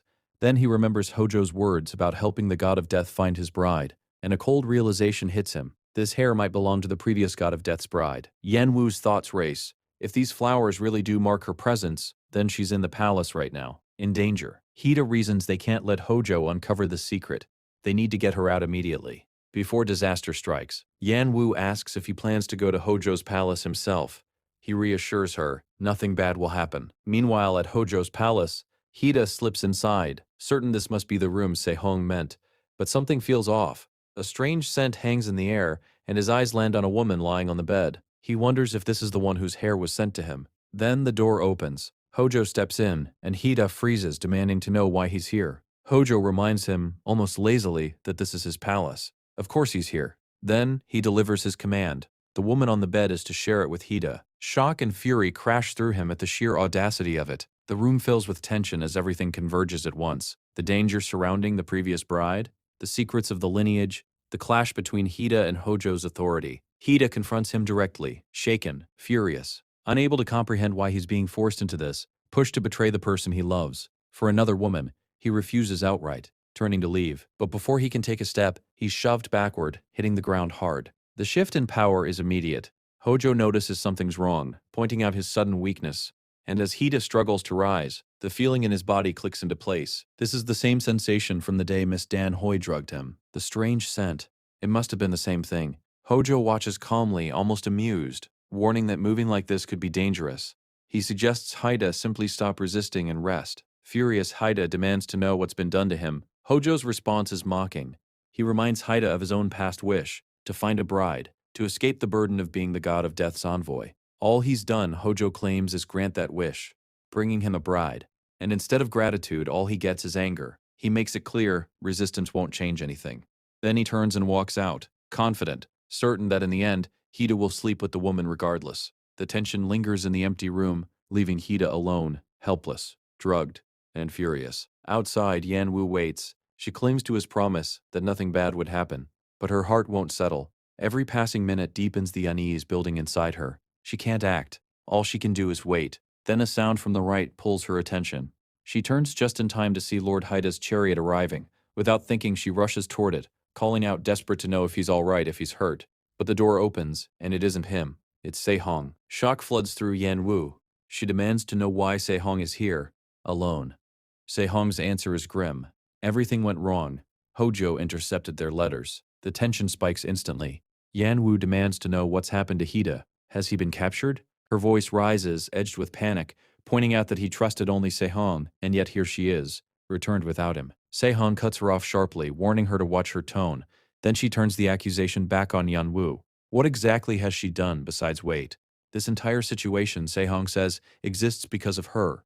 The words land hard. Yan Wu's anger collapses inward, turning to guilt. If she'd never been here, never been part of any of this, Hida wouldn't be in danger now. And yet, a question surfaces too. Why did Se-hong even come looking for her? She has no power here, no way to fix any of this. But instead of breaking down, something in her hardens. Her expression shifts, resolve settling over her features. She turns to Se-hong and tells her firmly to take her to the palace. She'll face Hojo herself. Moments later, she arrives, walking forward with heavy thoughts pressing down on her. She reflects quietly on everything that's brought her to this point. In this life, she'd never wanted to cross paths with him again. She had wished more than anything to forget everything he'd done to her, to let go of the hatred she'd carried for so long, and to live as though none of it had ever happened. She'd hoped, too, that letting go might finally bring her something close to happiness, even just once. But standing here now, she understands. That hope was nothing but a foolish dream. Hojo notices her, surprise flickering across his face as he recalls her own words from before, that they'd never meet again. And in that instant, something settles in her. No matter what she does, no matter how far she runs, this cursed fate will always find her. So this time she decides she'll end it herself. With that resolve burning inside her, she steps forward, knife held tightly, walking toward him with quiet, unshakable determination. Elsewhere, Lord Haida lies in agony, a strange burning sensation spreading through his chest, each breath harder to draw than the last. Beside him, a woman lies close, and in his clouded state he believes it's Yan Wu. The thought feels familiar, almost natural. He's seen her this way so many times before. Without thinking, he pulls her close, holding on as though she truly is the one he's been longing for. Back in the palace, Yan Wu stands before Hojo. He beckons her closer, but she doesn't move, doesn't speak. Her silence seems to delight him, and he laughs, telling her exactly this, is why he likes her. She asks what's so funny. He tells her, almost wistfully, that seeing her brings back memories of his late mother, a flood of longing she didn't expect. She says nothing in return. Instead, her mind drifts back to the chariot, to Se-hong's warning. Hojo's true goal has always been her. Everything that's happened, all of it, was orchestrated to bring her here. And if she walked into his palace willingly, Se-hong had said he would be pleased. Pleased enough, eventually, to let his guard down. That moment, however brief, would be her only chance. Back in the present, she asks him plainly, why does he want something from her when she's never understood his reasons in the first place? His answer is vague, deflecting. He turns it back on her, suggesting that she must want something too, since that's the only reason his beloved would be taken. She doesn't hesitate. She demands Hida's release. There's no other reason she's here. He asks almost mockingly why she'd come looking for that man, here of all places. But she makes it clear. He already knows the answer. With nothing left to say, she steels herself and asks him directly to return the man she loves. Her boldness draws another laugh from him. He drifts into memory, recalling the time she once played the piano for him. Ever since then, he tells her he's summoned musician after musician, hoping to hear it played the same way again. None of them ever managed it. So he had them all killed. The words land heavily. She remembers. Suddenly, Miss Danhoy's warning that those who played the harp for Hojo never lived to walk away. The cruelty of it, the sheer pettiness, settles like a stone in her chest. And still, she orders the harp brought to her. If this is what he wants, she'll give it to him. For now, her resolve hasn't wavered. It's only waiting for its moment.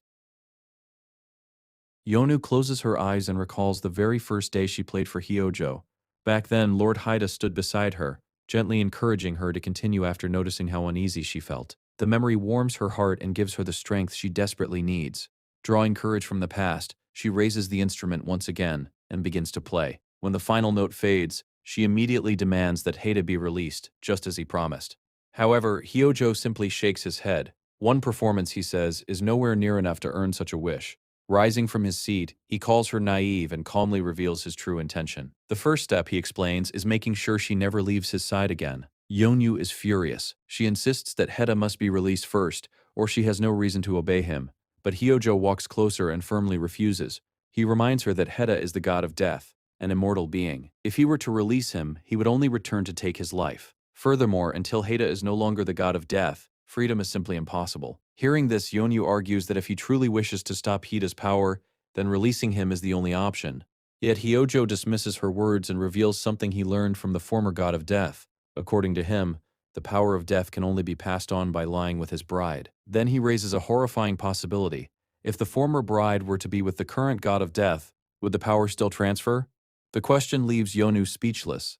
Hyojo notices her reaction and merely smiles, telling her they will discover the answer in time before turning to walk away. But just as it seems the conversation is over, Yonu acts. She swiftly pulls the knife hidden inside her dress and lunges forward.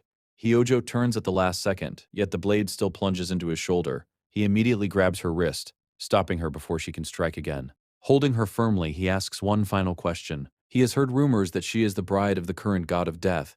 If that is true, then could being with her grant him that power as well? The mere thought disgusts Yonu. Anger flashes across her face as she denounces him. Yet before she can pull away, Hyojo suddenly drags her closer and forcefully kisses her, turning the moment into something even more disturbing. Yonu struggles desperately to escape. However, in that brief instant, she manages to slip something into his mouth. Hyojo immediately senses that something is wrong. He pushes her away and stumbles backward. The knife lodged in his shoulder falls to the ground as he stares at her in shock. "What did you make me swallow?" he demands. At that moment, the story shifts into a flashback. Earlier, Shang had handed Yonu a small pill. He explained that it was a powerful sleeping drug capable of sending someone into a deep sleep, almost as if they had died. But Yonu questioned how she could possibly make Hyojo take it, especially since it could not dissolve in water. Song simply smiled. There was an easy method, he said, one that only she could use. Even something as simple as a kiss should not be difficult. Though embarrassed and hesitant, Yonu eventually placed the pill in her mouth, knowing the decision had already been made. Back in the present, Hyojo finally understands everything. He realizes that Yonu anticipated his actions and expected him to kiss her.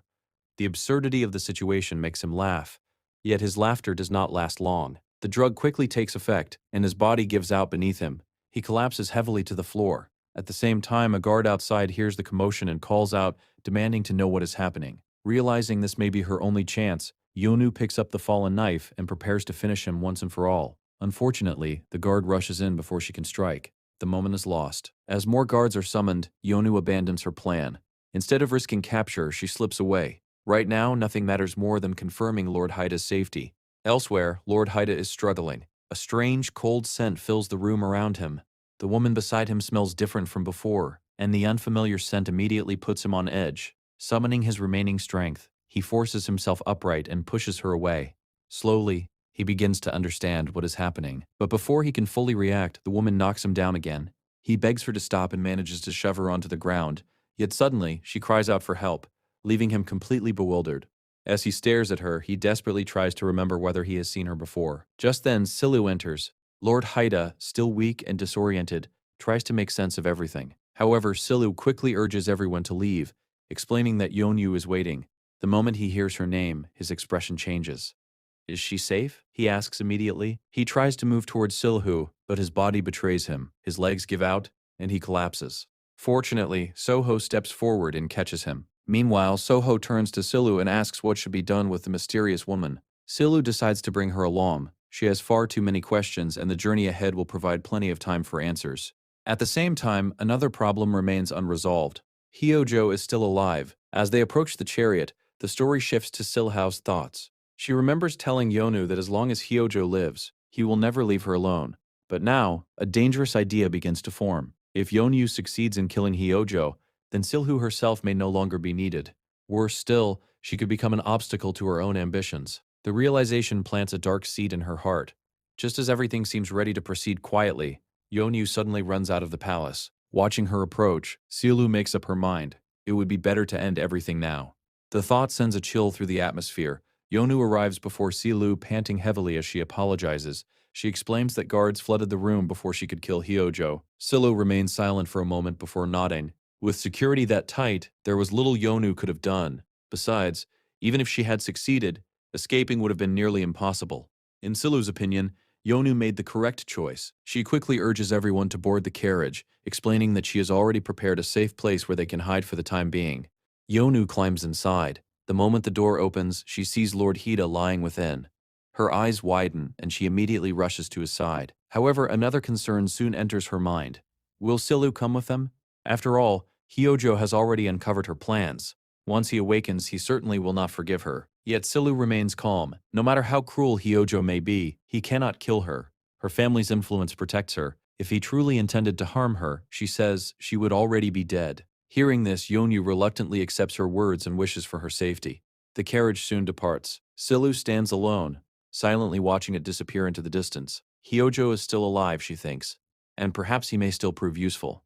Later, Hyojo finally awakens. The moment he opens his eyes, rage consumes him. He screams at the chief security officer and smashes a plate in fury. He cannot believe they allowed his enemies to escape after he waited so long. The officer desperately begs for forgiveness, claiming he acted only out of concern for his lord. But Hyojo's anger only grows stronger. He draws his sword and orders the man to be silent. Then a woman's voice suddenly calls out. Hyojo turns. Standing there is Yo Hung. She approaches with a worried expression and explains that she rushed over the moment she heard his health had deteriorated. At once, his mood softens. For the first time since awakening, he smiles faintly and admits that he has been waiting to see her. However, with the blade still clutched in his hand, suspicion quickly rises within him. He narrows his eyes at her and questions her betrayal. How dare she return after secretly contacting Hida? What could she possibly be plotting? In response, she immediately puts on an emotional act. With tears in her eyes, she defends herself by pointing out that he was the one who hid the truth about the envoy's bride from her. Furthermore, she reminds him that her actions successfully lured both Hida and Yanwu to him. Then, with a hint of curiosity, she asks how someone as powerful as him could have collapsed so easily. The question irritates him, but she remains perfectly calm. Even if they manage to escape, she says, there is nowhere for them to run. The only place left for them is the underworld, and that realm belongs to him. More importantly, Yanwu's greatest weakness has always been her family. If they use that against her, victory will be inevitable. Slowly, her words begin to soothe his anger. He lowers his weapon and quietly considers the plan. Meanwhile, at the safe house, Quita suddenly awakens and immediately calls out for Yanwu. The moment he turns and sees her lying safely beside him, relief washes over his face. Without hesitation, he pulls her into a tight embrace. Still, confusion lingers. As he looks around the unfamiliar room, he begins to wonder where they are and what kind of place they have been brought to. Just then, a voice calls out from outside. Lord Ha instantly becomes alert and demands to know who is there and where they are. The voice politely explains that this location is a safe house, prepared by Sheng, and reveals that the speaker is one of her subordinates. Hearing Sheng's name surprises him. The guard continues, explaining that he received direct orders to take excellent care of the three of them. The word immediately catches his attention. He slowly looks around the room and notices another figure lying nearby. It is the same woman from before. The guard outside adds that they will continue watching over the area and should be summoned if anything is needed. Soon, silence returns. Lord Ha falls deep into thought, trying to remember exactly where he has seen that woman before. Later, as he steps outside alone, his thoughts grow heavier. Is this place truly safe for the young lady? And more importantly, can Sheng really be trusted? Even though he once promised to protect her, he knows the truth. Without Sheng's help, he would already be dead. Still, there is one thing he cannot forgive. The only reason he spared Hyojo until now was because Yonu wished it. But things are different now. A line has been crossed, and because of that, he silently swears that he will tear that man apart. Just as his resolve solidifies, a voice suddenly comes from above, as if it has been waiting for the exact moment his mind became clear. Startled, he quickly looks up. Standing there is Lord Utah. At that exact moment, a sharp pain pierces his head. Confusion overwhelms him, as he wonders how Utah suddenly appeared before him. Then memories begin to surface. In a flashback, he recalls meeting a mysterious woman long ago. She was the bride of the former god of death. It was she who met him on a lonely road and bestowed upon him the title of god of death. The memory leaves him stunned. How could he have forgotten something so important? Furthermore, he clearly remembers being alone that day, the very day he became the god of death. With that in mind, he stares at Utah and asks the question weighing heavily on his heart. How did he become the god of death as well? As far as he knows, he was the only one who was chosen. Utah merely sighs. He places one hand on Lord Ha's head and the other on his face before slowly removing his mask. There is nothing but disdain in his eyes. He calls him pathetic. Pathetic for not understanding his own power. Pathetic for believing he can protect her while remaining so ignorant. Then Utah reveals an even greater mystery. There has always been only one messenger, yet now there are two. How could such a thing exist? The answer is simple. They are one and the same. Those words strike Lord Ha like lightning. He freezes where he stands, unable to comprehend what he has just heard. Does that mean he and Lord Utah are actually the same person? Utah confirms it without the slightest hesitation. The shocking truth leaves Lord Ha speechless. However, the conversation soon shifts toward Hyojo. It quickly becomes clear that both of them share the same goal. They want him dead. Lord Ha admits it openly. He wants to kill Hyojo because that man caused his lady's death twice, and continues to place her in danger. He cannot allow this to continue any longer. Despite the confusion still lingering in his mind, he believes that Utah must feel the same way, and because of that, he asks for his help. He asks for strength. But before he can finish speaking, Utah cuts him off. The answer is cold and merciless. He will fail. Alone, he cannot defeat Hyojo. The words shake him deeply. Failure? How could that be? If Utah also wishes to kill Hyojo, then does he intend to simply leave him alive forever? Especially when Yanwu can never find happiness as long as that man continues to exist. But Utah's response carries a painful truth. They have already tried to kill him before, and they failed. The revelation stuns him. When did that happen? Why can't he remember? Suddenly, another memory bursts forth. He sees a fierce sword fight from the past. During the battle, Lord Hyojo questioned his relationship with Yan Wu, and yet he never gave a clear answer. The memory feels distant and fragmented. A terrible pain explodes inside his head. He clutches it tightly and groans, struggling to understand what is happening to him. Meanwhile, Utah offers him help, but only under one condition. Once everything is over, Yan Wu must be abandoned. A promise must be made. However, before Lord Ha can respond, Utah disappears without warning. Wait, he calls out. He desperately wants to continue the conversation. But no answer comes. Silence surrounds him once again, and he is left alone with his thoughts. Meanwhile, inside the safe house, Yonu slowly wakes up. Lord Ha is already sitting beside her. Seeing her open her eyes, he gently asks if she is feeling better. Yet Yonu immediately sits up and shifts the concern toward him. Is he all right? Was he injured anywhere? Lord Ha softly takes her hand and asks why she acted so recklessly. Hyojo is targeting her. The mere thought of something happening to her terrifies him. But before he can continue, Yonu interrupts him. She tells him that she only wanted to save him, and even if the same situation happened again, she would make the exact same choice, because a life without him means nothing to her. Those words strike deeply. Unable to hold back his emotions, Lord Ha pulls her into a tight embrace. He confesses that he survived because of her, and from the bottom of his heart he thanks her. In return, Yonu simply smiles in relief. As long as he is safe, that is enough for her. But the peaceful moment does not last. Lord Ha's expression hardens. He declares that he intends to kill Hyojo. Until now, he restrained himself because Yonu did not want revenge. But he can no longer stand by and do nothing. The desire for revenge now burns inside him as well. Yonu remains silent for a moment. Then she gently places her hand over his. She admits that she feels the same way. As she thinks back on everything that happened inside Hyojo's fortress, doubt slowly creeps into her heart. Was she too weak? Did her weakness place him in danger? The fear of losing him becomes overwhelming. And although she longs for revenge, memories of her second life suddenly return. Back then, she also tried to kill Hyojo, and she failed. Because of that failure, her entire family was slaughtered. The memory hits her like a nightmare. Suddenly, her eyes widen. What if history repeats itself? What if she loses her family again? What if she loses him as well? Fear grips her heart, and for the first time in a long while, she has no idea what she should do next. Meanwhile, as Yonyu speaks, Lord Ha quietly recalls the mysterious words he heard earlier about their past failure. Little by little, he begins to understand the source of her fear. Seeing the anxiety in her eyes, he gently places a hand on her face and tells her not to cry.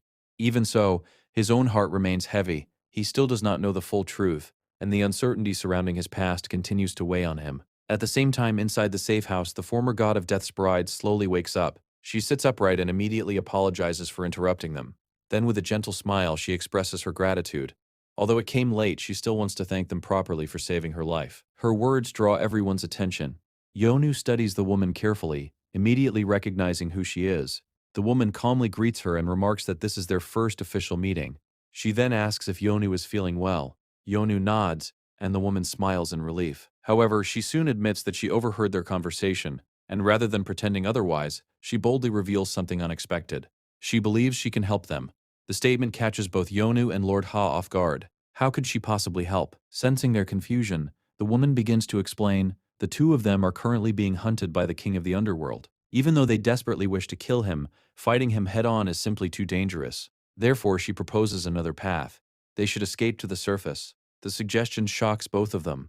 Yonu's eyes widen as she asks what exactly she means by the surface. The woman explains that a long time ago, someone from her village successfully left the underworld and reached the surface world. Unfortunately, she does not know the exact method. However, she remembers hearing about a hidden shrine deep within the forest. It is a shrine dedicated to Tamya, and according to legend, the answers they seek may lie there. Because of this, she offers to guide them personally. Hearing her words, Yonu instinctively covers her mouth. Her mind begins racing. The surface, a place she has longed to reach. If such a place truly exists, then perhaps everything can change. Perhaps they would never have to run from Hyojo again. For a brief moment, she imagines her family living peacefully, smiling, laughing, living the life they once had. But that hopeful thought is quickly followed by another. What about Lord Ha? Would he even want to go to the surface? Would he follow her? The conflict in her heart appears plainly on her face. Noticing her troubled expression, Lord Ha softly calls her name. Embarrassed, Yonu lowers her gaze and apologizes. She admits that she was only thinking about herself. But Lord Ha immediately shakes his head. Without hesitation, he tells her that wherever she chooses to go, he will follow. No matter where, no matter how far. Furthermore, he suggests visiting the shrine first so they can find the truth for themselves. At the same time, he promises that he will make sure her family is taken somewhere safe. Hearing those words, Yonu finally smiles. She thanks him sincerely. And just like that, a new plan begins to take shape. Meanwhile, elsewhere, Soho receives a letter. It is from Lord Ha. As he opens it and begins to read, he learns that Lord Ha intends to be away for some time. The letter also contains an important request. Yonu's family must be moved to a safe place. Yet instead of feeling reassured, Soho becomes uneasy. Why send a letter? Why not return in person? The more he thinks about it, the more worried he becomes. Has something happened? Unable to ignore the feeling, Soho immediately heads toward the residence where Lord Hyojo and Yonu's family are staying. But the moment he opens the door, he freezes. Standing before him is Lord Hyojo himself. The sudden encounter leaves him utterly stunned. Before Soho can react, Hyojo smirks. He recognizes him instantly. With mocking eyes, he calls him a dog and asks why he has come without his master. The atmosphere immediately grows tense. Danger silently fills the room. Soho remains frozen. Shock slowly gives way to fear. Why is Hyojo here? And more importantly, has something already happened to Lord Ha? As his thoughts spiral, Hyojo suddenly bursts into laughter. He waves away the tension as though it means nothing. Why look so frightened? After all, he says, he has not done anything yet. Those words only make Soho feel even more uneasy. Then Hyojo steps closer. He has a message for Yan Wu. Her family is being treated very well. For now, but his tone suddenly darkens. If she does not return to the castle within 3 days, she will never see them again. There is no mistaking his intentions. He is holding her family hostage. Meanwhile, far away from the castle, Yan Wu, Lord Ha, and the former god of Death's bride continue their journey through the darkness. As they walk, Yan Wu cannot hold back her curiosity. She asks how the woman discovered such a hidden place. After all, she has searched desperately for a way to reach the surface, yet she never once heard about a shrine. The woman smiles softly. She explains that on the first night she spent with her husband, Tamya appeared in her dream. It was he who revealed everything to her. The answer surprises Yan Wu, but the woman quickly changes the subject. Instead, she asks about the relationship between Yan Wu and Lord Ha. Immediately, both of them blush. Yan Wu hurriedly explains that nothing has happened between them yet. However, another question soon follows. Is it truly necessary for the god of death and his bride to become one in order to prove their bond? And what if nothing changes afterward? What if she is not really his bride at all? The woman simply smiles. If she truly holds that role, she says, then deep within her heart, she already knows the answer. The god of death's bride is not chosen by force. She is his soulmate, the one person he is destined to love. That bond cannot be created artificially. It is something that naturally exists within their hearts. Then she reveals another secret. When the god of death and his bride sleep together, his power slowly begins to pass into her. As time goes on, she awakens a special ability, the spirit eye. With this power, she gains the ability to see spirits and even perceive the colors of people's souls. Normally, every soul is white. However, only the god of death and his bride possess black souls, and that black soul carries a great responsibility. The bride must eventually find the next person destined to inherit the power. Only then can the burden be passed on. But if she fails, if she cannot find the next god of death before the power fully consumes her, she dies. The revelation leaves both Yan Wu and Lord Ha speechless. A heavy silence falls over them. Lord Ha is the first to react. Shock fills his face. How could such a cruel fate exist? No one ever told him that the bride had to risk her life. Yan Wu is equally shaken. She asks what would happen if the bride died before finding the next god of death. The former bride answers calmly. If that happens, the power returns to Tamya. It is the punishment he established long ago. The answer only angers Lord Ha. Why must the bride suffer like this? Why should she be forced to gamble her life for a power that is not even hers? The woman explains that the god of death passes his burden to the next generation, and by becoming his bride, she shares not only his love, but also his punishment. The truth hits Lord Ha harder than anything before, and at that moment, he makes up his mind: if Yan Wu's life must be placed in danger for his sake, then he will abandon the search entirely. He will never look for the next god of death. Yan Wu stares at him in disbelief. She cannot understand why he would make such a choice. But Lord Ha's expression remains unwavering. He would rather remain the god of death, forever, than risk losing her. As a result, confusion fills Yan Wu's heart and she questions him once again. Why would he give up his greatest wish so easily? Lord Ha gently shakes his head and explains himself. His desire to stop being the god of death was never supposed to come at the cost of her life. All he ever wanted was a normal future, a life where he could grow old beside the woman he loves, laugh with her, and eventually die with her by his side. He never wished to outlive her. He never wanted to spend eternity alone after losing her. The sincerity in his voice makes the atmosphere grow heavy. Yet just then, the former god of death's bride suddenly bursts into laughter. The unexpected reaction catches both of them off guard, and they immediately turn toward her. Realizing their surprise, she quickly apologizes. She explains that their conversation reminded her of her husband. Long ago, he said the exact same thing. He also refused to put her in danger. Because of that memory, she gently suggests putting this matter aside for now. After all, if they truly discover a way to reach the surface, then perhaps all of these worries about the god of death will no longer matter. Her words ease the tension. Lord Ha nods in agreement. With a small smile, he takes Yan Wu's hand and suggests they keep moving forward. Meanwhile, as they approach an ancient building hidden deep within the forest, the former god of death's bride gradually slows her steps. Quietly, she reflects on everything that has happened. It feels as though her role in their story has finally come to an end. She sincerely thanks them for their kindness and tells them she hopes they find what they have been searching for. Soon afterward, Lord Ha and Yan Wu step inside the building, and the moment they cross the threshold, every bell inside begins to ring. Not one, not two, all of them. The sudden chorus echoes throughout the shrine, filling the sacred space with an almost mystical atmosphere. Both of them freeze in surprise. Then a priest appears. He calmly surveys them before declaring that only those chosen by Tamia are allowed to enter this place. Yet somehow an uninvited guest has arrived. Hearing this, Yan Wu quickly steps forward. She apologizes for entering without permission and explains their situation. They are being hunted by the king of the underworld. As long as he refuses to let them go, they can never live peacefully in that world. Then she asks the question that brought them here. Is it true? Did someone really ascend to the surface from this place? The priest nods. Those who reached the surface, he explains, were personally sent there by Tamia. The answer instantly fills Yan Wu with hope. Excitedly, she asks if they can go as well. The priest's expression remains calm. If their desire is genuine, he says, Tamia will grant their wish. The words are enough. Joy immediately lights up Yan Wu's face. She turns toward Lord Ha and excitedly calls out to him. He smiles in return. Of course they will go together. And quietly, almost shyly, he admits something. He wants to see the blue sky she has always talked about.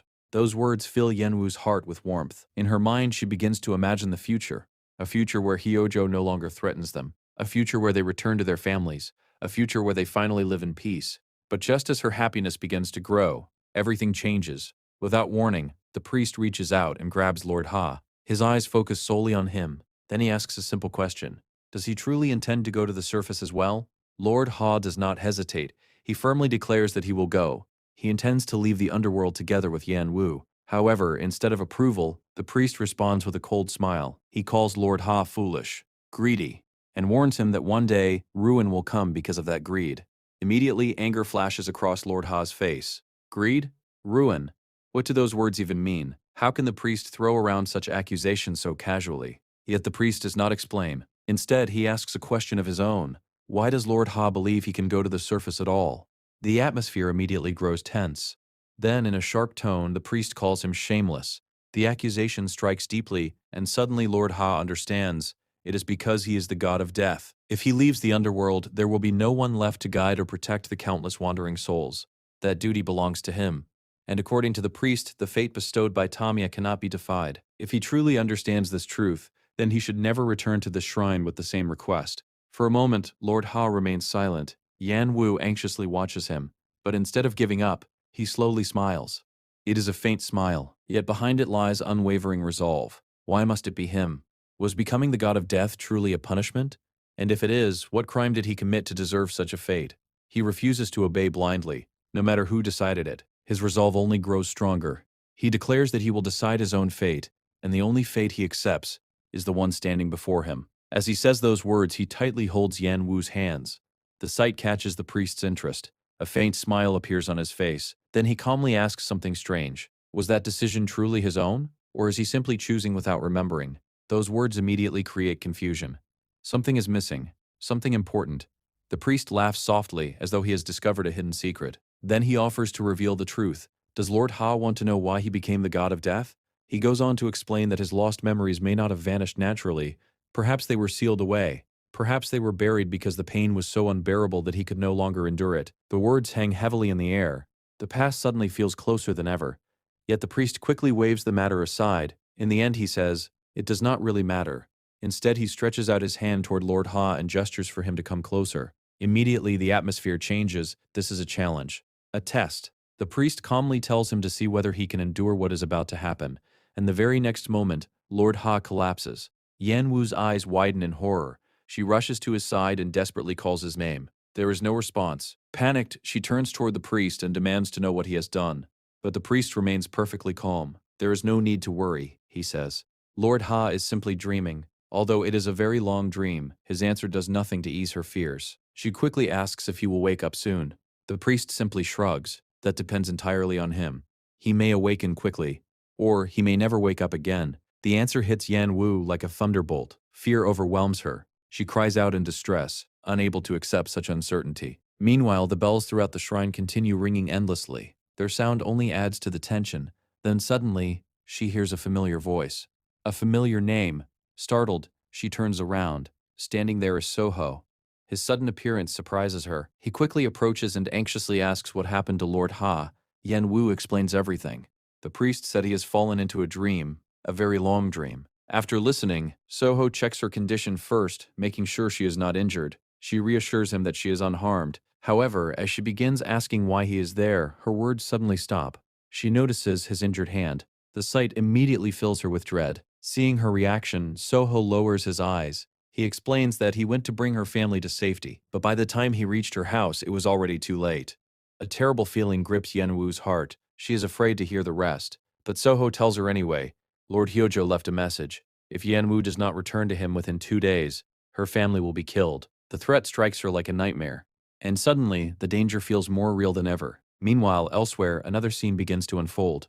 Lord Ha slowly opens his eyes. Yet the world before him is completely different. He finds himself riding a horse beneath a bright sky. The air is warm. The streets are lively. People greet him with smiles as he passes.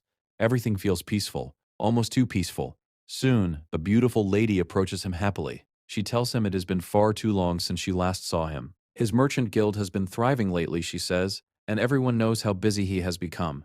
She even complains that he rarely attends banquets anymore. Everyone misses him, especially the ladies. Lord Ha smiles charmingly. Taking her hand, he apologizes for making such lovely women wait for him. Then, with practiced elegance, he gently kisses the back of her hand and asks for forgiveness. The gesture immediately causes the young woman to blush. She hurriedly assures him that she is not angry at all. For a moment, everything feels lighthearted, normal. But then, someone catches his eye. Another young woman is quietly leaving the gathering, and for reasons he cannot explain, his attention follows her. The sudden sight immediately captures his attention. For reasons he cannot explain, the young lady feels strangely familiar, as though he has known her for a very long time.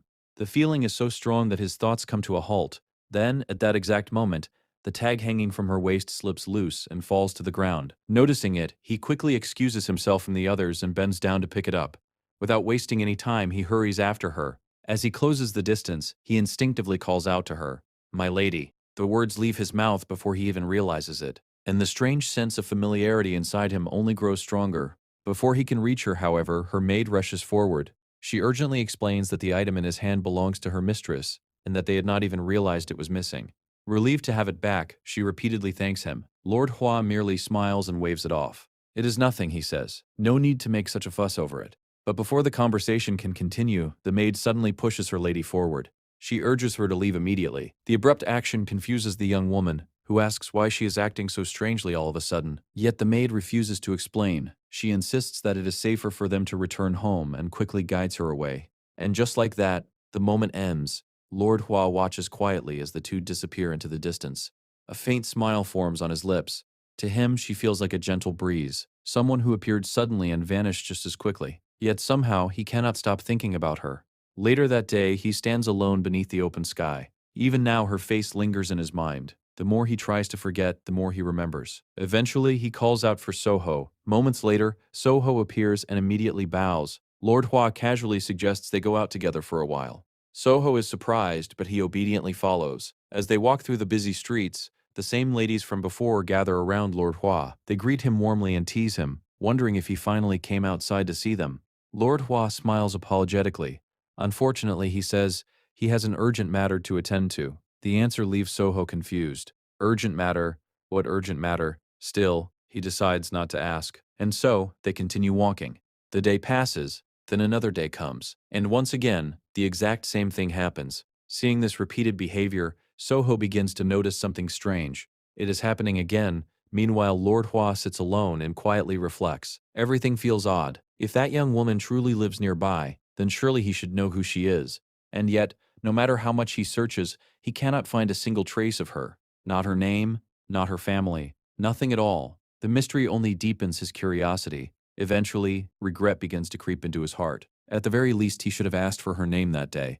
But suddenly, his thoughts take a sharp turn. He looks towards Soho and begins criticizing his training. He points out that Soho loses strength toward the end of his techniques. His arms are unstable, his breathing is uneven, and he must maintain tension all the way through, or he will never be able to endure difficult battles. The sudden lecture catches Soho completely off guard. He stares at Lord Hua suspiciously. Has something been bothering him lately? The question causes Lord Hua to immediately become defensive. What does he mean by that? Why ask something so strange all of a sudden? But Soho calmly explains himself. Lately, Lord Hua has been acting differently. He keeps claiming to have urgent matters, yet never explains what they are. He spends his days wandering outside without purpose. And now he is suddenly obsessing over Soho's training and giving detailed advice. None of this is normal. Hearing those words, Lord Hua falls silent. Then he softly calls Soho by name. Soho immediately responds. Lord Hua's expression becomes unusually gentle. He tells Soho that he cares deeply for him. After all, no one follows his wishes more faithfully than Soho does. Then he asks him something. Suppose he were ordered to find someone. What would he do? The answer comes without hesitation. He would search places where many people gather. Lord Hua nods. Then he asks again. And what if he searched everywhere and still could not find them? Soho shrugs. Then he would go to places with even more people. The simple answer immediately frustrates Lord Hua. He sighs. Clearly, Soho does not understand what he is trying to say. Eventually, he gives up and mutters that asking him was foolish in the first place. Some things are simply beyond Soho. But then, his eyes suddenly widen. Wait. Places with more people, the words suddenly take on an entirely different meaning. A new possibility forms in his mind. Quickly, he calls Soho again. When Soho turns around, Lord Hua stares at him for a moment before admitting something. Perhaps his suggestion was not so foolish after all. He repeats that he truly cares about him. But this time, his tone sounds different, as if his thoughts are somewhere else entirely. Soho can only stare at him with concern. These days, Lord Hua has been acting very strangely, and Soho has absolutely no idea what is going on inside his master's mind. Meanwhile, inside Hyojo Castle, a grand banquet is taking place. Lavish dishes cover the tables, musicians fill the air with melodies, and elegant dancers move gracefully across the hall. The entire castle is alive with celebration. At that moment, Lord Hua arrives. The sight immediately surprises a noble lady standing near the entrance. She remarks that she has never seen him attend one of the castle banquets before. Lord Hua simply smiles. Perhaps, he says, something like this is nice every once in a while. Inside the hall, however, Lord Hyojo sits upon his throne. Despite the lively atmosphere, he looks utterly bored. There is no joy on his face, no interest, nothing. Observing him from afar, Lord Hua finds himself thinking something unexpected. How strange. Even while sitting in the most honored seat, surrounded by wealth, power, and luxury, Hyojo cannot enjoy a single moment. He always looks empty. In a strange way, he almost seems pitiful. Later, Lord Hua leaves the hall and wanders alone through the gardens. He sighs quietly.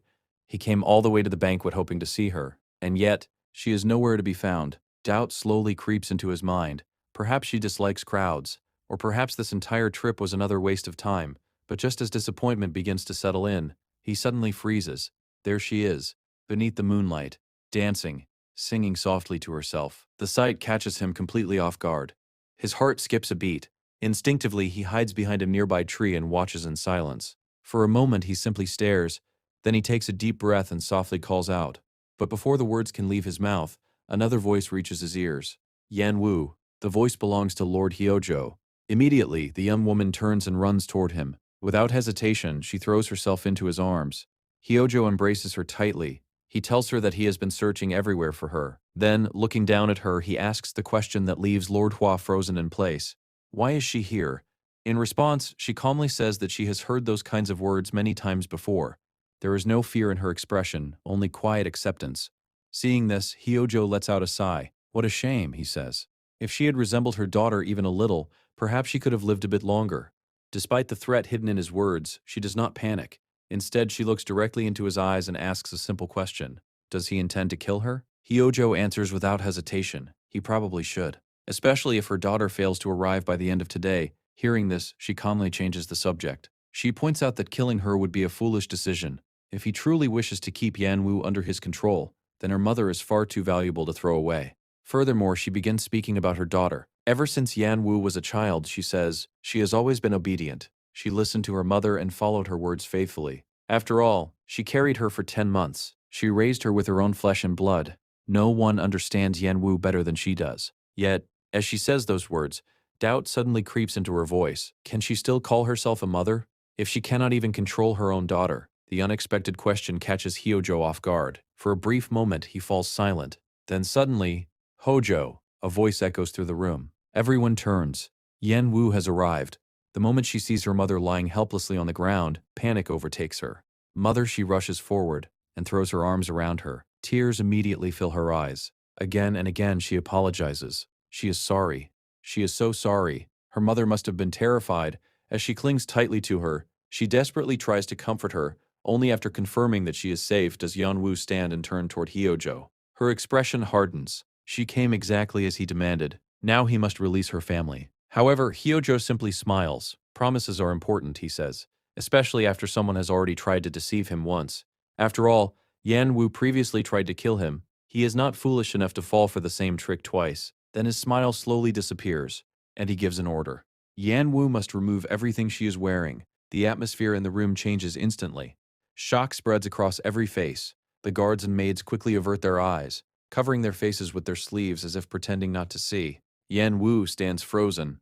Only now does she fully understand what he is demanding. After a long silence, she carefully asks if he truly means for her to undress here, in front of everyone. Hyojo answers without hesitation. Exactly. The answer causes her hands to tremble. She clenches them tightly, struggling to remain calm. At that moment, her mother suddenly cries out, "This cannot happen. How could they humiliate an unmarried young woman like this?" If nothing else, she begs him to send everyone away. At least protect her daughter's dignity. Hearing her mother's desperate plea, Yan Wu quickly kneels beside her and tries to calm her down. But the atmosphere only becomes more painful. After a moment of silence, Yan Wu slowly stands. She forces a smile and quietly says that she is fine. Then, with trembling hands, she begins removing her clothes one by one. No one dares to speak. The entire room falls silent. But before things can go any further, Hyojo suddenly notices movement. One of the guards has secretly lowered his sleeve to peek. In an instant, Hyojo's expression turns cold. His sword flashes, and before anyone can react, the guard is dead. His body falls to the floor. Hyojo calmly wipes the blood from his blade. That is enough entertainment for today, he says. Then he turns toward Yan Wu. Without warning, he removes his jacket and drapes it over her shoulders. Yan Wu looks at him in surprise. Hyojo clicks his tongue. A woman should not undress so carelessly in front of a man. It is improper. The contradiction in his words leaves everyone speechless. As if nothing unusual happened, he takes her hand. Then he tells her to come with him. He will show her the room where she will be staying. As the two walk away, Yan Wu's mother quietly watches from behind. A soft smile appears on her face. For the first time in a long while, she feels relieved. Meanwhile, elsewhere in the palace, another scene unfolds. Servants carry corpses through a hallway while nobles gather nearby and whisper among themselves. Once again, another body has appeared. And once again, people blame the same woman. The rumors spread endlessly. How many people has she caused to die already? Some whisper that Hyojo is completely enchanted by her. Others claim she secretly met another man outside the estate. Some even swear they saw her in another man's arms. Among the crowd, Quita quietly moves in disguise. He listens carefully to every rumor. The more he hears, the darker his expression becomes. What exactly is happening here? Later, he speaks seriously to Soho. He wants every invitation addressed to him, especially invitations connected to the palace banquets. Soho immediately nods. He understands. As Quita walks away, he quietly repeats the reason to himself. He is only going to the palace to see whether she is safe. Nothing more. At least, that is what he keeps telling himself. Soon afterward, he arrives at the palace. As he walks through the grounds, disappointment slowly settles in. She is not showing herself again today. At this point, even learning whether she is well feels impossible. Then, as he walks farther inside, he overhears several people whispering. They say this place feels frightening. Perhaps they should hurry and leave. Hearing this, Quita slows his steps. He listens more carefully. One person asks why they are so scared. The answer comes immediately. They have heard strange rumors. People say there is a woman who manipulates Hyojo and uses him to kill others. Some claim that merely speaking with her leads to death.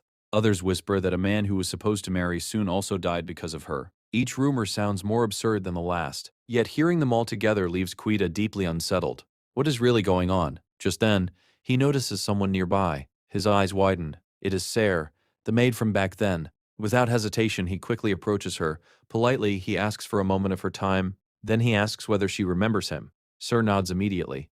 Of course she remembers. Hearing that, Quita lets out a small sigh of relief. That is good, because there is something he desperately wants to ask. He carefully explains that strange rumors have been spreading about her young lady, and honestly, he is worried. He even wonders whether the incident where he caught her after she stumbled has somehow been twisted into these awful stories. But that is not why he came. He is not here to gossip.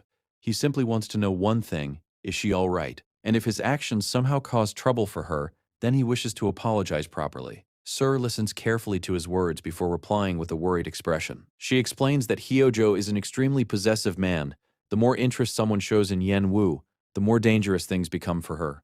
Because of that, she gives him a sincere warning. If he truly cares about her, then he should never approach her again. Hearing this, Quita becomes even more concerned. At the very least, he asks, could she let him know how Yan Wu is doing from time to time? He does not wish for anything more. He only wants to know that she is safe. But before Serre can answer, a sudden noise echoes nearby. Both of them immediately turn toward the sound. Serre's eyes widen. My lady, without hesitation, she begins running in that direction while desperately calling out to Yan Wu and asking if she is all right. Meanwhile, Hida remains frozen where he stands. Shock overwhelms him as he watches the scene unfolding before his eyes. A woman rushes forward with a knife in her hand and attempts to stab Yan Wu. But Yan Wu reacts instantly. She raises her bare hand and catches the blade. The sharp edge digs into her palm as the two struggle against each other. Blood begins to drip onto the ground. At the same time, Serre keeps running while shouting her lady's name in panic. Moments later, two guards arrive and immediately restrain the attacker. The woman struggles wildly. She screams at them to let her go. Again and again, she demands her freedom. Then, through tears and rage, she points at Yan Wu. Because of her, her fiancé is dead. Everyone in the underworld knows it. She accuses Yan Wu of manipulating Hyojo and causing innocent people to lose their lives. Serre immediately shouts back. What is she talking about? How could she accuse Yan Wu of such things? But the woman continues screaming. Even if she dies, she says, she will drag Yan Wu down with her. Tears stream down her face as she curses her. Yet Yan Wu does something no one expects. She slowly lowers her head. In a calm but sorrowful voice, she apologizes. Because of her, the woman has lost someone precious. The attacker freezes. She never imagined Yan Wu would apologize. Then Yan Wu speaks again. Her voice trembles slightly, but she forces herself to continue. She tells the woman not to throw her life away, even if it feels like everything has been lost, even if the pain seems unbearable. She admits that she may not have the right to say such things. Still, she believes that the man she loved would never want her to spend the rest of her life drowning in hatred. Because of that, she begs her to keep living, no matter how strange, no matter how difficult. Just keep living. Hearing those words, the woman breaks down completely. Her cries grow louder. The hatred in her eyes begins to crumble. After a long silence, Yan Wu turns toward one of the guards. She calmly orders them to escort the woman safely beyond the castle walls. And after that, they should carefully ask her what happened today. However, the guard quickly reassures her. Nothing about this incident will reach Hyojo's ears. Hearing this, Yan Wu simply smiles and thanks him. Soon afterward, the soldiers gently escort the grieving woman away. Serre immediately runs to Yan Wu's side. The moment she sees the blood still flowing from Yan Wu's hand, she gasps, "My lady!" But Yan Wu only smiles softly. It is all right. A little medicine will heal it quickly. However, Serre only cries harder. Even if the wound heals, what about her heart? She did nothing wrong. Why does she have to suffer like this? Serre's voice trembles with anger and sadness. She cannot accept any of it. Yan Wu gently pats her shoulder. Sometimes she says people need someone to blame in order to keep living. If becoming that person helps them survive, then she can accept it. Besides, as long as Sir stays by her side, that is enough. Hearing those words, Sir bursts into tears once more. She promises that she will always remain by her lady's side, no matter what happens. She only asks one thing: please do not get hurt anymore. Yan Wu smiles warmly and quietly thanks her. Meanwhile, from a distance, Hida watches everything. Not once does he step forward. Not once does he say a word. Eventually, he turns around and walks away. As he leaves, he reflects on everything he has seen. Yan Wu is far stronger than he imagined, and perhaps he never truly knew her at all. Back in the present, Hyojo walks slowly beside Yanwu through the castle gardens. The atmosphere is strangely peaceful. As they stroll among the flowers, Hyojo tells her that this is his favorite place in the entire castle. He always wanted to walk here with her. Yanwu listens quietly. In her heart, she remembers that he always loved this place, even in the past. Yet somehow it never suited her. Suddenly, Hyojo reaches out and plucks a flower. He offers it to her. "Take it," he says. It is his favorite flower. Yan Wu remains silent. For a brief moment she remembers her former self. Back then, she would have smiled. She would have treasured moments like this. But now, she simply stares at him. Seeing her hesitate, Hyojo frowns. Why is she just standing there? Hurry up and take it. Slowly, Yan Wu reaches out and accepts the flower. The moment she does, Hyojo smiles with satisfaction. Then he turns around. Suddenly, he says he is hungry. They should go inside. The scene shifts to the dining hall. A table full of food sits before them. Yan Wu glances at Hyojo and asks why he is not eating. After all, he was the one who claimed to be hungry. Hyojo smiles. That is true, but for now simply watching her eat is enough. He can eat later. He wants to watch her a little longer. The answer leaves Yan Wu speechless. Her chopsticks slip from her fingers and clatter onto the table. She stares at him in disbelief. What exactly is he trying to do? What does he want from her? But Hyojo calmly shakes his head. He does not want anything in particular. He simply enjoys moments like this. Yan Wu can only think one thing. This man is completely insane. As if reading her thoughts, Hyojo continues. Is she disappointed that he has not done anything? Or is she still waiting for Haida? He slowly stands up. It has been days since she returned, and yet Hida has not come to see her even once. Hyojo reminds her of something she said. She claims she left Haida to protect her people. But what if the truth is the opposite? What if Hida abandoned her instead? The words hit Yan Wu like a slap. Before she can answer, Hyojo suddenly grabs her hand. He begins pulling her along. Yan Wu struggles to keep up. Where is he taking her? And why does he seem so excited? Soon they arrive in front of a room. Hyojo opens the door and tells her to greet the person inside. Confused, Yan Wu steps forward. Then Hyojo casually explains, this is his mother. Yan Wu freezes. His mother is trapped. Slowly, she looks around the room. There is no one there, only a portrait. She approaches it cautiously and studies the woman in the painting. Then she remembers something. Once upon a time, Hyojo told her that she resembled his mother. The memory makes her frown, so she asks him directly, does he still think that? Hyojo smiles. Of course, he said it before, and now he wants to know what she thinks. Yan Wu looks back at the portrait. After a moment, she shakes her head. The woman does not resemble her at all, but inside her mind she scoffs. The comparison is ridiculous, completely absurd, and the more she looks at the portrait, the less she understands why Hyojo ever believed such a thing. Hyojo looks at Yan Wu for a moment before speaking again. This time he focuses on her eyes. They are the same as his mother's, he says, the very same eyes she had right before she died. At those words, a memory suddenly flashes through his mind. He sees himself as a child standing helplessly beside his dying mother. With her remaining strength, she looks at him gently and tells him one last thing. Always remember what your mother says. The memory vanishes as quickly as it came. Back in the present, Hyojo quietly continues. On the day she died, she looked at him with those same eyes, and that is why Yan Wu reminds him of her. Yan Wu watches his expression carefully. Then she suddenly asks him a question. What are you laughing at? Hyojo's smile slowly fades. His voice becomes softer, but somehow even more unsettling. He tells her that she should understand something. The two of them are not that different. Both of them have been abandoned by the people they loved most. And because of that, they need each other. Before Yan Wu can react, Hyojo suddenly pulls her closer. He leans in, trying to kiss her, but Yan Wu quickly turns her head away. As a result, his lips brush against her cheek instead. She immediately pushes herself back and covers her cheek as if she has been struck. Anger flashes across her face. Hyojo, however, only smiles. He calmly reminds her that in the end, there is only one person who will love her forever, and that person is him. Meanwhile, the scene shifts once again into Hida's dream. Yan Wu stands at the palace gate. The moment she looks up, Her expression freezes. Hanging before her is the dead body of the maid who once tried to attack her. Sir cries out in shock. Yan Wu stands motionless as memories of that day return to her. That woman came to her in tears. She said her fiancé had died, and now, she herself is dead as well. Before Yan Wu can continue staring, Sir quickly rushes in front of her and blocks her view. "Don't look," she says. "Please go back to your room." But just then, a guard suddenly grabs Sarah's wrist. Startled, she asks what is happening. The guard coldly informs her that she has been reassigned to Hyojo's palace and must leave immediately. Sarah stares at him in disbelief. What is he talking about? But the guard repeats himself. She must go.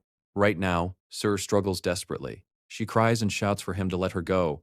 However, the guard only raises his voice. Is she planning to disobey Hyojo's orders? Those words leave Sarah speechless. Tears stream down her face as she is forcibly dragged away. At the same time, Yan Wu tries to run after her, but two maids quickly rush forward and hold her back. She struggles. She calls out Sarah's name, yet there is nothing she can do. A soldier throws Sarah over his shoulder and walks away without hesitation. Yan Wu can only watch helplessly. Elsewhere, outside the palace walls, Hua stands among a crowd of uneasy citizens. Everyone looks frightened. Everyone looks angry. As he watches them, his heart grows heavier. What exactly is happening in this kingdom? One person mutters that too many people have died because of a single woman from the surface. Another says the situation is terrifying. Soon, more voices rise. The king of the underworld has gone mad. Hearing those words, Hua looks up. Then suddenly, he notices a familiar face. It is the woman who once attacked Yan Wu. The realization shocks him. How did everything become this bad? Around him, the voices grow louder. People insist that Yan Wu must die. Only then will this nightmare end. If things continue like this, they say, the underworld itself will be destroyed. The hatred in their voices sends a chill down Hua's spine. Then his attention shifts again. Among the crowd, he notices a woman walking alone with her face covered. Something about her feels familiar. Quietly, he follows. Eventually, the woman arrives at a small house. She opens the door and steps inside. Just as Hua tries to follow her, a sword suddenly presses against his neck. He freezes instantly. The man holding the sword glares at him. Who is he? And why is he following them? Hua quickly lowers his hands. He apologizes and explains that he only recognized someone he once knew. He followed without thinking. He has no ill intentions. But the swordsman does not believe him. Instead, he pushes the blade closer to Hua's throat. His voice becomes harsher. Who sent him? Answer. The tension rises sharply, but before things can become even worse, a familiar voice suddenly interrupts. Stop. Sir steps forward. She tells the man to lower his sword. Then slowly, she removes the cloth covering her face. The moment Hua sees her clearly, he relaxes. And so does she. The danger finally passes. Soon, the two are left alone. Sir asks him why he followed her. Hua answers honestly, he did everything she asked. When she told him not to care, he tried his best. But despite everything, there is one thing he cannot ignore. He needs to know. Is Yan Wu with her? At those words, Sir's expression darkens. She admits that she does not know how Yan Wu is doing. After all, she herself was thrown out. In fact, she barely escaped with her life. Hyojo tried to kill her. The revelation leaves Hua stunned. Sir continues. Hyojo is trying to isolate Yan Wu completely. Removing Sir from her side was only the beginning. Sooner or later, her family will likely become targets as well. Thinking about it fills Sir with dread. Yan Wu has always been kind, too kind. She cannot even imagine how she is enduring all of this alone. Hearing these words, Hua closes his eyes for a moment. Then he takes a deep breath. He has made his decision. He will lend his strength as well. Sir stares at him in surprise. Why would he go this far for Yan Wu? Especially after everything that happened between them. Hua falls silent. To be honest, he does not fully understand it himself. But there is one thing he knows for certain. He wants to see her smile again. Just one more time. He looks at Sarah. Isn't that reason enough? For a moment, Sarah says nothing. Then she slowly smiles. Finally, she nods. All right, she will take him to her. He only needs to follow her. Meanwhile, in another part of the underworld, a minister stands before a gathering of nobles and soldiers. He thanks everyone for coming. He knows it was not an easy decision, but some things must be done, no matter the cost. Then, in a firm voice, he announces their goal. Today, they will kill Hyojo. The declaration sends a wave of tension through the room. Everyone understands what is at stake, but just then, a guard suddenly rushes inside. He looks terrified. The minister immediately demands a report. The guard struggles to catch his breath before delivering shocking news. The woman is dead. Hyojo's concubine. For a moment, the room falls completely silent. Everyone stares at him. Fear spreads instantly. The guard continues. Because of her death, the castle has descended into complete chaos. This is their chance. They must act now. At the same time, Sir suddenly grows dizzy. Her face turns pale. She murmurs something under her breath, unable to believe what she just heard. Then her legs give out. She collapses onto the floor. The minister reacts immediately. He asks what happened. But a moment later, his expression changes. A smile slowly appears on his face. Perhaps heaven is finally on their side. Without another moment of hesitation, he raises his voice and gives the order. Gather all forces. Prepare to march. They will attack the castle immediately. The others shout their agreement. And just like that, the wheels of rebellion begin to turn. Suddenly, the scene changes. The peaceful atmosphere disappears, replaced by a place consumed by fire and chaos. People are screaming everywhere. They shout that Hyojo must be found, he must be killed. This is their only chance. Others encourage their comrades to keep pushing forward, warning them not to retreat no matter what happens. The entire castle has become a battlefield. Meanwhile, Wida stands in the middle of the chaos. He looks around in confusion, overwhelmed by the sight before him. Yet despite everything happening around him, only one thought fills his mind. Yan Wu. My lady? He repeats those words silently. Then he draws his sword. His eyes burn with determination as he shouts loudly, demanding to know where Hyojo is. The more he thinks about Yan Wu, the stronger his anger becomes. He pushes forward through the battlefield, cutting through anyone who stands in his way. He came here for one reason: to save Yan Wu, and he desperately hopes she is still alive. But suddenly, everything changes. A sword pierces straight through his back. The blade tears through his heart. The soldier behind him coldly whispers, "This ends now." Blood pours from Wida's mouth. Yet somehow he refuses to fall. Using the last of his strength, he swings his sword and kills the soldier. Even with the blade still lodged inside his body, he keeps moving, step after step. Again and again, he asks the same question. Where is Hyojo? Where is he? Nothing can stop him now. Eventually, he reaches the inner chambers of the castle, and there he finally sees them. Hyojo and Yan Wu locked in a kiss. For a brief moment, relief fills his heart. She is alive, thank goodness. But the relief lasts only an instant. As the reality sinks in, his expression completely changes. Shock, confusion, pain, everything crashes into him at once. His hand tightens around his sword. Then, unable to hold himself back, he roars. "Get your filthy hands off her!" His voice echoes through the room. Hyojo immediately reacts. He draws his sword and blocks the incoming attack. The clash of steel rings out. His eyes narrow as he looks at the intruder. Who is this man? And why is he interfering? He orders him to stay out of this matter, but Wida does not care. He attacks again. Then in a sudden burst of speed, he slips past Hyojo entirely. He rushes straight to Yan Wu. Dropping to his knees beside her, he gently calls out, "My lady." There is no response. Fear grips his heart. Slowly, he places his hand beneath her nose. Then, he feels it. A faint breath. She is alive. The realization breaks him. A shaky breath escapes his lips. And before he knows it, tears begin streaming down his face. Everything, it is all his fault. If he had not held on to her, if he had not searched for her, if he had never met her that day, perhaps none of this would have happened.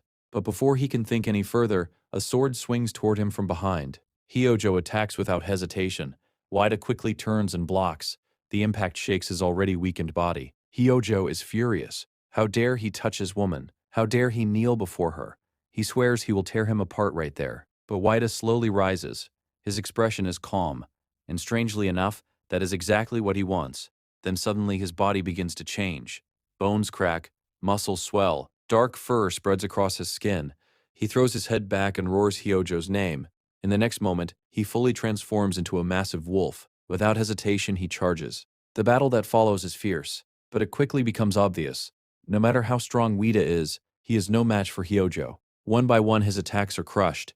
Eventually, he is thrown to the ground. His wolf form disappears. Once again, he becomes human, broken, covered in blood. Barely breathing, Hyojo stands over him. Then he asks a simple question. What is his relationship with Yan Wu?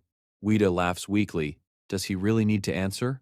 The answer is enough. Hyojo already understands. With cold eyes, he orders his men to kill him. As his life slowly slips away, Wida thinks of only one thing, Yan Wu. Her smile, the smile he wanted to see just one more time. Then, a mysterious voice speaks. It asks him if he remembers.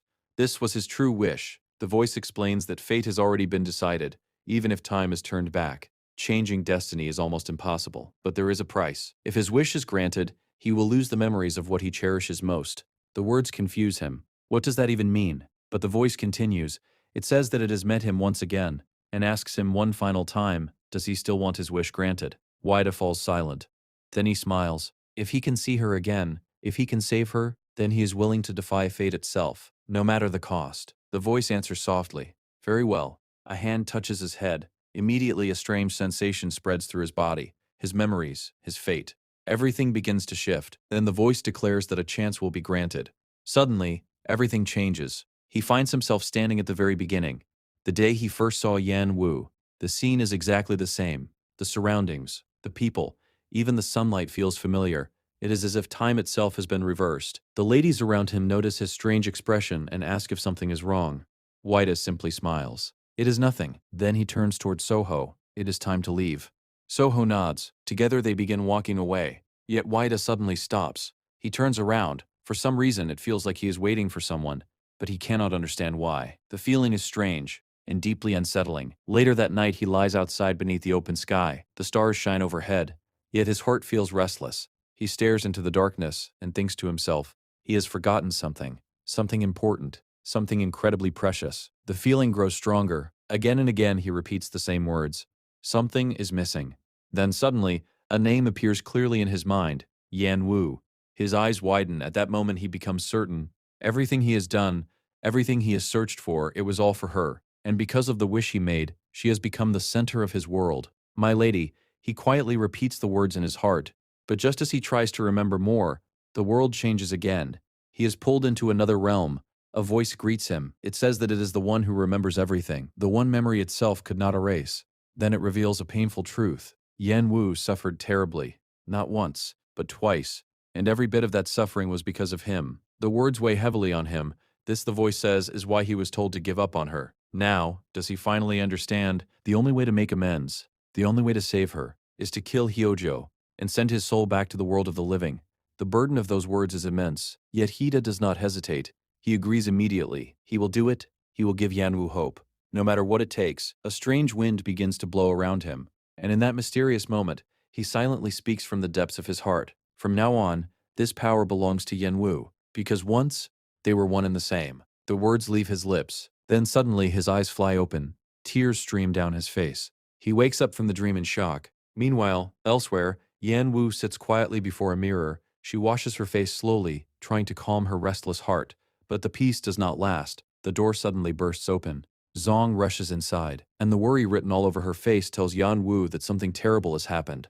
Zilong rushes into the room and immediately looks Yan Wu over from head to toe. The first thing she asks is whether Yan Wu is safe, but before Yan Wu can even answer, more questions come pouring out. What happened? Why is she alone? Where is Haida? And what exactly have the two of them been doing all this time? The barrage of questions leaves Yan Wu speechless for a moment. Eventually, she lowers her head and apologizes. She admits that disappearing without saying a word was wrong. However, she explains that she was desperately trying to find another way, a way for all of them to escape. But along the way, something unexpected happened. Hida suddenly became unable to move. Because of that, she had no choice but to come back alone. Hearing this, Zhilong's expression immediately changes. Concern fills her eyes. What happened to him? She asks. But Yan Wu hesitates. She struggles to find the words. No matter how hard she tries, she cannot explain.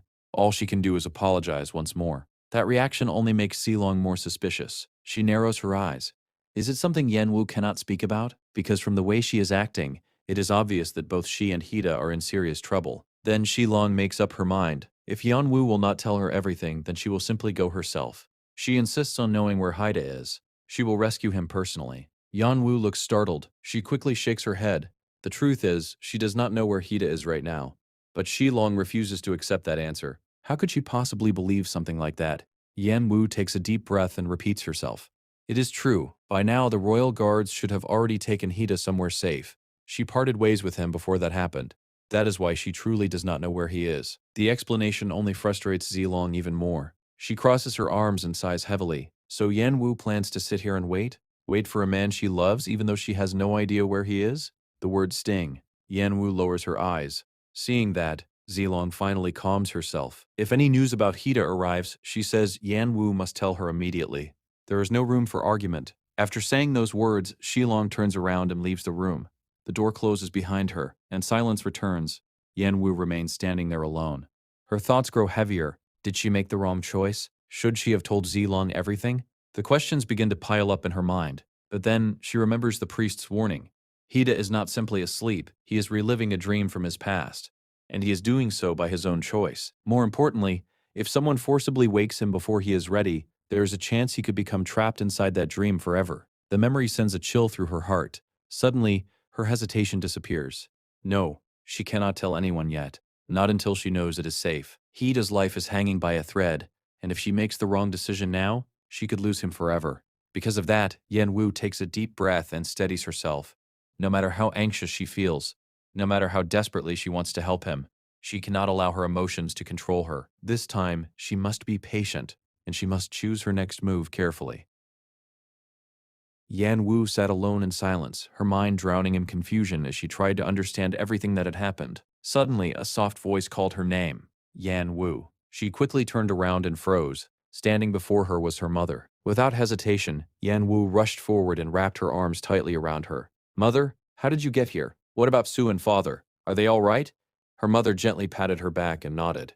"They're safe. Both of them are doing well." Yan Wu sighed in relief, but her mother's next words instantly shattered that feeling. "Lord Hyo is taking care of them." Yan Wu's eyes widened. "What do you mean? You're talking about the same man who dragged us here and nearly killed us." But her mother suddenly interrupted. "Get a grip, Yan Wu." Her voice was unusually sharp. "When we were being dragged into this place, where was that man you trust so much?" Yan Wu immediately defended him. "Wada is in a difficult situation right now. He can't come yet, but if we wait a little longer, everything will be okay." Her mother shook her head. "It has already been days. If he truly cared about you, he would have come no matter what." Then she asked the question Yan Wu dreaded the most. "What if he abandoned you? What if he ran away?" Yan Wu clenched her fists. "That will never happen." Her answer came without a moment of hesitation. "Please, mother, trust me just this once." Her mother let out a deep sigh. "You foolish daughter." There was sadness in her eyes. "I'm only worried about you." Then she said something Yan Wu never expected.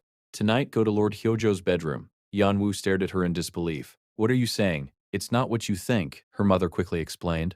"In the underworld, nobles are always attended while they sleep. I only mean you should stand by his side, nothing more." She continued, "Lord Hyojo already likes you. He won't hurt you." Then she added, "He is the strongest man in this kingdom." Yan Wu stood frozen. Her mother looked at her with pity. "You're still young. You think love is everything. But in the end, power and influence matter far more." Yan Wu couldn't believe what she was hearing. It felt as if the mother she knew was slowly disappearing before her eyes. "Mother," but her mother kept calling her name softly, trying to reach her. Finally, Yan Wu exploded. "No, you're the one who needs to wake up." Her voice trembled with anger. "You ruined everything today." Tears filled her eyes as years of pain burst out all at once. "I don't care about the things Hyojo gives me. I never wanted any of them." She pointed angrily at the dress she was wearing. "This dress was forced on me. Every decision has been made without my permission." She clenched her chest tightly. "I hate these accessories. I hate this castle." Her voice broke. "I never want to come back here again." Then she remembered that horrible day. "You saw it all." She glared at her mother. "You saw how Hyojo treated me. You saw what I went through." Her lips trembled. "So tell me, what kind of mother sends her daughter to a bastard like him?" Her mother slowly stepped closer. "Yan Wu, look at me." Her voice was gentle now. "There's a misunderstanding between you and me." She lowered her eyes. "I know Lord Hyojo isn't a good person." Then she looked back at her daughter. "But all I want is for you to survive, even if it meant sacrificing happiness, even if it meant enduring pain. I just want you to live safely beside the strongest man." Yan Wu immediately pushed her hands away. "Don't say it's for me." She shook her head desperately. "I never wanted a life like that." At that moment, Wada's words echoed in her mind. "If I truly cared about you, I would go anywhere with you." Her chest tightened. She closed her eyes and took a shaky breath. "Please don't talk about enduring or forcing yourself to survive." Then, with a trembling voice, she said, "Just go home today." Her mother quietly left the room. The door closed. Click. Yan Wu locked it from the inside. Then she stood there alone, breathing heavily, trying to hold back the pain threatening to consume her. Later that night, Soho was stunned to see Hida finally open his eyes. He hurried to his side. "Are you feeling better?" But Hida ignored the question. "Where is Yan Wu?" His voice was filled with urgency. Soho took a deep breath and explained everything. He told him how Yan Wu had stayed strong while he was unconscious, how she waited, how she believed he would wake up, and finally he revealed the truth. "She's at Hyojo's castle." The atmosphere instantly turned cold. Hida lowered his head, his expression darkening. How could she make such a decision? Then he turned sharply toward Soho. "And how could you let her go alone?" Soho immediately bowed. "I'm sorry," he explained, "that Yan Wu went willingly. She believed in Hida. She trusted he would wake up, and because of that faith, she decided to wait for him at the castle." Hearing those words, Hida finally calmed down. A moment later, he raised his head. Assemble the soldiers. The order spread instantly. Soon, Hida was riding toward Hyojo's castle with his army. But on the way, someone blocked their path. Seo Hong. It's been a while, she said. Hida looked surprised. How are you here? Seo Hong's expression grew serious. Hyojo has placed ambushes around the castle. Her voice became colder. They're there to stop you. They're there to kill you. Everyone fell silent. But I replaced some of them with my own people. Hida looked at her with gratitude. I won't forget this. However, Seo Hong shook her head. Don't thank me yet. She pointed toward the castle. I only replaced a few guards. The rest of Hyojo's soldiers are still hiding. Then she looked directly into his eyes. Do you really think your small army can protect you? Hida remained silent. Seo Hong lowered her head. That's why I'm proposing an alliance. She slowly revealed her true ambition. I want Hyojo dead. And after that, she lifted her gaze. I want to become the next ruler. Then she delivered her condition. Marry me. Meanwhile, far away, Yan Wu dreamed of her childhood. She was standing on the surface world beside her father. Together, they softly sang a poem called White Snowflake. The night was cold. The wind blew fiercely. They were lost, yet neither of them felt afraid. Slowly, white snowflakes drifted down from the sky. They covered the world in silence, and eventually father and daughter fell asleep beneath the snow, wrapped in a quiet and peaceful cold. Then suddenly, Yan Wu, a voice called her. It's time to wake up. Her eyes slowly opened. It was only a dream. A maid stood beside her bed. My lady, I will help you prepare for tonight's banquet. Yan Wu rubbed her aching head. Do I really have to go? It won't matter if I'm absent. The maid bowed respectfully. This is His Highness's order. Yan Wu sighed. Fine. As she changed clothes, the maid smiled. Would you like to wear any jewelry? Your fair skin would suit anything. Yan Wu shook her head. Anything is fine. The maid began suggesting more accessories, but Yan Wu interrupted. I don't want any of it. She looked away. I just want to be comfortable. Deep inside, she thought, I don't want to dress up for Hyojo. At that exact moment, the door opened. Hyojo walked inside. He looked at her and smiled. Why do you look so gloomy? He stepped closer. This banquet is for you. Yan Wu looked at him skeptically. For me? He nodded. You've looked unhappy lately, so I prepared this especially for you. Then he picked up a red rose and gently placed it in her hair. Looking at her, he smiled with satisfaction. Red suits you. Soon, the grand banquet hall filled with nobles. The atmosphere was strange. Everyone whispered nervously. Many couldn't understand why such a grand event had been prepared. Some nobles looked toward Seo Hong. Why aren't you beside His Highness Hyojo? Before she could answer, the gatekeeper suddenly shouted, His Highness Hyojo has arrived. Instantly, the entire hall fell silent. Every conversation stopped. Everyone held their breath. Fear and curiosity spread through the room as all eyes turned toward the entrance, waiting to see what would happen next. At that moment, Hyojo entered the grand banquet hall with his usual cold and imposing presence.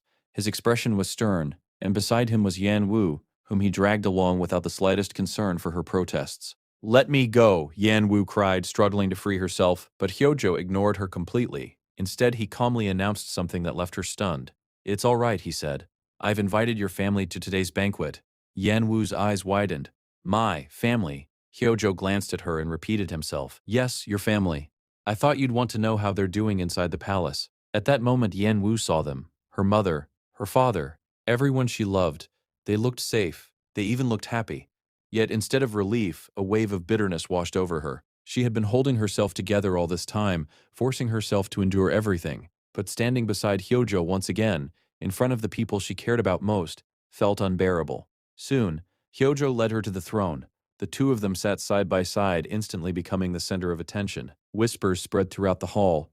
Isn't she Lord Haida's fiancé? Then why is she sitting beside His Highness? What's going on? The murmurs grew louder until finally one noble stepped forward. He bowed respectfully before Hyojo. Your Highness, please forgive my boldness, but it is improper for two queens to exist within the palace. He looked toward Yan Wu. This young lady is known to have ties with Lord Haida. I humbly ask your Highness to reconsider her place. Before the man could finish speaking, Hyojo's eyes turned cold. In one swift motion, he drew his sword. Slash! The noble collapsed onto the floor.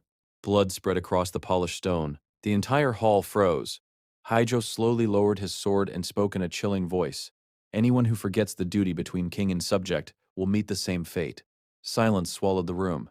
No one dared speak another word. After a moment, Hyojo let out a breath and turned to Yan Wu. Come with me. Before she could refuse, he grabbed her wrist and dragged her away. Where are you taking me? She shouted. He ignored her. As they hurried through the palace corridors, Hyojo finally spoke. They say you belong to Hida. His voice was frighteningly calm. Then I'll cut out the tongue of anyone who says such nonsense. Yen Wu's heart sank. Then Hyojo smiled. But perhaps there's an easier way. He turned toward her. I'll simply create proof that you belong to me. The moment those words left his mouth, terror spread through Yen Wu. She suddenly imagined a burning iron being pressed against her skin. No, she yanked her hand away. Don't come near me. She tried to run, but the guards immediately grabbed her arms and pinned her down. No, let me go. Yan Wu struggled desperately. Meanwhile, Hyojo calmly ordered, bring the branding iron. A servant quickly approached carrying a piece of glowing red iron. The heat alone was enough to make Yan Wu tremble. Hyojo looked at it thoughtfully. It will hurt for only a moment. Then his eyes landed on her chest. The heart seems like a good place. Yan Wu's face turned pale. Nearby, Seo Hong burst into tears. Stop this. She struggled against the soldiers restraining her. Please let me go. But no one listened. The iron moved closer and closer. Yan Wu could feel the scorching heat against her skin. She squeezed her eyes shut. This can't be happening. Just as Hyojo was about to press the iron against her chest, whoosh, an arrow shot through the air. Clang, the burning iron flew away. At the same instant, the arrow pierced straight through Hyojo's palm. Blood splattered across the floor. Hyojo staggered back. What? Before he could react, more arrows rained down from outside. One after another, his guards fell. Chaos exploded throughout the palace. The gatekeeper rushed into the room, pale with fear. Your Highness! He fell to his knees. The Black Wolf is advancing with his troops.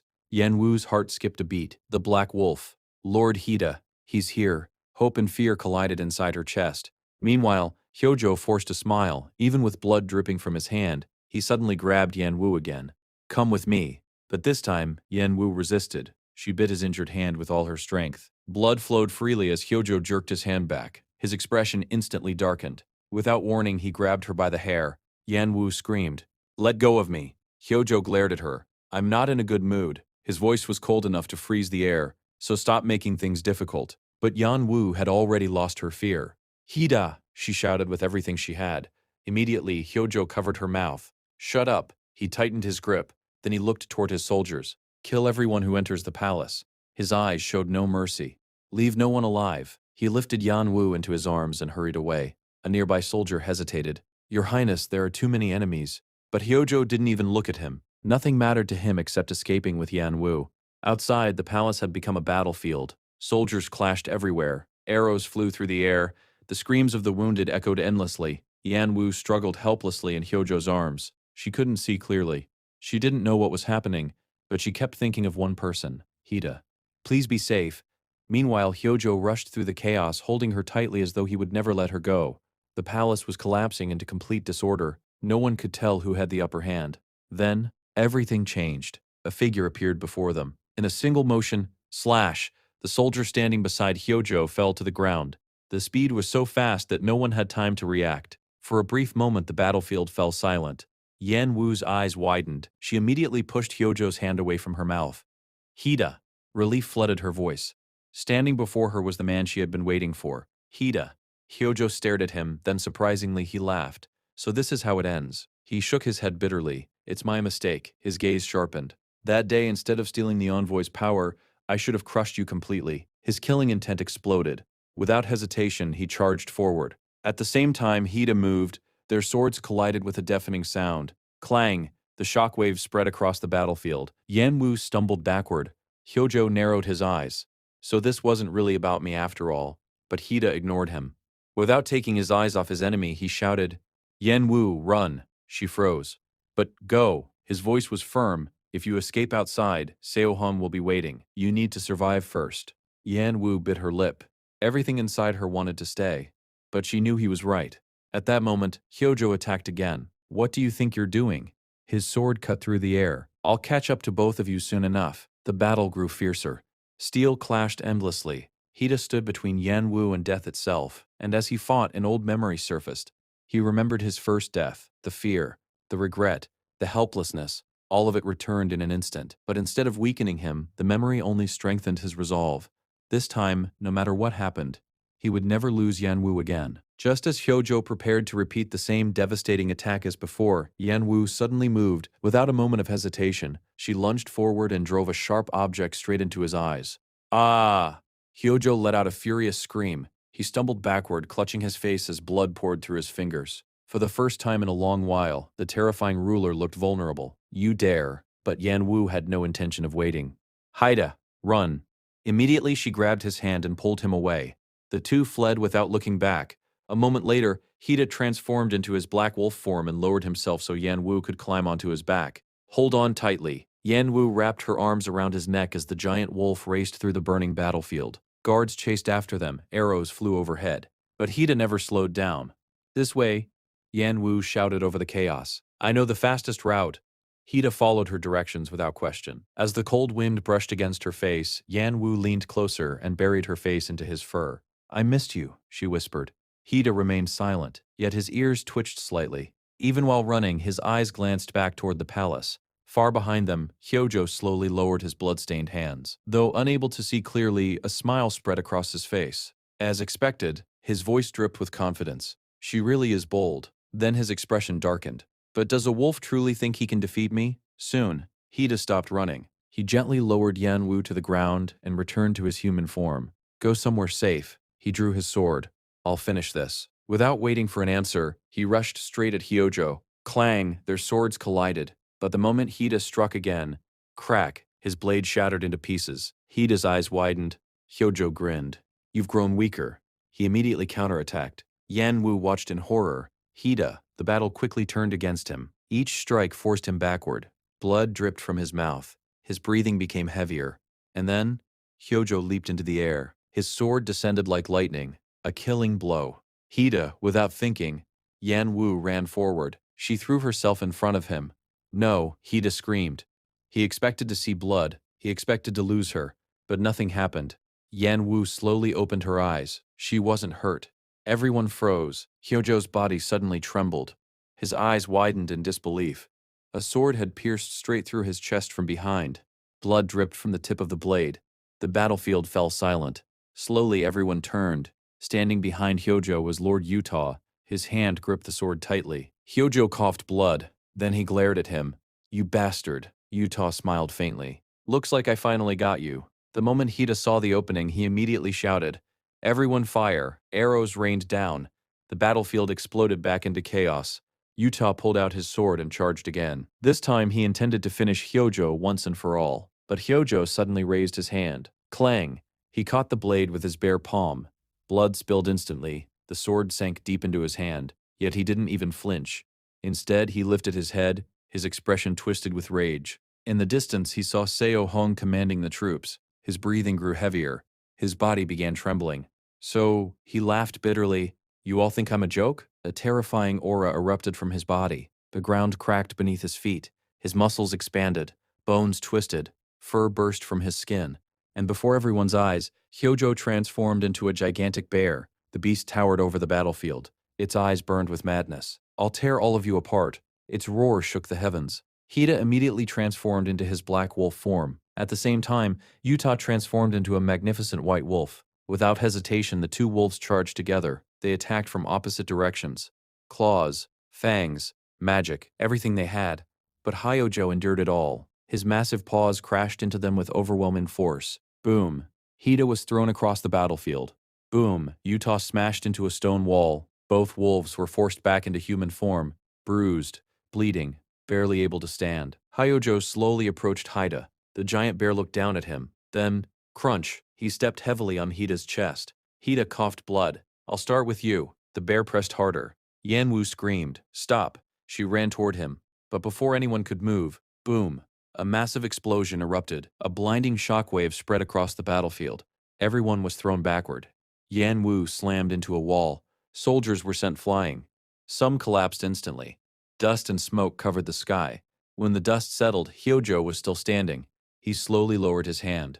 It was his power. He had released the explosion himself. And now he raised his fist. This ends here. He prepared to kill Hida, who was lying motionless on the ground. But suddenly, Utah rushed forward one last time, his sword aimed directly at Hyojo. I won't let you. Unfortunately, Hyojo reacted faster. Without even turning fully around, thud, his hand pierced straight through Utah's chest. Utah's body froze. Blood spilled from his mouth. His sword slipped from his fingers. Ha ha, Hyojo laughed. Pathetic. Utah's body went limp, but then a sharp sound cut through the air. Slash! A sword pierced Hyojo's chest. His laughter stopped. Slowly he looked down. The blade had gone all the way through him. What? Standing behind him was Hida, alive. His eyes were cold. He had pretended to be dead. He had waited. And now he had struck at the perfect moment. Hyojo stared at him in disbelief. Then his body collapsed heavily onto the ground. The battlefield finally fell silent. It was over. At last. Hida slowly lifted his head. Then his eyes widened. Not far away, Yan Wu was leaning against a broken wall. She wasn't moving. Yan Wu, panic overtook him. He rushed toward her and dropped to his knees. Yan Wu, he gently held her face. Open your eyes. His voice trembled. Please. For the first time, fear was written all over his face. Nearby, Utah slowly walked toward them. His chest was still bleeding heavily. Every step looked painful, yet he still smiled softly. Lady Yan Wu, he called her name, hoping she would wake up, but before he could say anything else, cough, he suddenly spat out blood. Hida immediately stood. Utah, he hurried over. Are you all right? But Utah simply smiled. There is no need to make such a fuss. His voice was calm. This was bound to happen someday. Hida frowned. What do you mean? For a moment, Utah remained silent. Then he revealed the truth. We were one person from the beginning. Hida froze. Utah nodded. Two souls born from the same existence. He lowered his gaze. So it was only natural that one of us would disappear in the end. The air suddenly became heavy. Even Hida couldn't speak. Utah looked at Yan Wu. A gentle smile appeared on his face. Still, I'm happy. His eyes softened. I'm glad the last person I get to see is Lady Yan Wu. Those words pierced everyone's heart. Then, before anyone could stop him, Utah raised his hand and cast a spell. A faint light surrounded his body. Little by little he began to fade. His hands disappeared first. Then his shoulders, then his smile, like mist vanishing in the morning sun. And as Hida watched helplessly, he realized that this farewell was one he could never fight against. Utah was slowly disappearing from the world itself. Before disappearing completely, Utah looked at Hida one last time. A faint smile remained on his face despite the sadness in his eyes. Don't forget the promise we made. Those simple words struck Hida harder than any wound he had suffered in battle. His lips parted slightly, as if he wanted to say something, but no words came out. He could only stand there in silence and watch as Utah's body slowly dissolved into countless specks of light. Soon, even that gentle smile disappeared. And then, there was nothing left. The battlefield finally fell silent. The screams, the clashing of swords, and the endless chaos that had consumed the underworld for so long had all come to an end. Hida slowly lifted his head. His eyes wandered across the ruined battlefield, broken weapons, collapsed walls, countless soldiers kneeling in exhaustion. And finally, his gaze stopped on Yan Wu. She was still unconscious, lying quietly nearby. For a moment, Hida simply looked at her. Then he took a deep breath. His voice was tired but firm. Hyojo's era ends here. The words echoed across the battlefield. Everyone fell silent. Hida slowly turned his gaze toward the remaining soldiers. If anyone still opposes me, he paused. Step forward now. No one moved. Not a single soldier dared raise their head. Instead, one by one, they dropped to their knees. Then more followed, and more. Soon, the entire battlefield was filled with kneeling soldiers. Their voices rose together. Long live Lord Hida. We pledge our loyalty. Our king. The cries grew louder and louder. They echoed throughout the ruined palace and spread across the underworld itself. After years of fear and bloodshed, the long war had finally ended. Victory belonged to Hida, yet despite the cheers surrounding him, his expression remained solemn. Because Utah was gone, and that loss still weighed heavily on everyone's hearts. Still, the balance of power had changed forever. The terrifying reign of Hyojo had collapsed, and a new era was beginning. An era ruled by Hida.